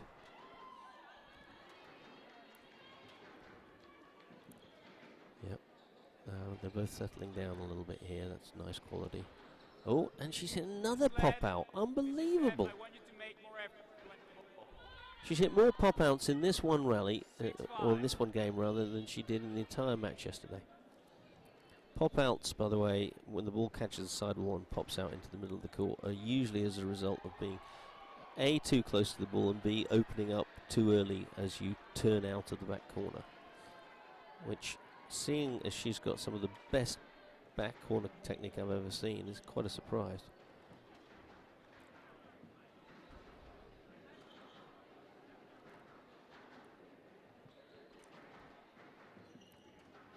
This is quality. Well done, both players. Ooh. Oh, I don't like those back wall bows. Another pop out. Yeah, and a little laboured movement here. She does struggle. Oh, yeah, that's hard work.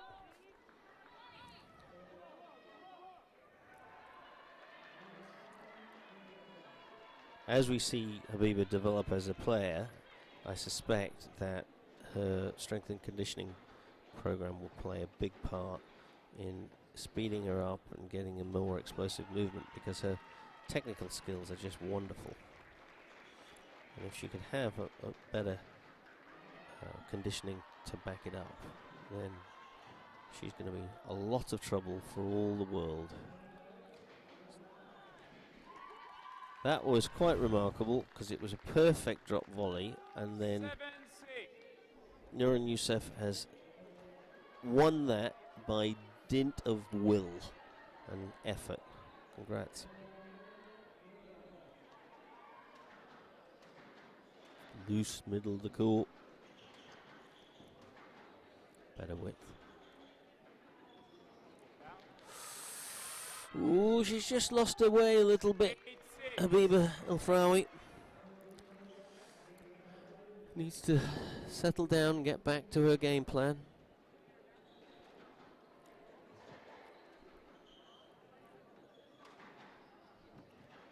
It's a good width and length by Nuran Youssef there.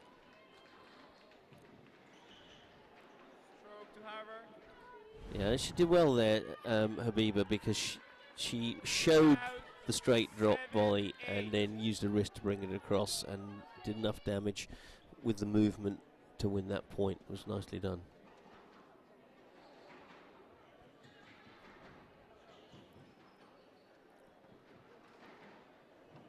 Good tight ball.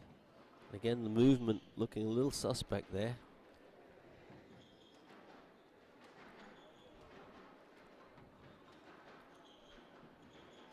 Well straightened. It was a very good width and length by Youssef. Quality. Look at that. Oh, there's the pop out. And you saw when she hit that shot, her head came up and she looked before she'd executed, and that's what's going to push it into the sidewall. Well, that's frustrating for Nuran Youssef, because it was a bad shot by Habiba. Down, please. 8 up.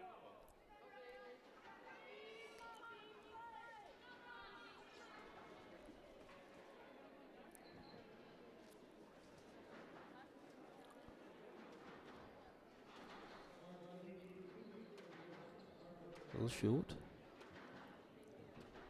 That's good length. Good width and length. Nice lofted ball there. Nice change up from Nuran Youssef. This is good.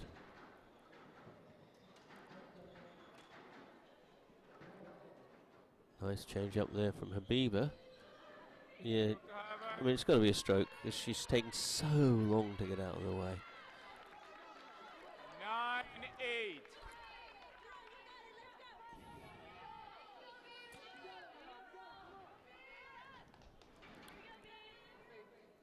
Habiba's done very well to come back into this because she had definitely lost the plot for a few rallies and was hitting so many pop-outs and just general lower quality compared to her usual high standards. Good wrist there from Nuran Youssef.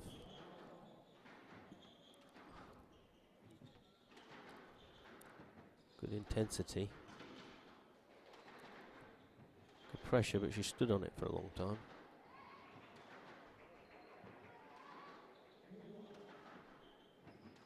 Good half volley there.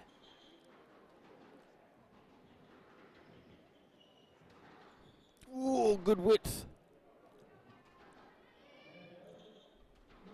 It's a good rally. Just let Youssef, you need to provide access to the Yeah, ball. she's Access.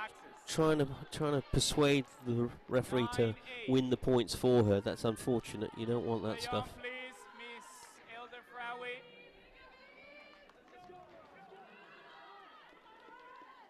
It's a very good rally, 9-8. apart from that spoiling it at the end.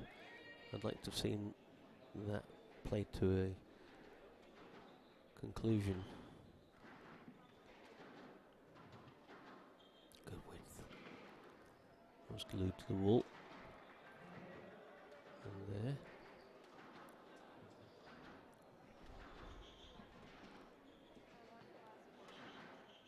Habiba not happy with herself there for that pop out. That's nice pace.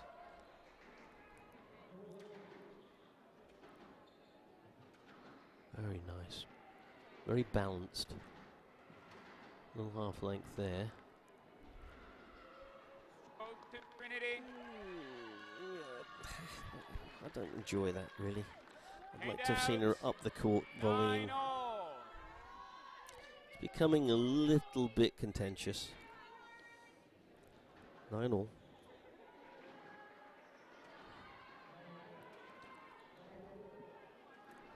Another pop out. She's turning. She's opening up before she contacts today for some reason. 9-all.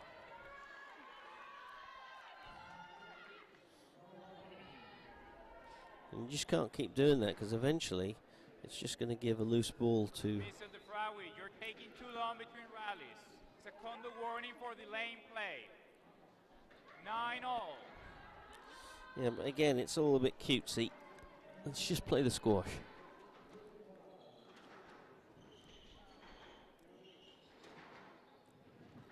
Out. 10-9. It's a very, very nervy sort of last few 10-9. points. Game ball. I feel as though Noran Yusuf has sort of lost a little bit by getting too involved in the refereeing, but she's still there. I see her movement, but the ball is gone. Yeah, it was a good shot. Hand out 10-all. A player must win by 2 points. So who can keep their cool and keep the ball Just tight? let. Just let. Now Habiba's gotten sucked into it because she would have done better to hit a quality length there and make the opponent work. 10-all.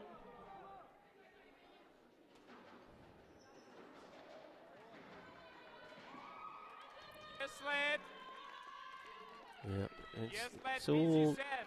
turning I into need you to provide access to the ball. a little bit cutesy and, you know, needle and gamesmanship, and it's not what I want to see in the game of squash.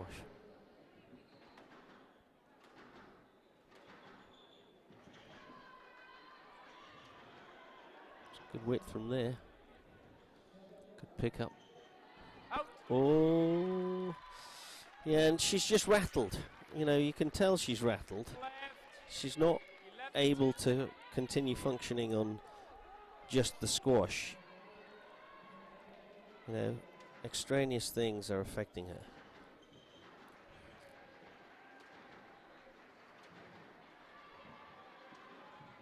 But you got to deal with that, I suppose. She picked it up somehow. So both choices there were not good. Oh, that was good. Wow, chopped that in. Towel, please. Chopped that in. Oh, yeah. You were celebrating a little early, but it was a worthy shot for celebration.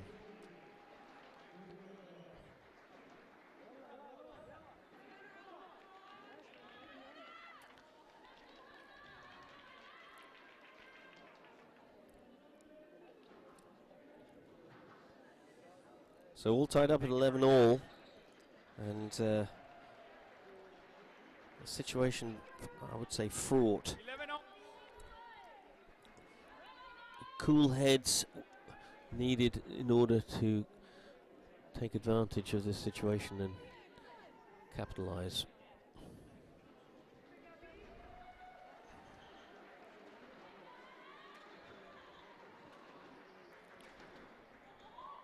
Driver.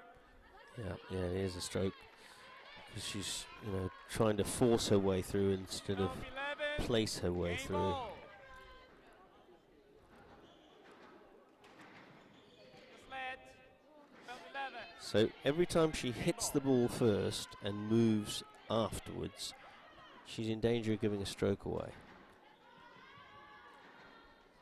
She needs to load her legs so she can be coming off the ball as she hits it, so she'll be back and in, and that would actually help her because it put her in position before her opponent hit the ball instead of still trying to get into position as her opponent hits the ball. Oh, that's a chop in, that is. Beautiful. 11. Beautiful. Carver lead 2 games. It was a good game of squash. I feel like Noran Youssef contributed a lot to that game, but also I feel as though she sort of lost the plot a little bit by getting too involved in, trying to appeal to the referee. Habiba also kind of got pulled into that, but in the end, class has thankfully won the game rather than argumentation. Anyway, we'll see whether Noran Youssef can come back and find some flow. Meanwhile, what a tight match, 2-2. So Highland had a very, very strong win there for Trinity. 4-1 and 6. Good night, nurse. That's very good. And obviously, Brecon Welsh and Saran and Geem we already knew about. And meanwhile, we have this 2-love, but it's a very close 2-love here to Habiba El Dafraoui.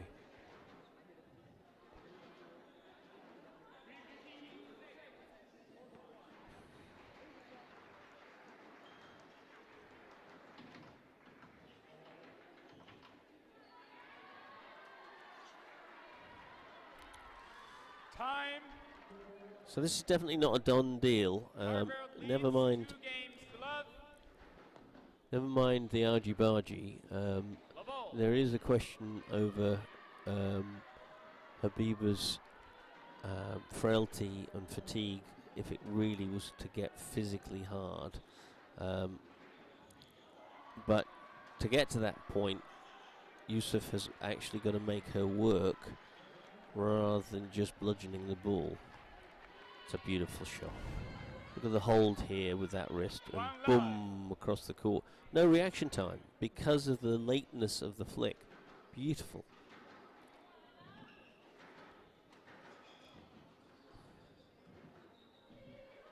Yes, let Miss Youssef. Please calm down. One love. Yeah. The same story. You watch it. Hit then move doesn't work. There's no room to go for that ball. That's why it's a let. She's got to set up, load the legs, start moving off, release the shot, be in position.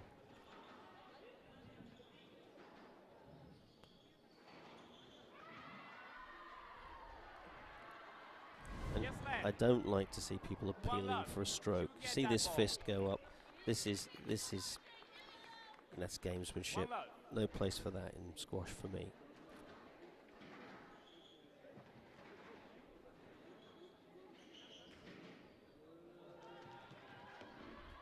Very good float there. Lovely little lob. It's a very good start for Habiba. Focusing on her squash. It's a very nice touch. Just a whack, wasn't really placed.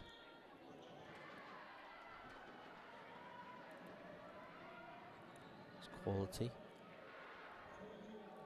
Oh, gorgeous. Gorgeous. Oh my goodness me. Spliced in like a master carpenter.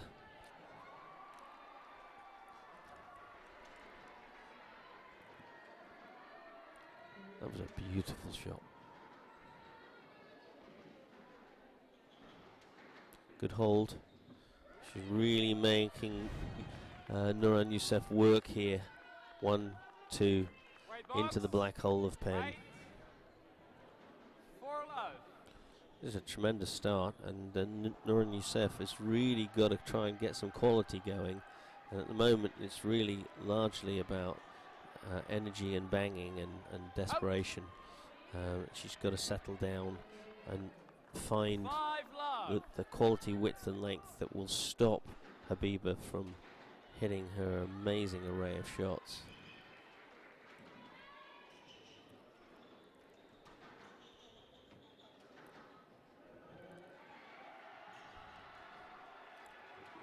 Good movement there.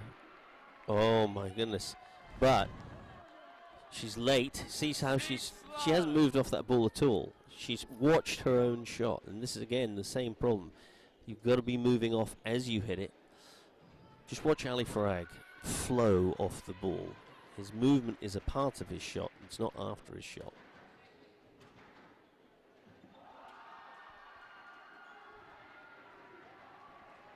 Beautiful again. I think she shoveled that up, but I'm not sure. Oh, and again, this is great quality from Habiba. I'm just so in awe of the technical skills and the tactical awareness of this player. I'm not happy with that though. Reverse angle, and that was largely because after the serve she was not on her toes. She disengaged. But that will change as she becomes a more experienced player. So real troubles here for Nurhan Youssef. She's on the wrong end, and she's getting run over by a freight train here.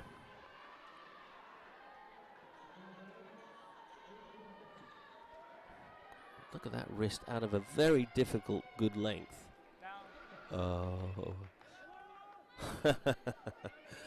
Yep. You can have too much of a good thing.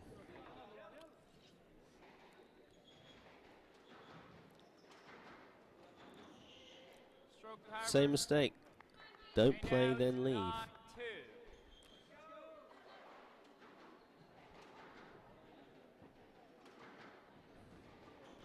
Did well to pick that up because it was quality.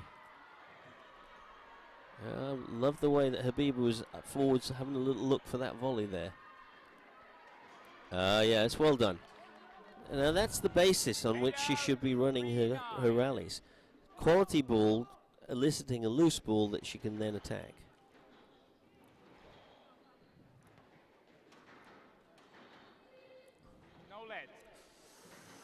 Yeah, I mean, it's really still interference, but the quality of the shot was adjudged to be enough. 4-9, she's not completely out of the hunt.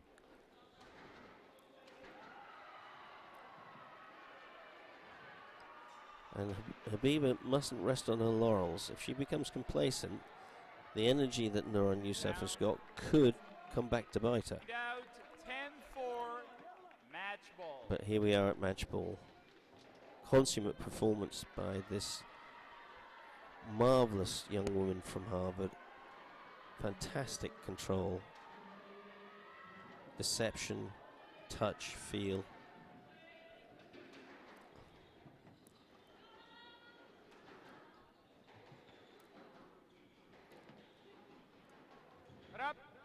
And there it is again.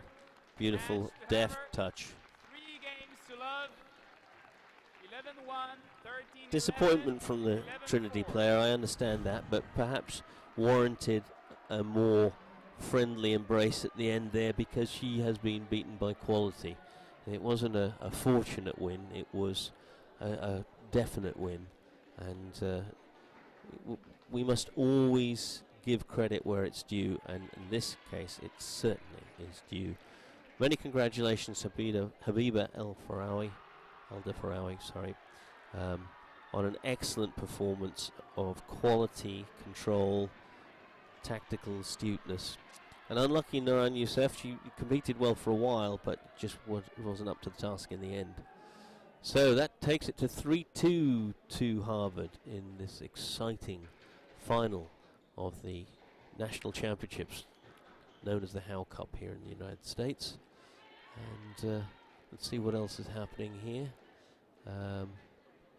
Things are really tight in that number 7 match. We're in the 5th and it's 10-all. Amira Singh and Jana Ashmawi.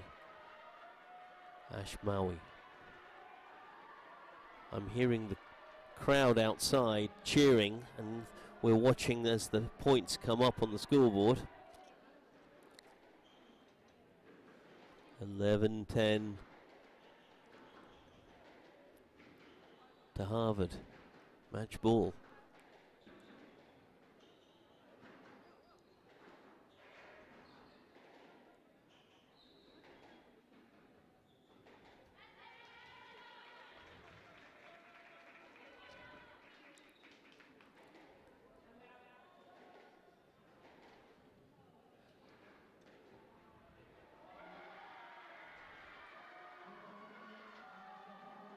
match to Harvard, 12-10. That makes it 4-2 to Harvard. Very, very close. So in the other matches, obviously number 9s have not yet gone on. And we have the number 1s to come. That'll be a treat. Gianna Safi against Marina Stefanoni, who was in awesome form yesterday. And then we've got the Serena Daniel against Hannah Chukwu. At the moment, Hannah Chukwu up one game and up a little bit in the second, so that's looking like it might go Trinity's way. Harvard need one more. Trinity need 3 more. Right, so we'll bring you momentarily the number 1 seed match, and don't forget that you can see all of the courts if you want to go to the CSA YouTube channel and keep up moment by moment. I don't know if you've got the split screen capacity to watch several courts at the same time. If you have, I'm jealous. But otherwise, get ready for this next match, which should be extremely exciting, of a massive quality. Number 1's Gianna Safri against Marina Stefanoni. Thanks a lot.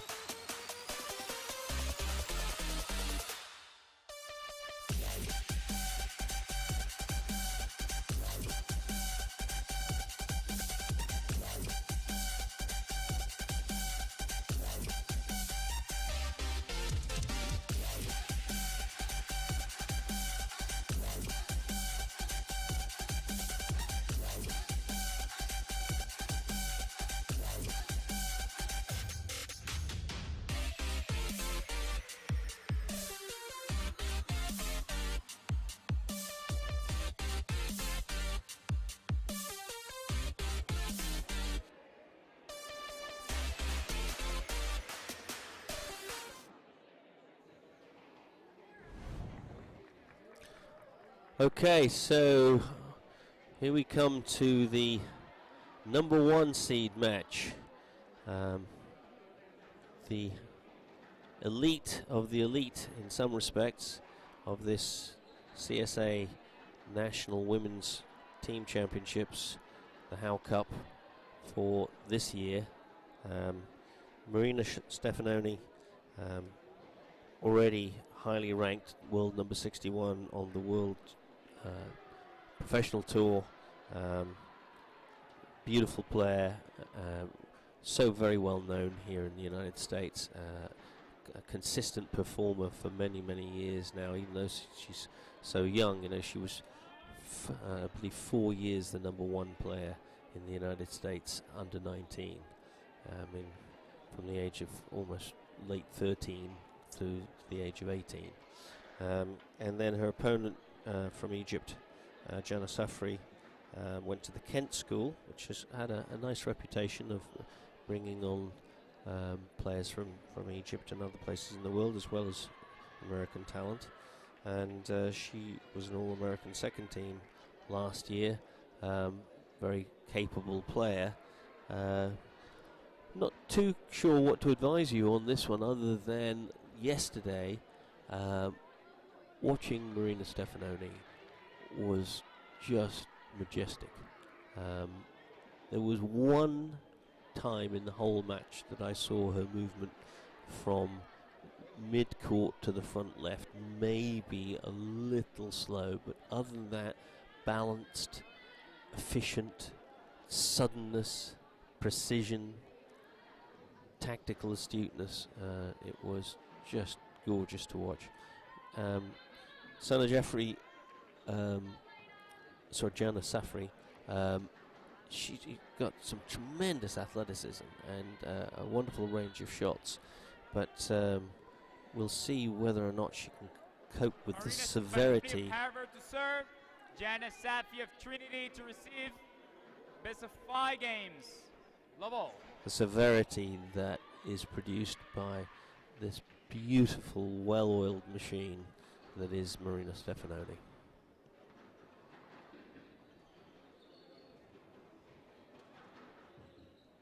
It's great athleticism to cut that volley off. But they're just so poetic. This beautiful cut into the sidewall there. Yeah, I'm sorry if I'm waxing lyrical, but I am in awe of what she's able to do. Hand out. Of course, curse the commentator, she puts one in the tin. Let's let the players settle down and find their rhythm. That's tremendous athleticism. I love to see players getting low to play these drop shots, and she got really low.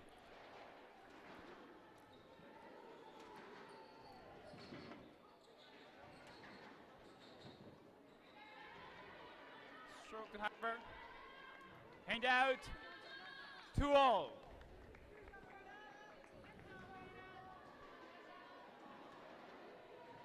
Down. A little impatient there.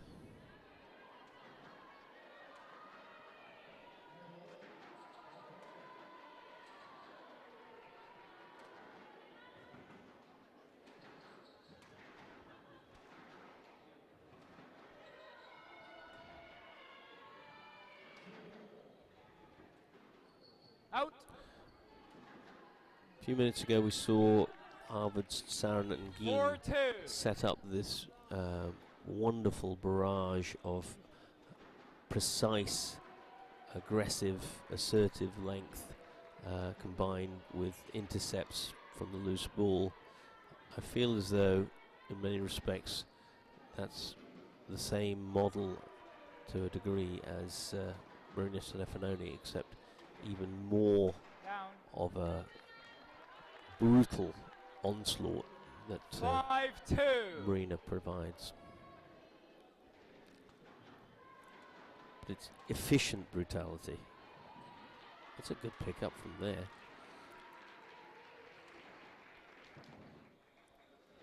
Out. I don't know my comments about Marina's mobility to the front left from yesterday, but there was no problem there.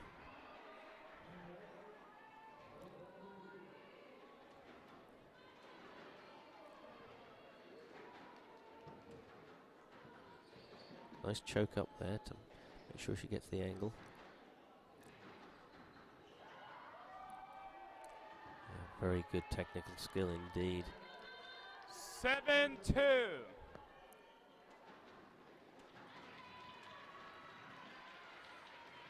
Great reach, but fully extended, unfortunately, and therefore limited ability to be offensive when you're at that full reach.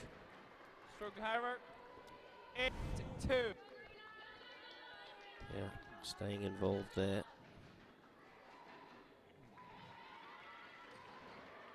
A little loose. It's a good shot. Head up. Yeah, so yeah, a little question on the movement there, but it was Hang down. partly the movement, but 68. partly the superb deception from Jana.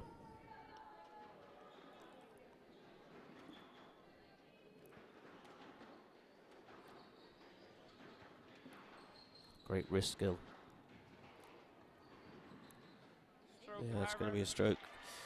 You know, you've got to, at this level, be able to 9-3. maintain the quality, because if you even have one aberrant stroke, it's usually enough for a player like Marina to completely take advantage of it. And out 4-9.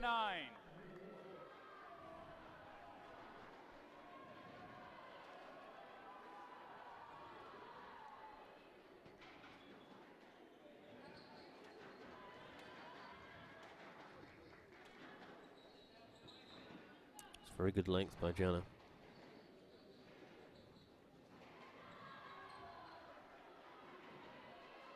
Oh, it's a lovely topspin there. Oh, and delicate, beautiful shot there. And out. Because it was a great shot from Jana Safri there, and Game ball. you saw how low Marina got, and she just took all of the air out of that ball. So a game ball to Marina Stefanoni. A little late. Yeah, she was just not quite with the program And here, out 5-10. and late to respond. Game ball.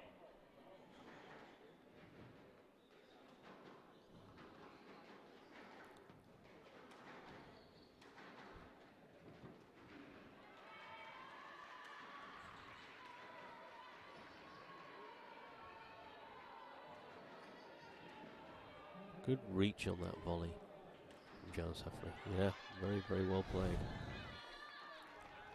6-10. Game ball.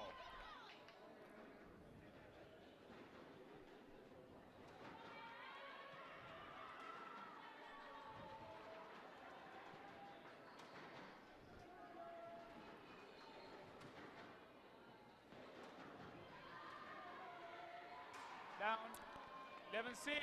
Game to Well, Harvard. the error Harvard giving the leads game 1 away, but plus. I think in the last 4 or 5 rallies, Jana Safri doing enough to, you know, tell us that she deserves to be at this party, and that she can maybe do a little bit more. So we'll see if she can bring some more, less errors, less aberrant shots, and more of that kind of quality in the second game.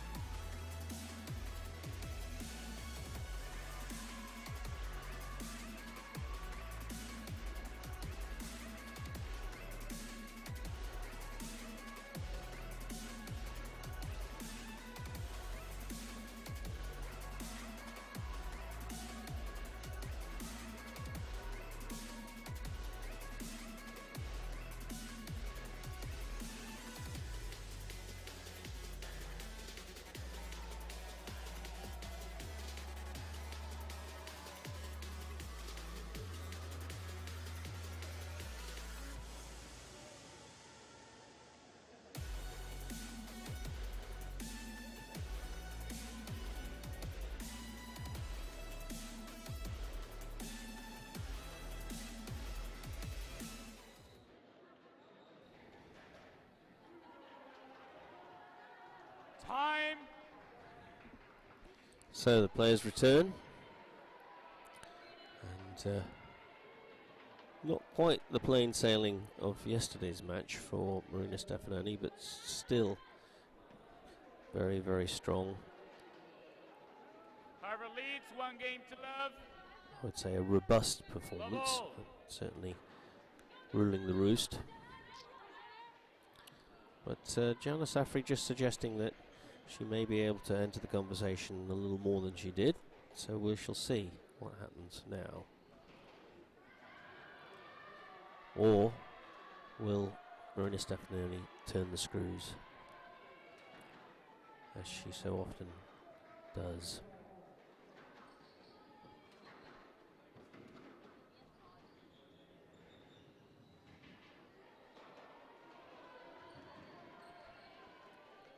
Stroke to Trinity. I think that's a generous stroke, really.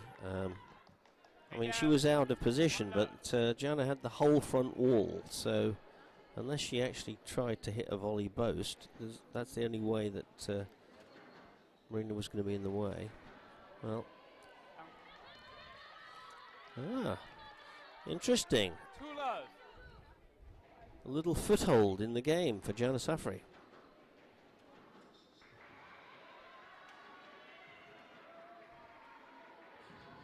Great athleticism. She really does get down so low.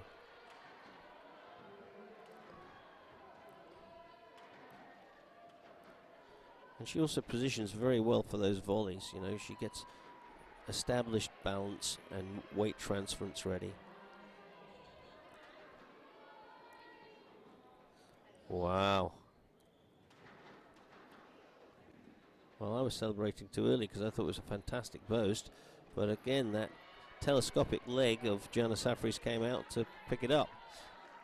Marina does win the point in the end, but was made to do quite a lot of extra work to get there.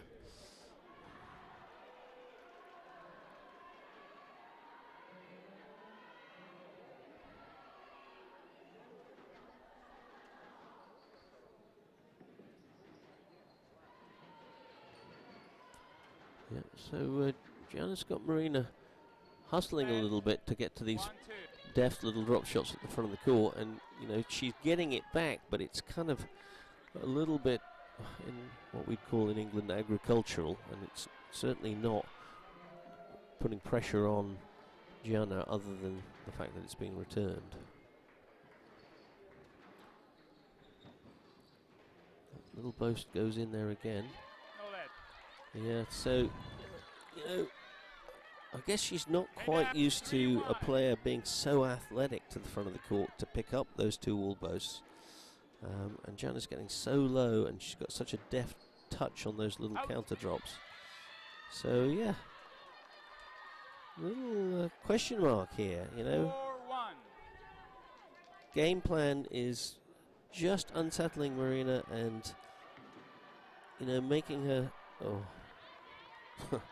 making her move more than she really likes to move. You know, extend, stretch, twist and turn.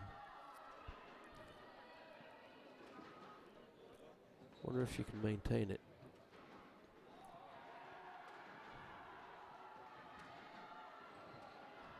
Loose. Good attacking volley there.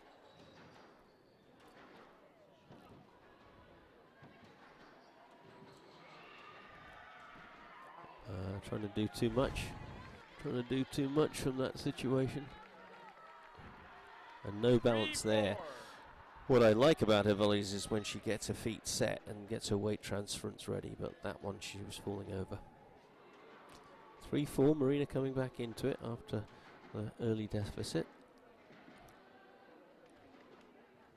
Yeah, and Marina doing really well to move around her opponent, get in and play an accurate shot. That's good. It's very well played. Very well played.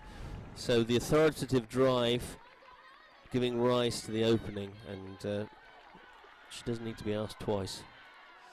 And when she takes advantage of that opening, it is still putting pressure on. So if Gianna goes in there, she's going to follow up with the next ball as well.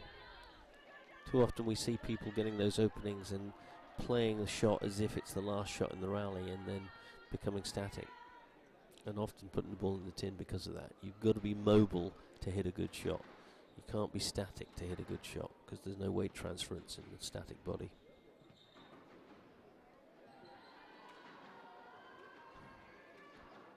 Yeah, good volleys both.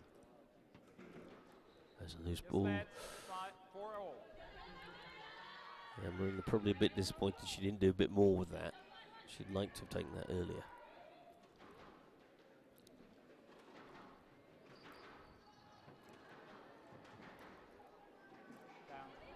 Great width. 5-4. And as athletic as Gianna is, I feel she overuses her stretch, and she would do much better if she was more efficient with her stutter steps. And you know, it's spectacular, the stretching that she uses, but it overextends her so often.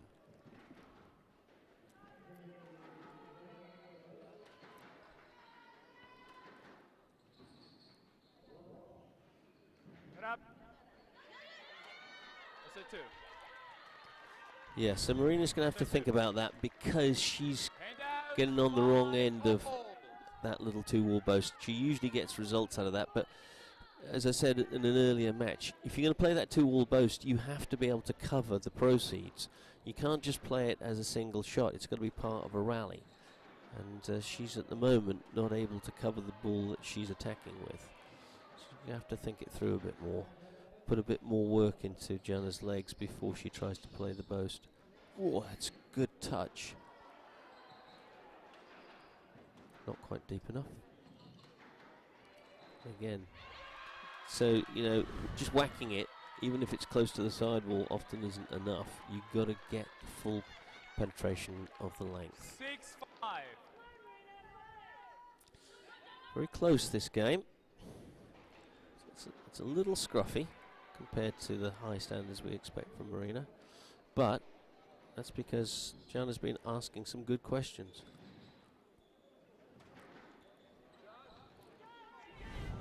Hand out. Marina thinking that was definitely down, but she went and played it anyway.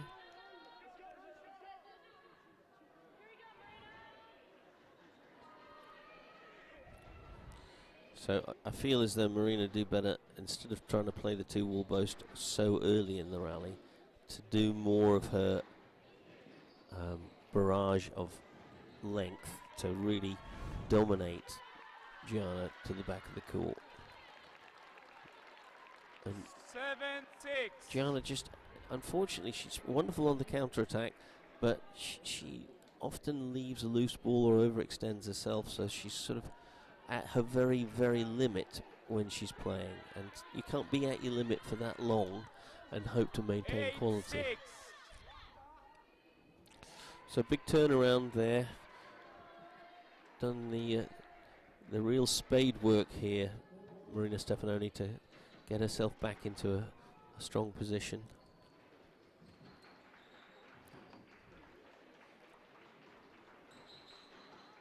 Yeah, she read that very well. It's good width. Oh, that time she played it unexpectedly. It's quite good, yeah. So we were expecting that ball to come to the back of the court, and Gianna obviously was not ready to move forwards. So very subtle awareness of her opponent's body. Oh, why would you do that? 10-6. Game ball. It's a shame, because she really started this game well.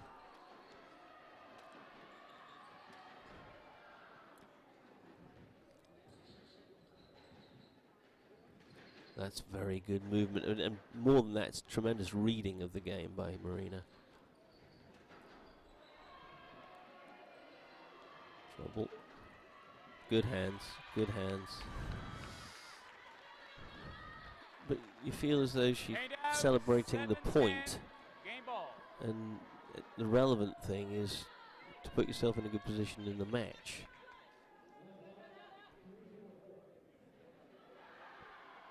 Small victories, I suppose, lead to larger ones.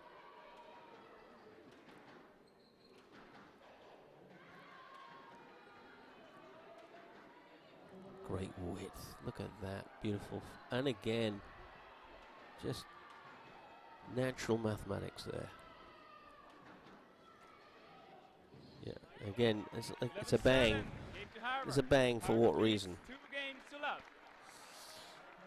Well, credit there to Marina Stefanoni, not because it was faultless, but because it was tough, mentally tough, getting the job done from not ideal circumstances, and working out how to dig herself out of a small hole in a very professional, competitive manner. not losing her focus. And you know, Jana Safri did some very good work at the beginning, but it's all a little bit too much sort of at the last ditch attempt or at the limit of her powers, and she's got to play within herself a bit more. Well, we're getting very close to a result in this Howe Cup National Championships. Harvard at 4, Trinity at 3, Harvard 2-love up within a game of clinching this, which I believe would be the 10th national title for the women's team for Harvard. What else is going on? We've got a 1-love lead for Trinity at the number 9 spot, very close in the second. And other than that, yeah, it's really all about these last 2 matches. So Jana Safri has to help Fabiola Cabello out by coming back to the 5th game, if that's possible, which we will now witness, if it's possible.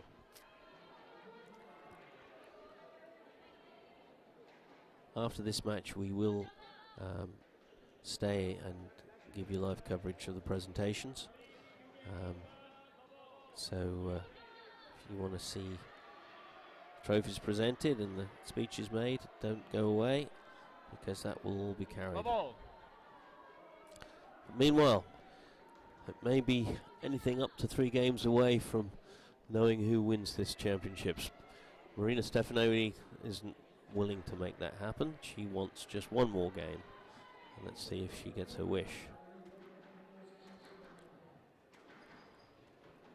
Very good early volley. Very good early volley.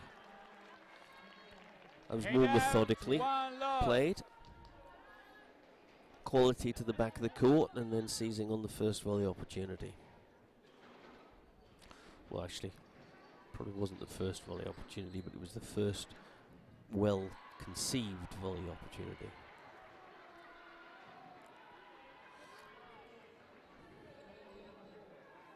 There again, you saw Jana Safri playing that behind your back, over the head flick across the court, just not conducive to maintaining quality. If she didn't lose the point from that particular shot, but she ended up on the wrong end of the rally.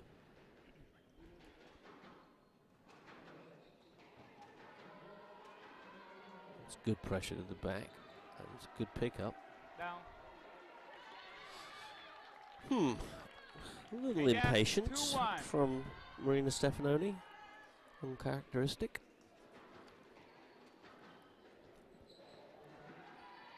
Great risk to get that width from Jana Safri for Trinity.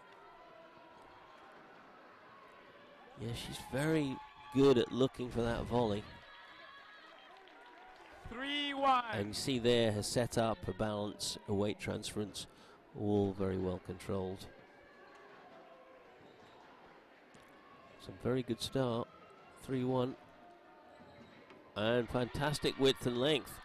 So she may 4-1. have other designs than losing this game 3-love by the look of things. A little bit loose. Yeah, so just a little off Marina Stefanoni.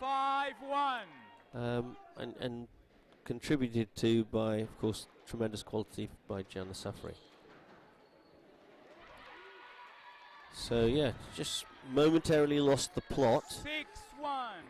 But let's not write her off quite yet, because we saw in the last game that she has that tough attitude to getting the work done.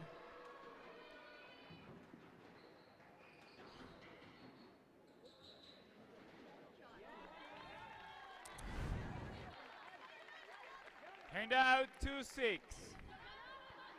So 2-6. Our scoreboard's momentarily behind.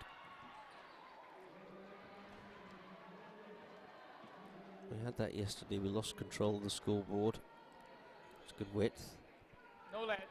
It's a very, very good width right into the back corner. 3-6. Scoreboard's back. So, can Jana Safri consolidate her 3-point lead, Or are we going to see grim determination from Marina Stefanoni again, eke her way out of this situation? Very tight. Yeah, a bit loose there. Oh, good hands, and late recovery there. You know, if you accelerate the ball like that, you can't be late moving up. You've got to come with it at the same speed. Same speed, sorry. 7-3. That's very tight. Look at this. Super glued to the wall. 4-7. That's not coming off. 4-7. Interesting moment. A couple of inspirational shots from Jana Safri, and she's into a fourth game. Conversely, a couple of mistakes, and she's down 3-love. That's great width.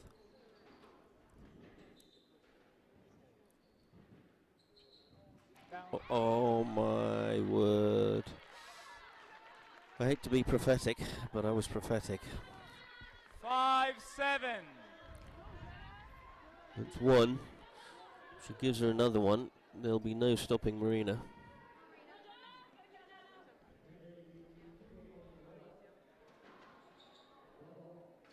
Down. So the second one. 6-7. Just at moments like that, the big players really keep their calm and keep their cool. It's not over, but certainly Marina's being encouraged. Down. Yep. Oh. It's meat and drink to Marina Stefanoni.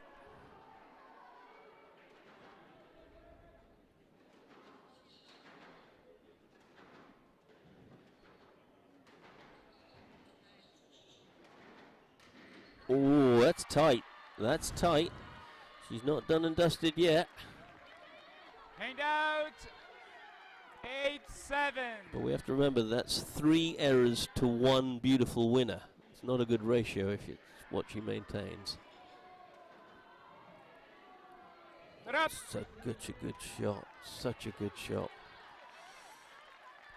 Hand out. 8-all.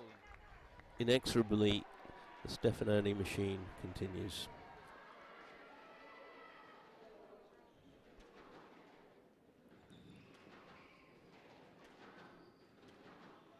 Good width.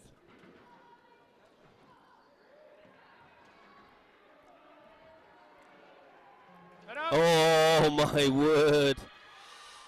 Ride your luck. That's squirted. 9-8. 9-8. Good test for both players here.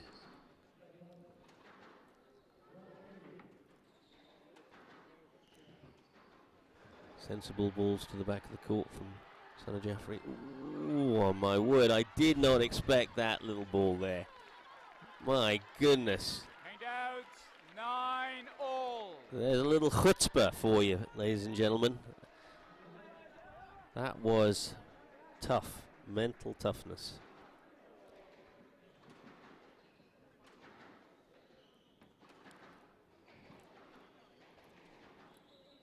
Good quality down the wall from both players.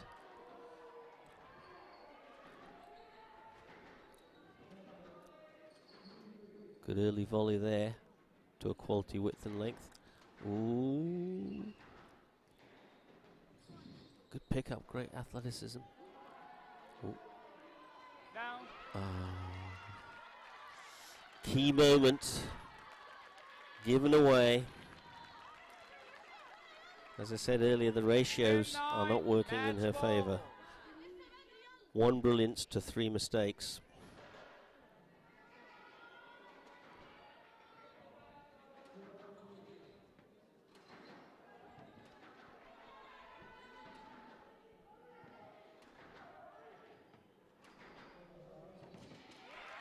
Brilliant, absolutely brilliant. What a job of work Marina Stefanoni has just done. You know, I'm not going to say that it was her best game of squash, but that's what champions do. They win, whatever the circumstances, they find a way to win. And that little unexpected 2-all boast, plus that discipline to stick to your game plan, wow. Coach Mike Way is saying to himself, yep, that's my player. And you can see the celebrations. Harvard have taken their 10th national title, and obviously these women have worked very hard. Some of them are freshmen, but some of them have been here for 4 years. And then of course we have all of the other people who contribute to this program, the multiple strength conditioning coaches and the assistant coaches. There's Coach Mike Way, and yeah, of course, ever the professional is telling them to get off that court and go and support the other match that has not finished yet. Yep, and there's Hamid, one of the assistant coaches also, but there's a job to do, and we're a team. We don't just celebrate and leave one of our teammates out there. Yep, so Molly Stoltz is still fighting away. She's 2 love down. So it will turn out, the way that things look, unless Molly Stoltz really turns things around here, to have been a very, very close final this year, 2023's Howe Cup.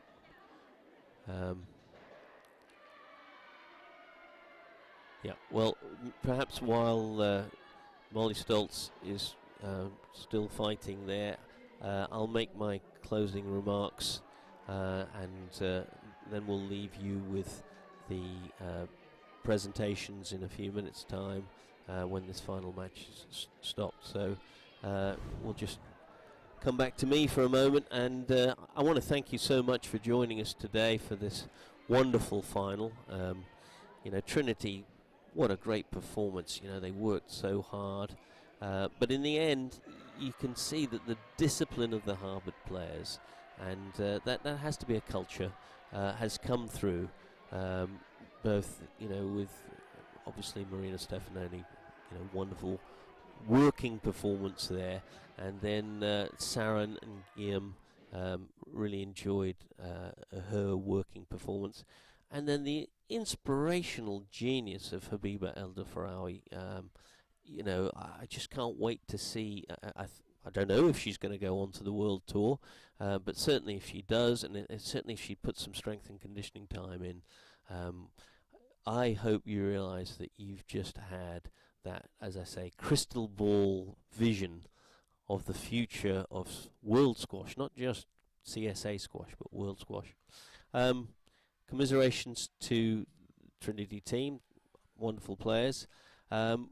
Many, many thanks to David Pullman and his amazing team that puts these tournaments on. We obviously, next weekend, we're up at Trinity for the men's national championships. I hope you'll join us there. And then the following weekend, back here in Philly at the splendid Spectre Center, US Squash's national home, for the individual national championships. But for now, I'm going to leave you, and again, thank you for joining us, and we'll go over in a few moments to see the scenes of joy and celebration and commiseration for the losing team.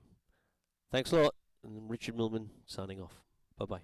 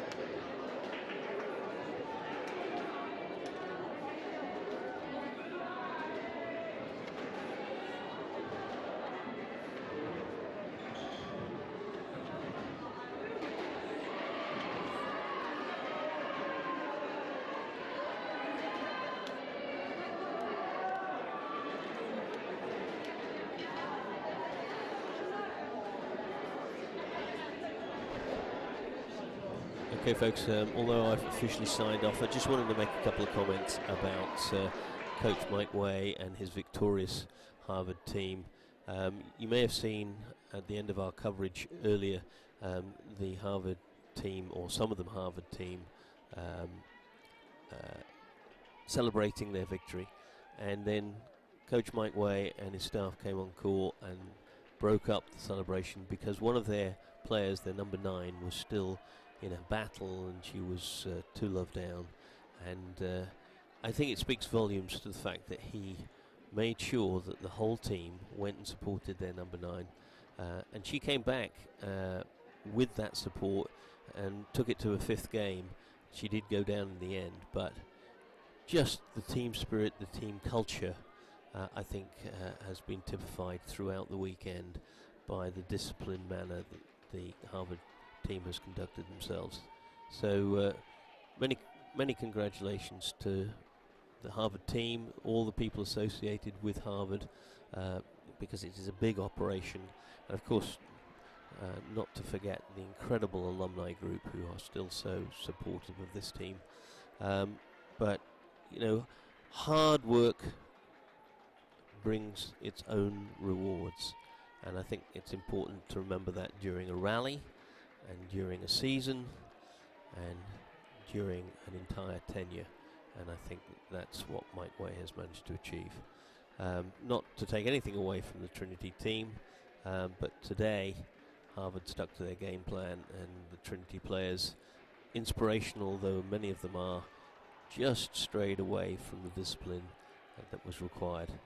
So anyway, I'm going to sign off because you can see David Pullman, our intrepid executive director, standing just outside the door there, getting ready to welcome all of the teams. And there's Coach Wendy Bartlett coming on, generously applauding the opposition. And here come the Trinity team. But I will leave you in the capable hands of David Pullman to make the presentations of this wonderful 2023 CSA National Championships Howe Cup final.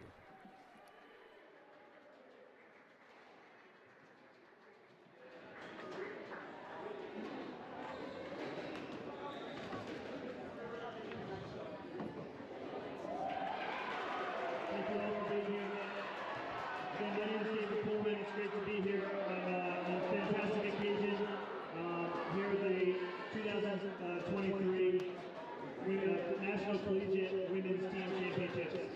Let's have a large round of applause for both teams. I'm not sure if you're going to get a better fun this time. Great job.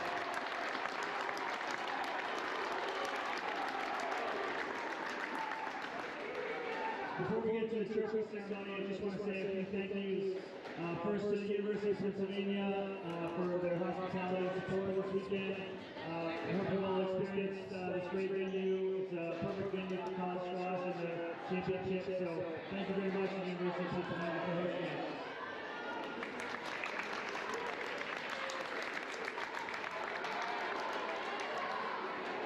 Each year I feel like we keep getting better and better in this area, but our crew of referees this weekend did a very difficult job. Tournament referees, John Anderson, thank you for your support and organization, and all the referees who are here did a great job. Thank you for your time this weekend.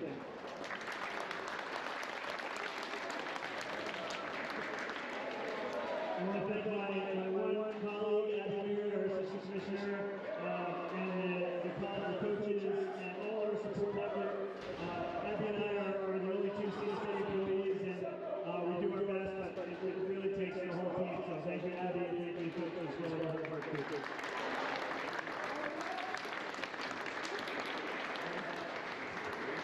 And finally, to all of you, thank you for sticking around. Parents and fans who support us, not just today, this weekend, but throughout the season. Great to have you all here. Thank you again for being with us this weekend.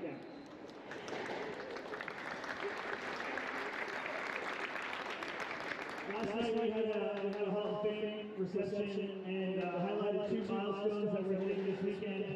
Just yesterday was the 100th anniversary of intercollegiate team squash in the United States.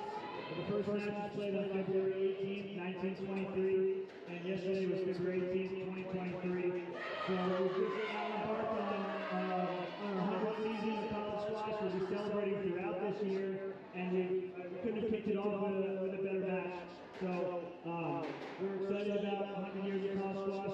looking back and honoring our history, but looking forward and celebrating the next 100 years and securing our future. So thank you for your support. Please tune in as we celebrate that throughout the season. This weekend also marks the 50th anniversary of this event, the National Collegiate Women's Team Championships. This was started in 1973. The matriarch coaches of our sport came together and felt coming out of the Howe Cup and Inter-City Cup that it was very important that the colleges had their own division and their own championship. And so I hope that we're doing them proud. I feel like today was a great example of that. And we're hoping to continue this another 50 years into the future. So round of applause for 100 years of college sports, 50 years of national champion.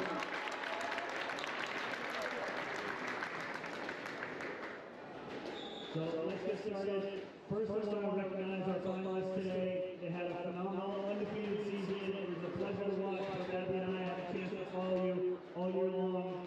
Our 2023 national finalists, Trinity College. Wendy Burke.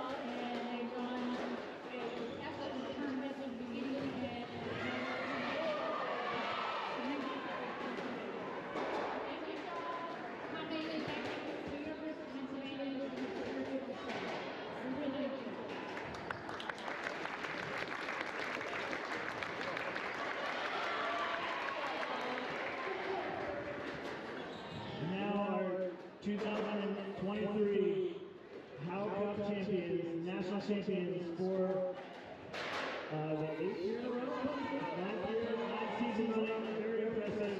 Harvard University, congratulations to 2023.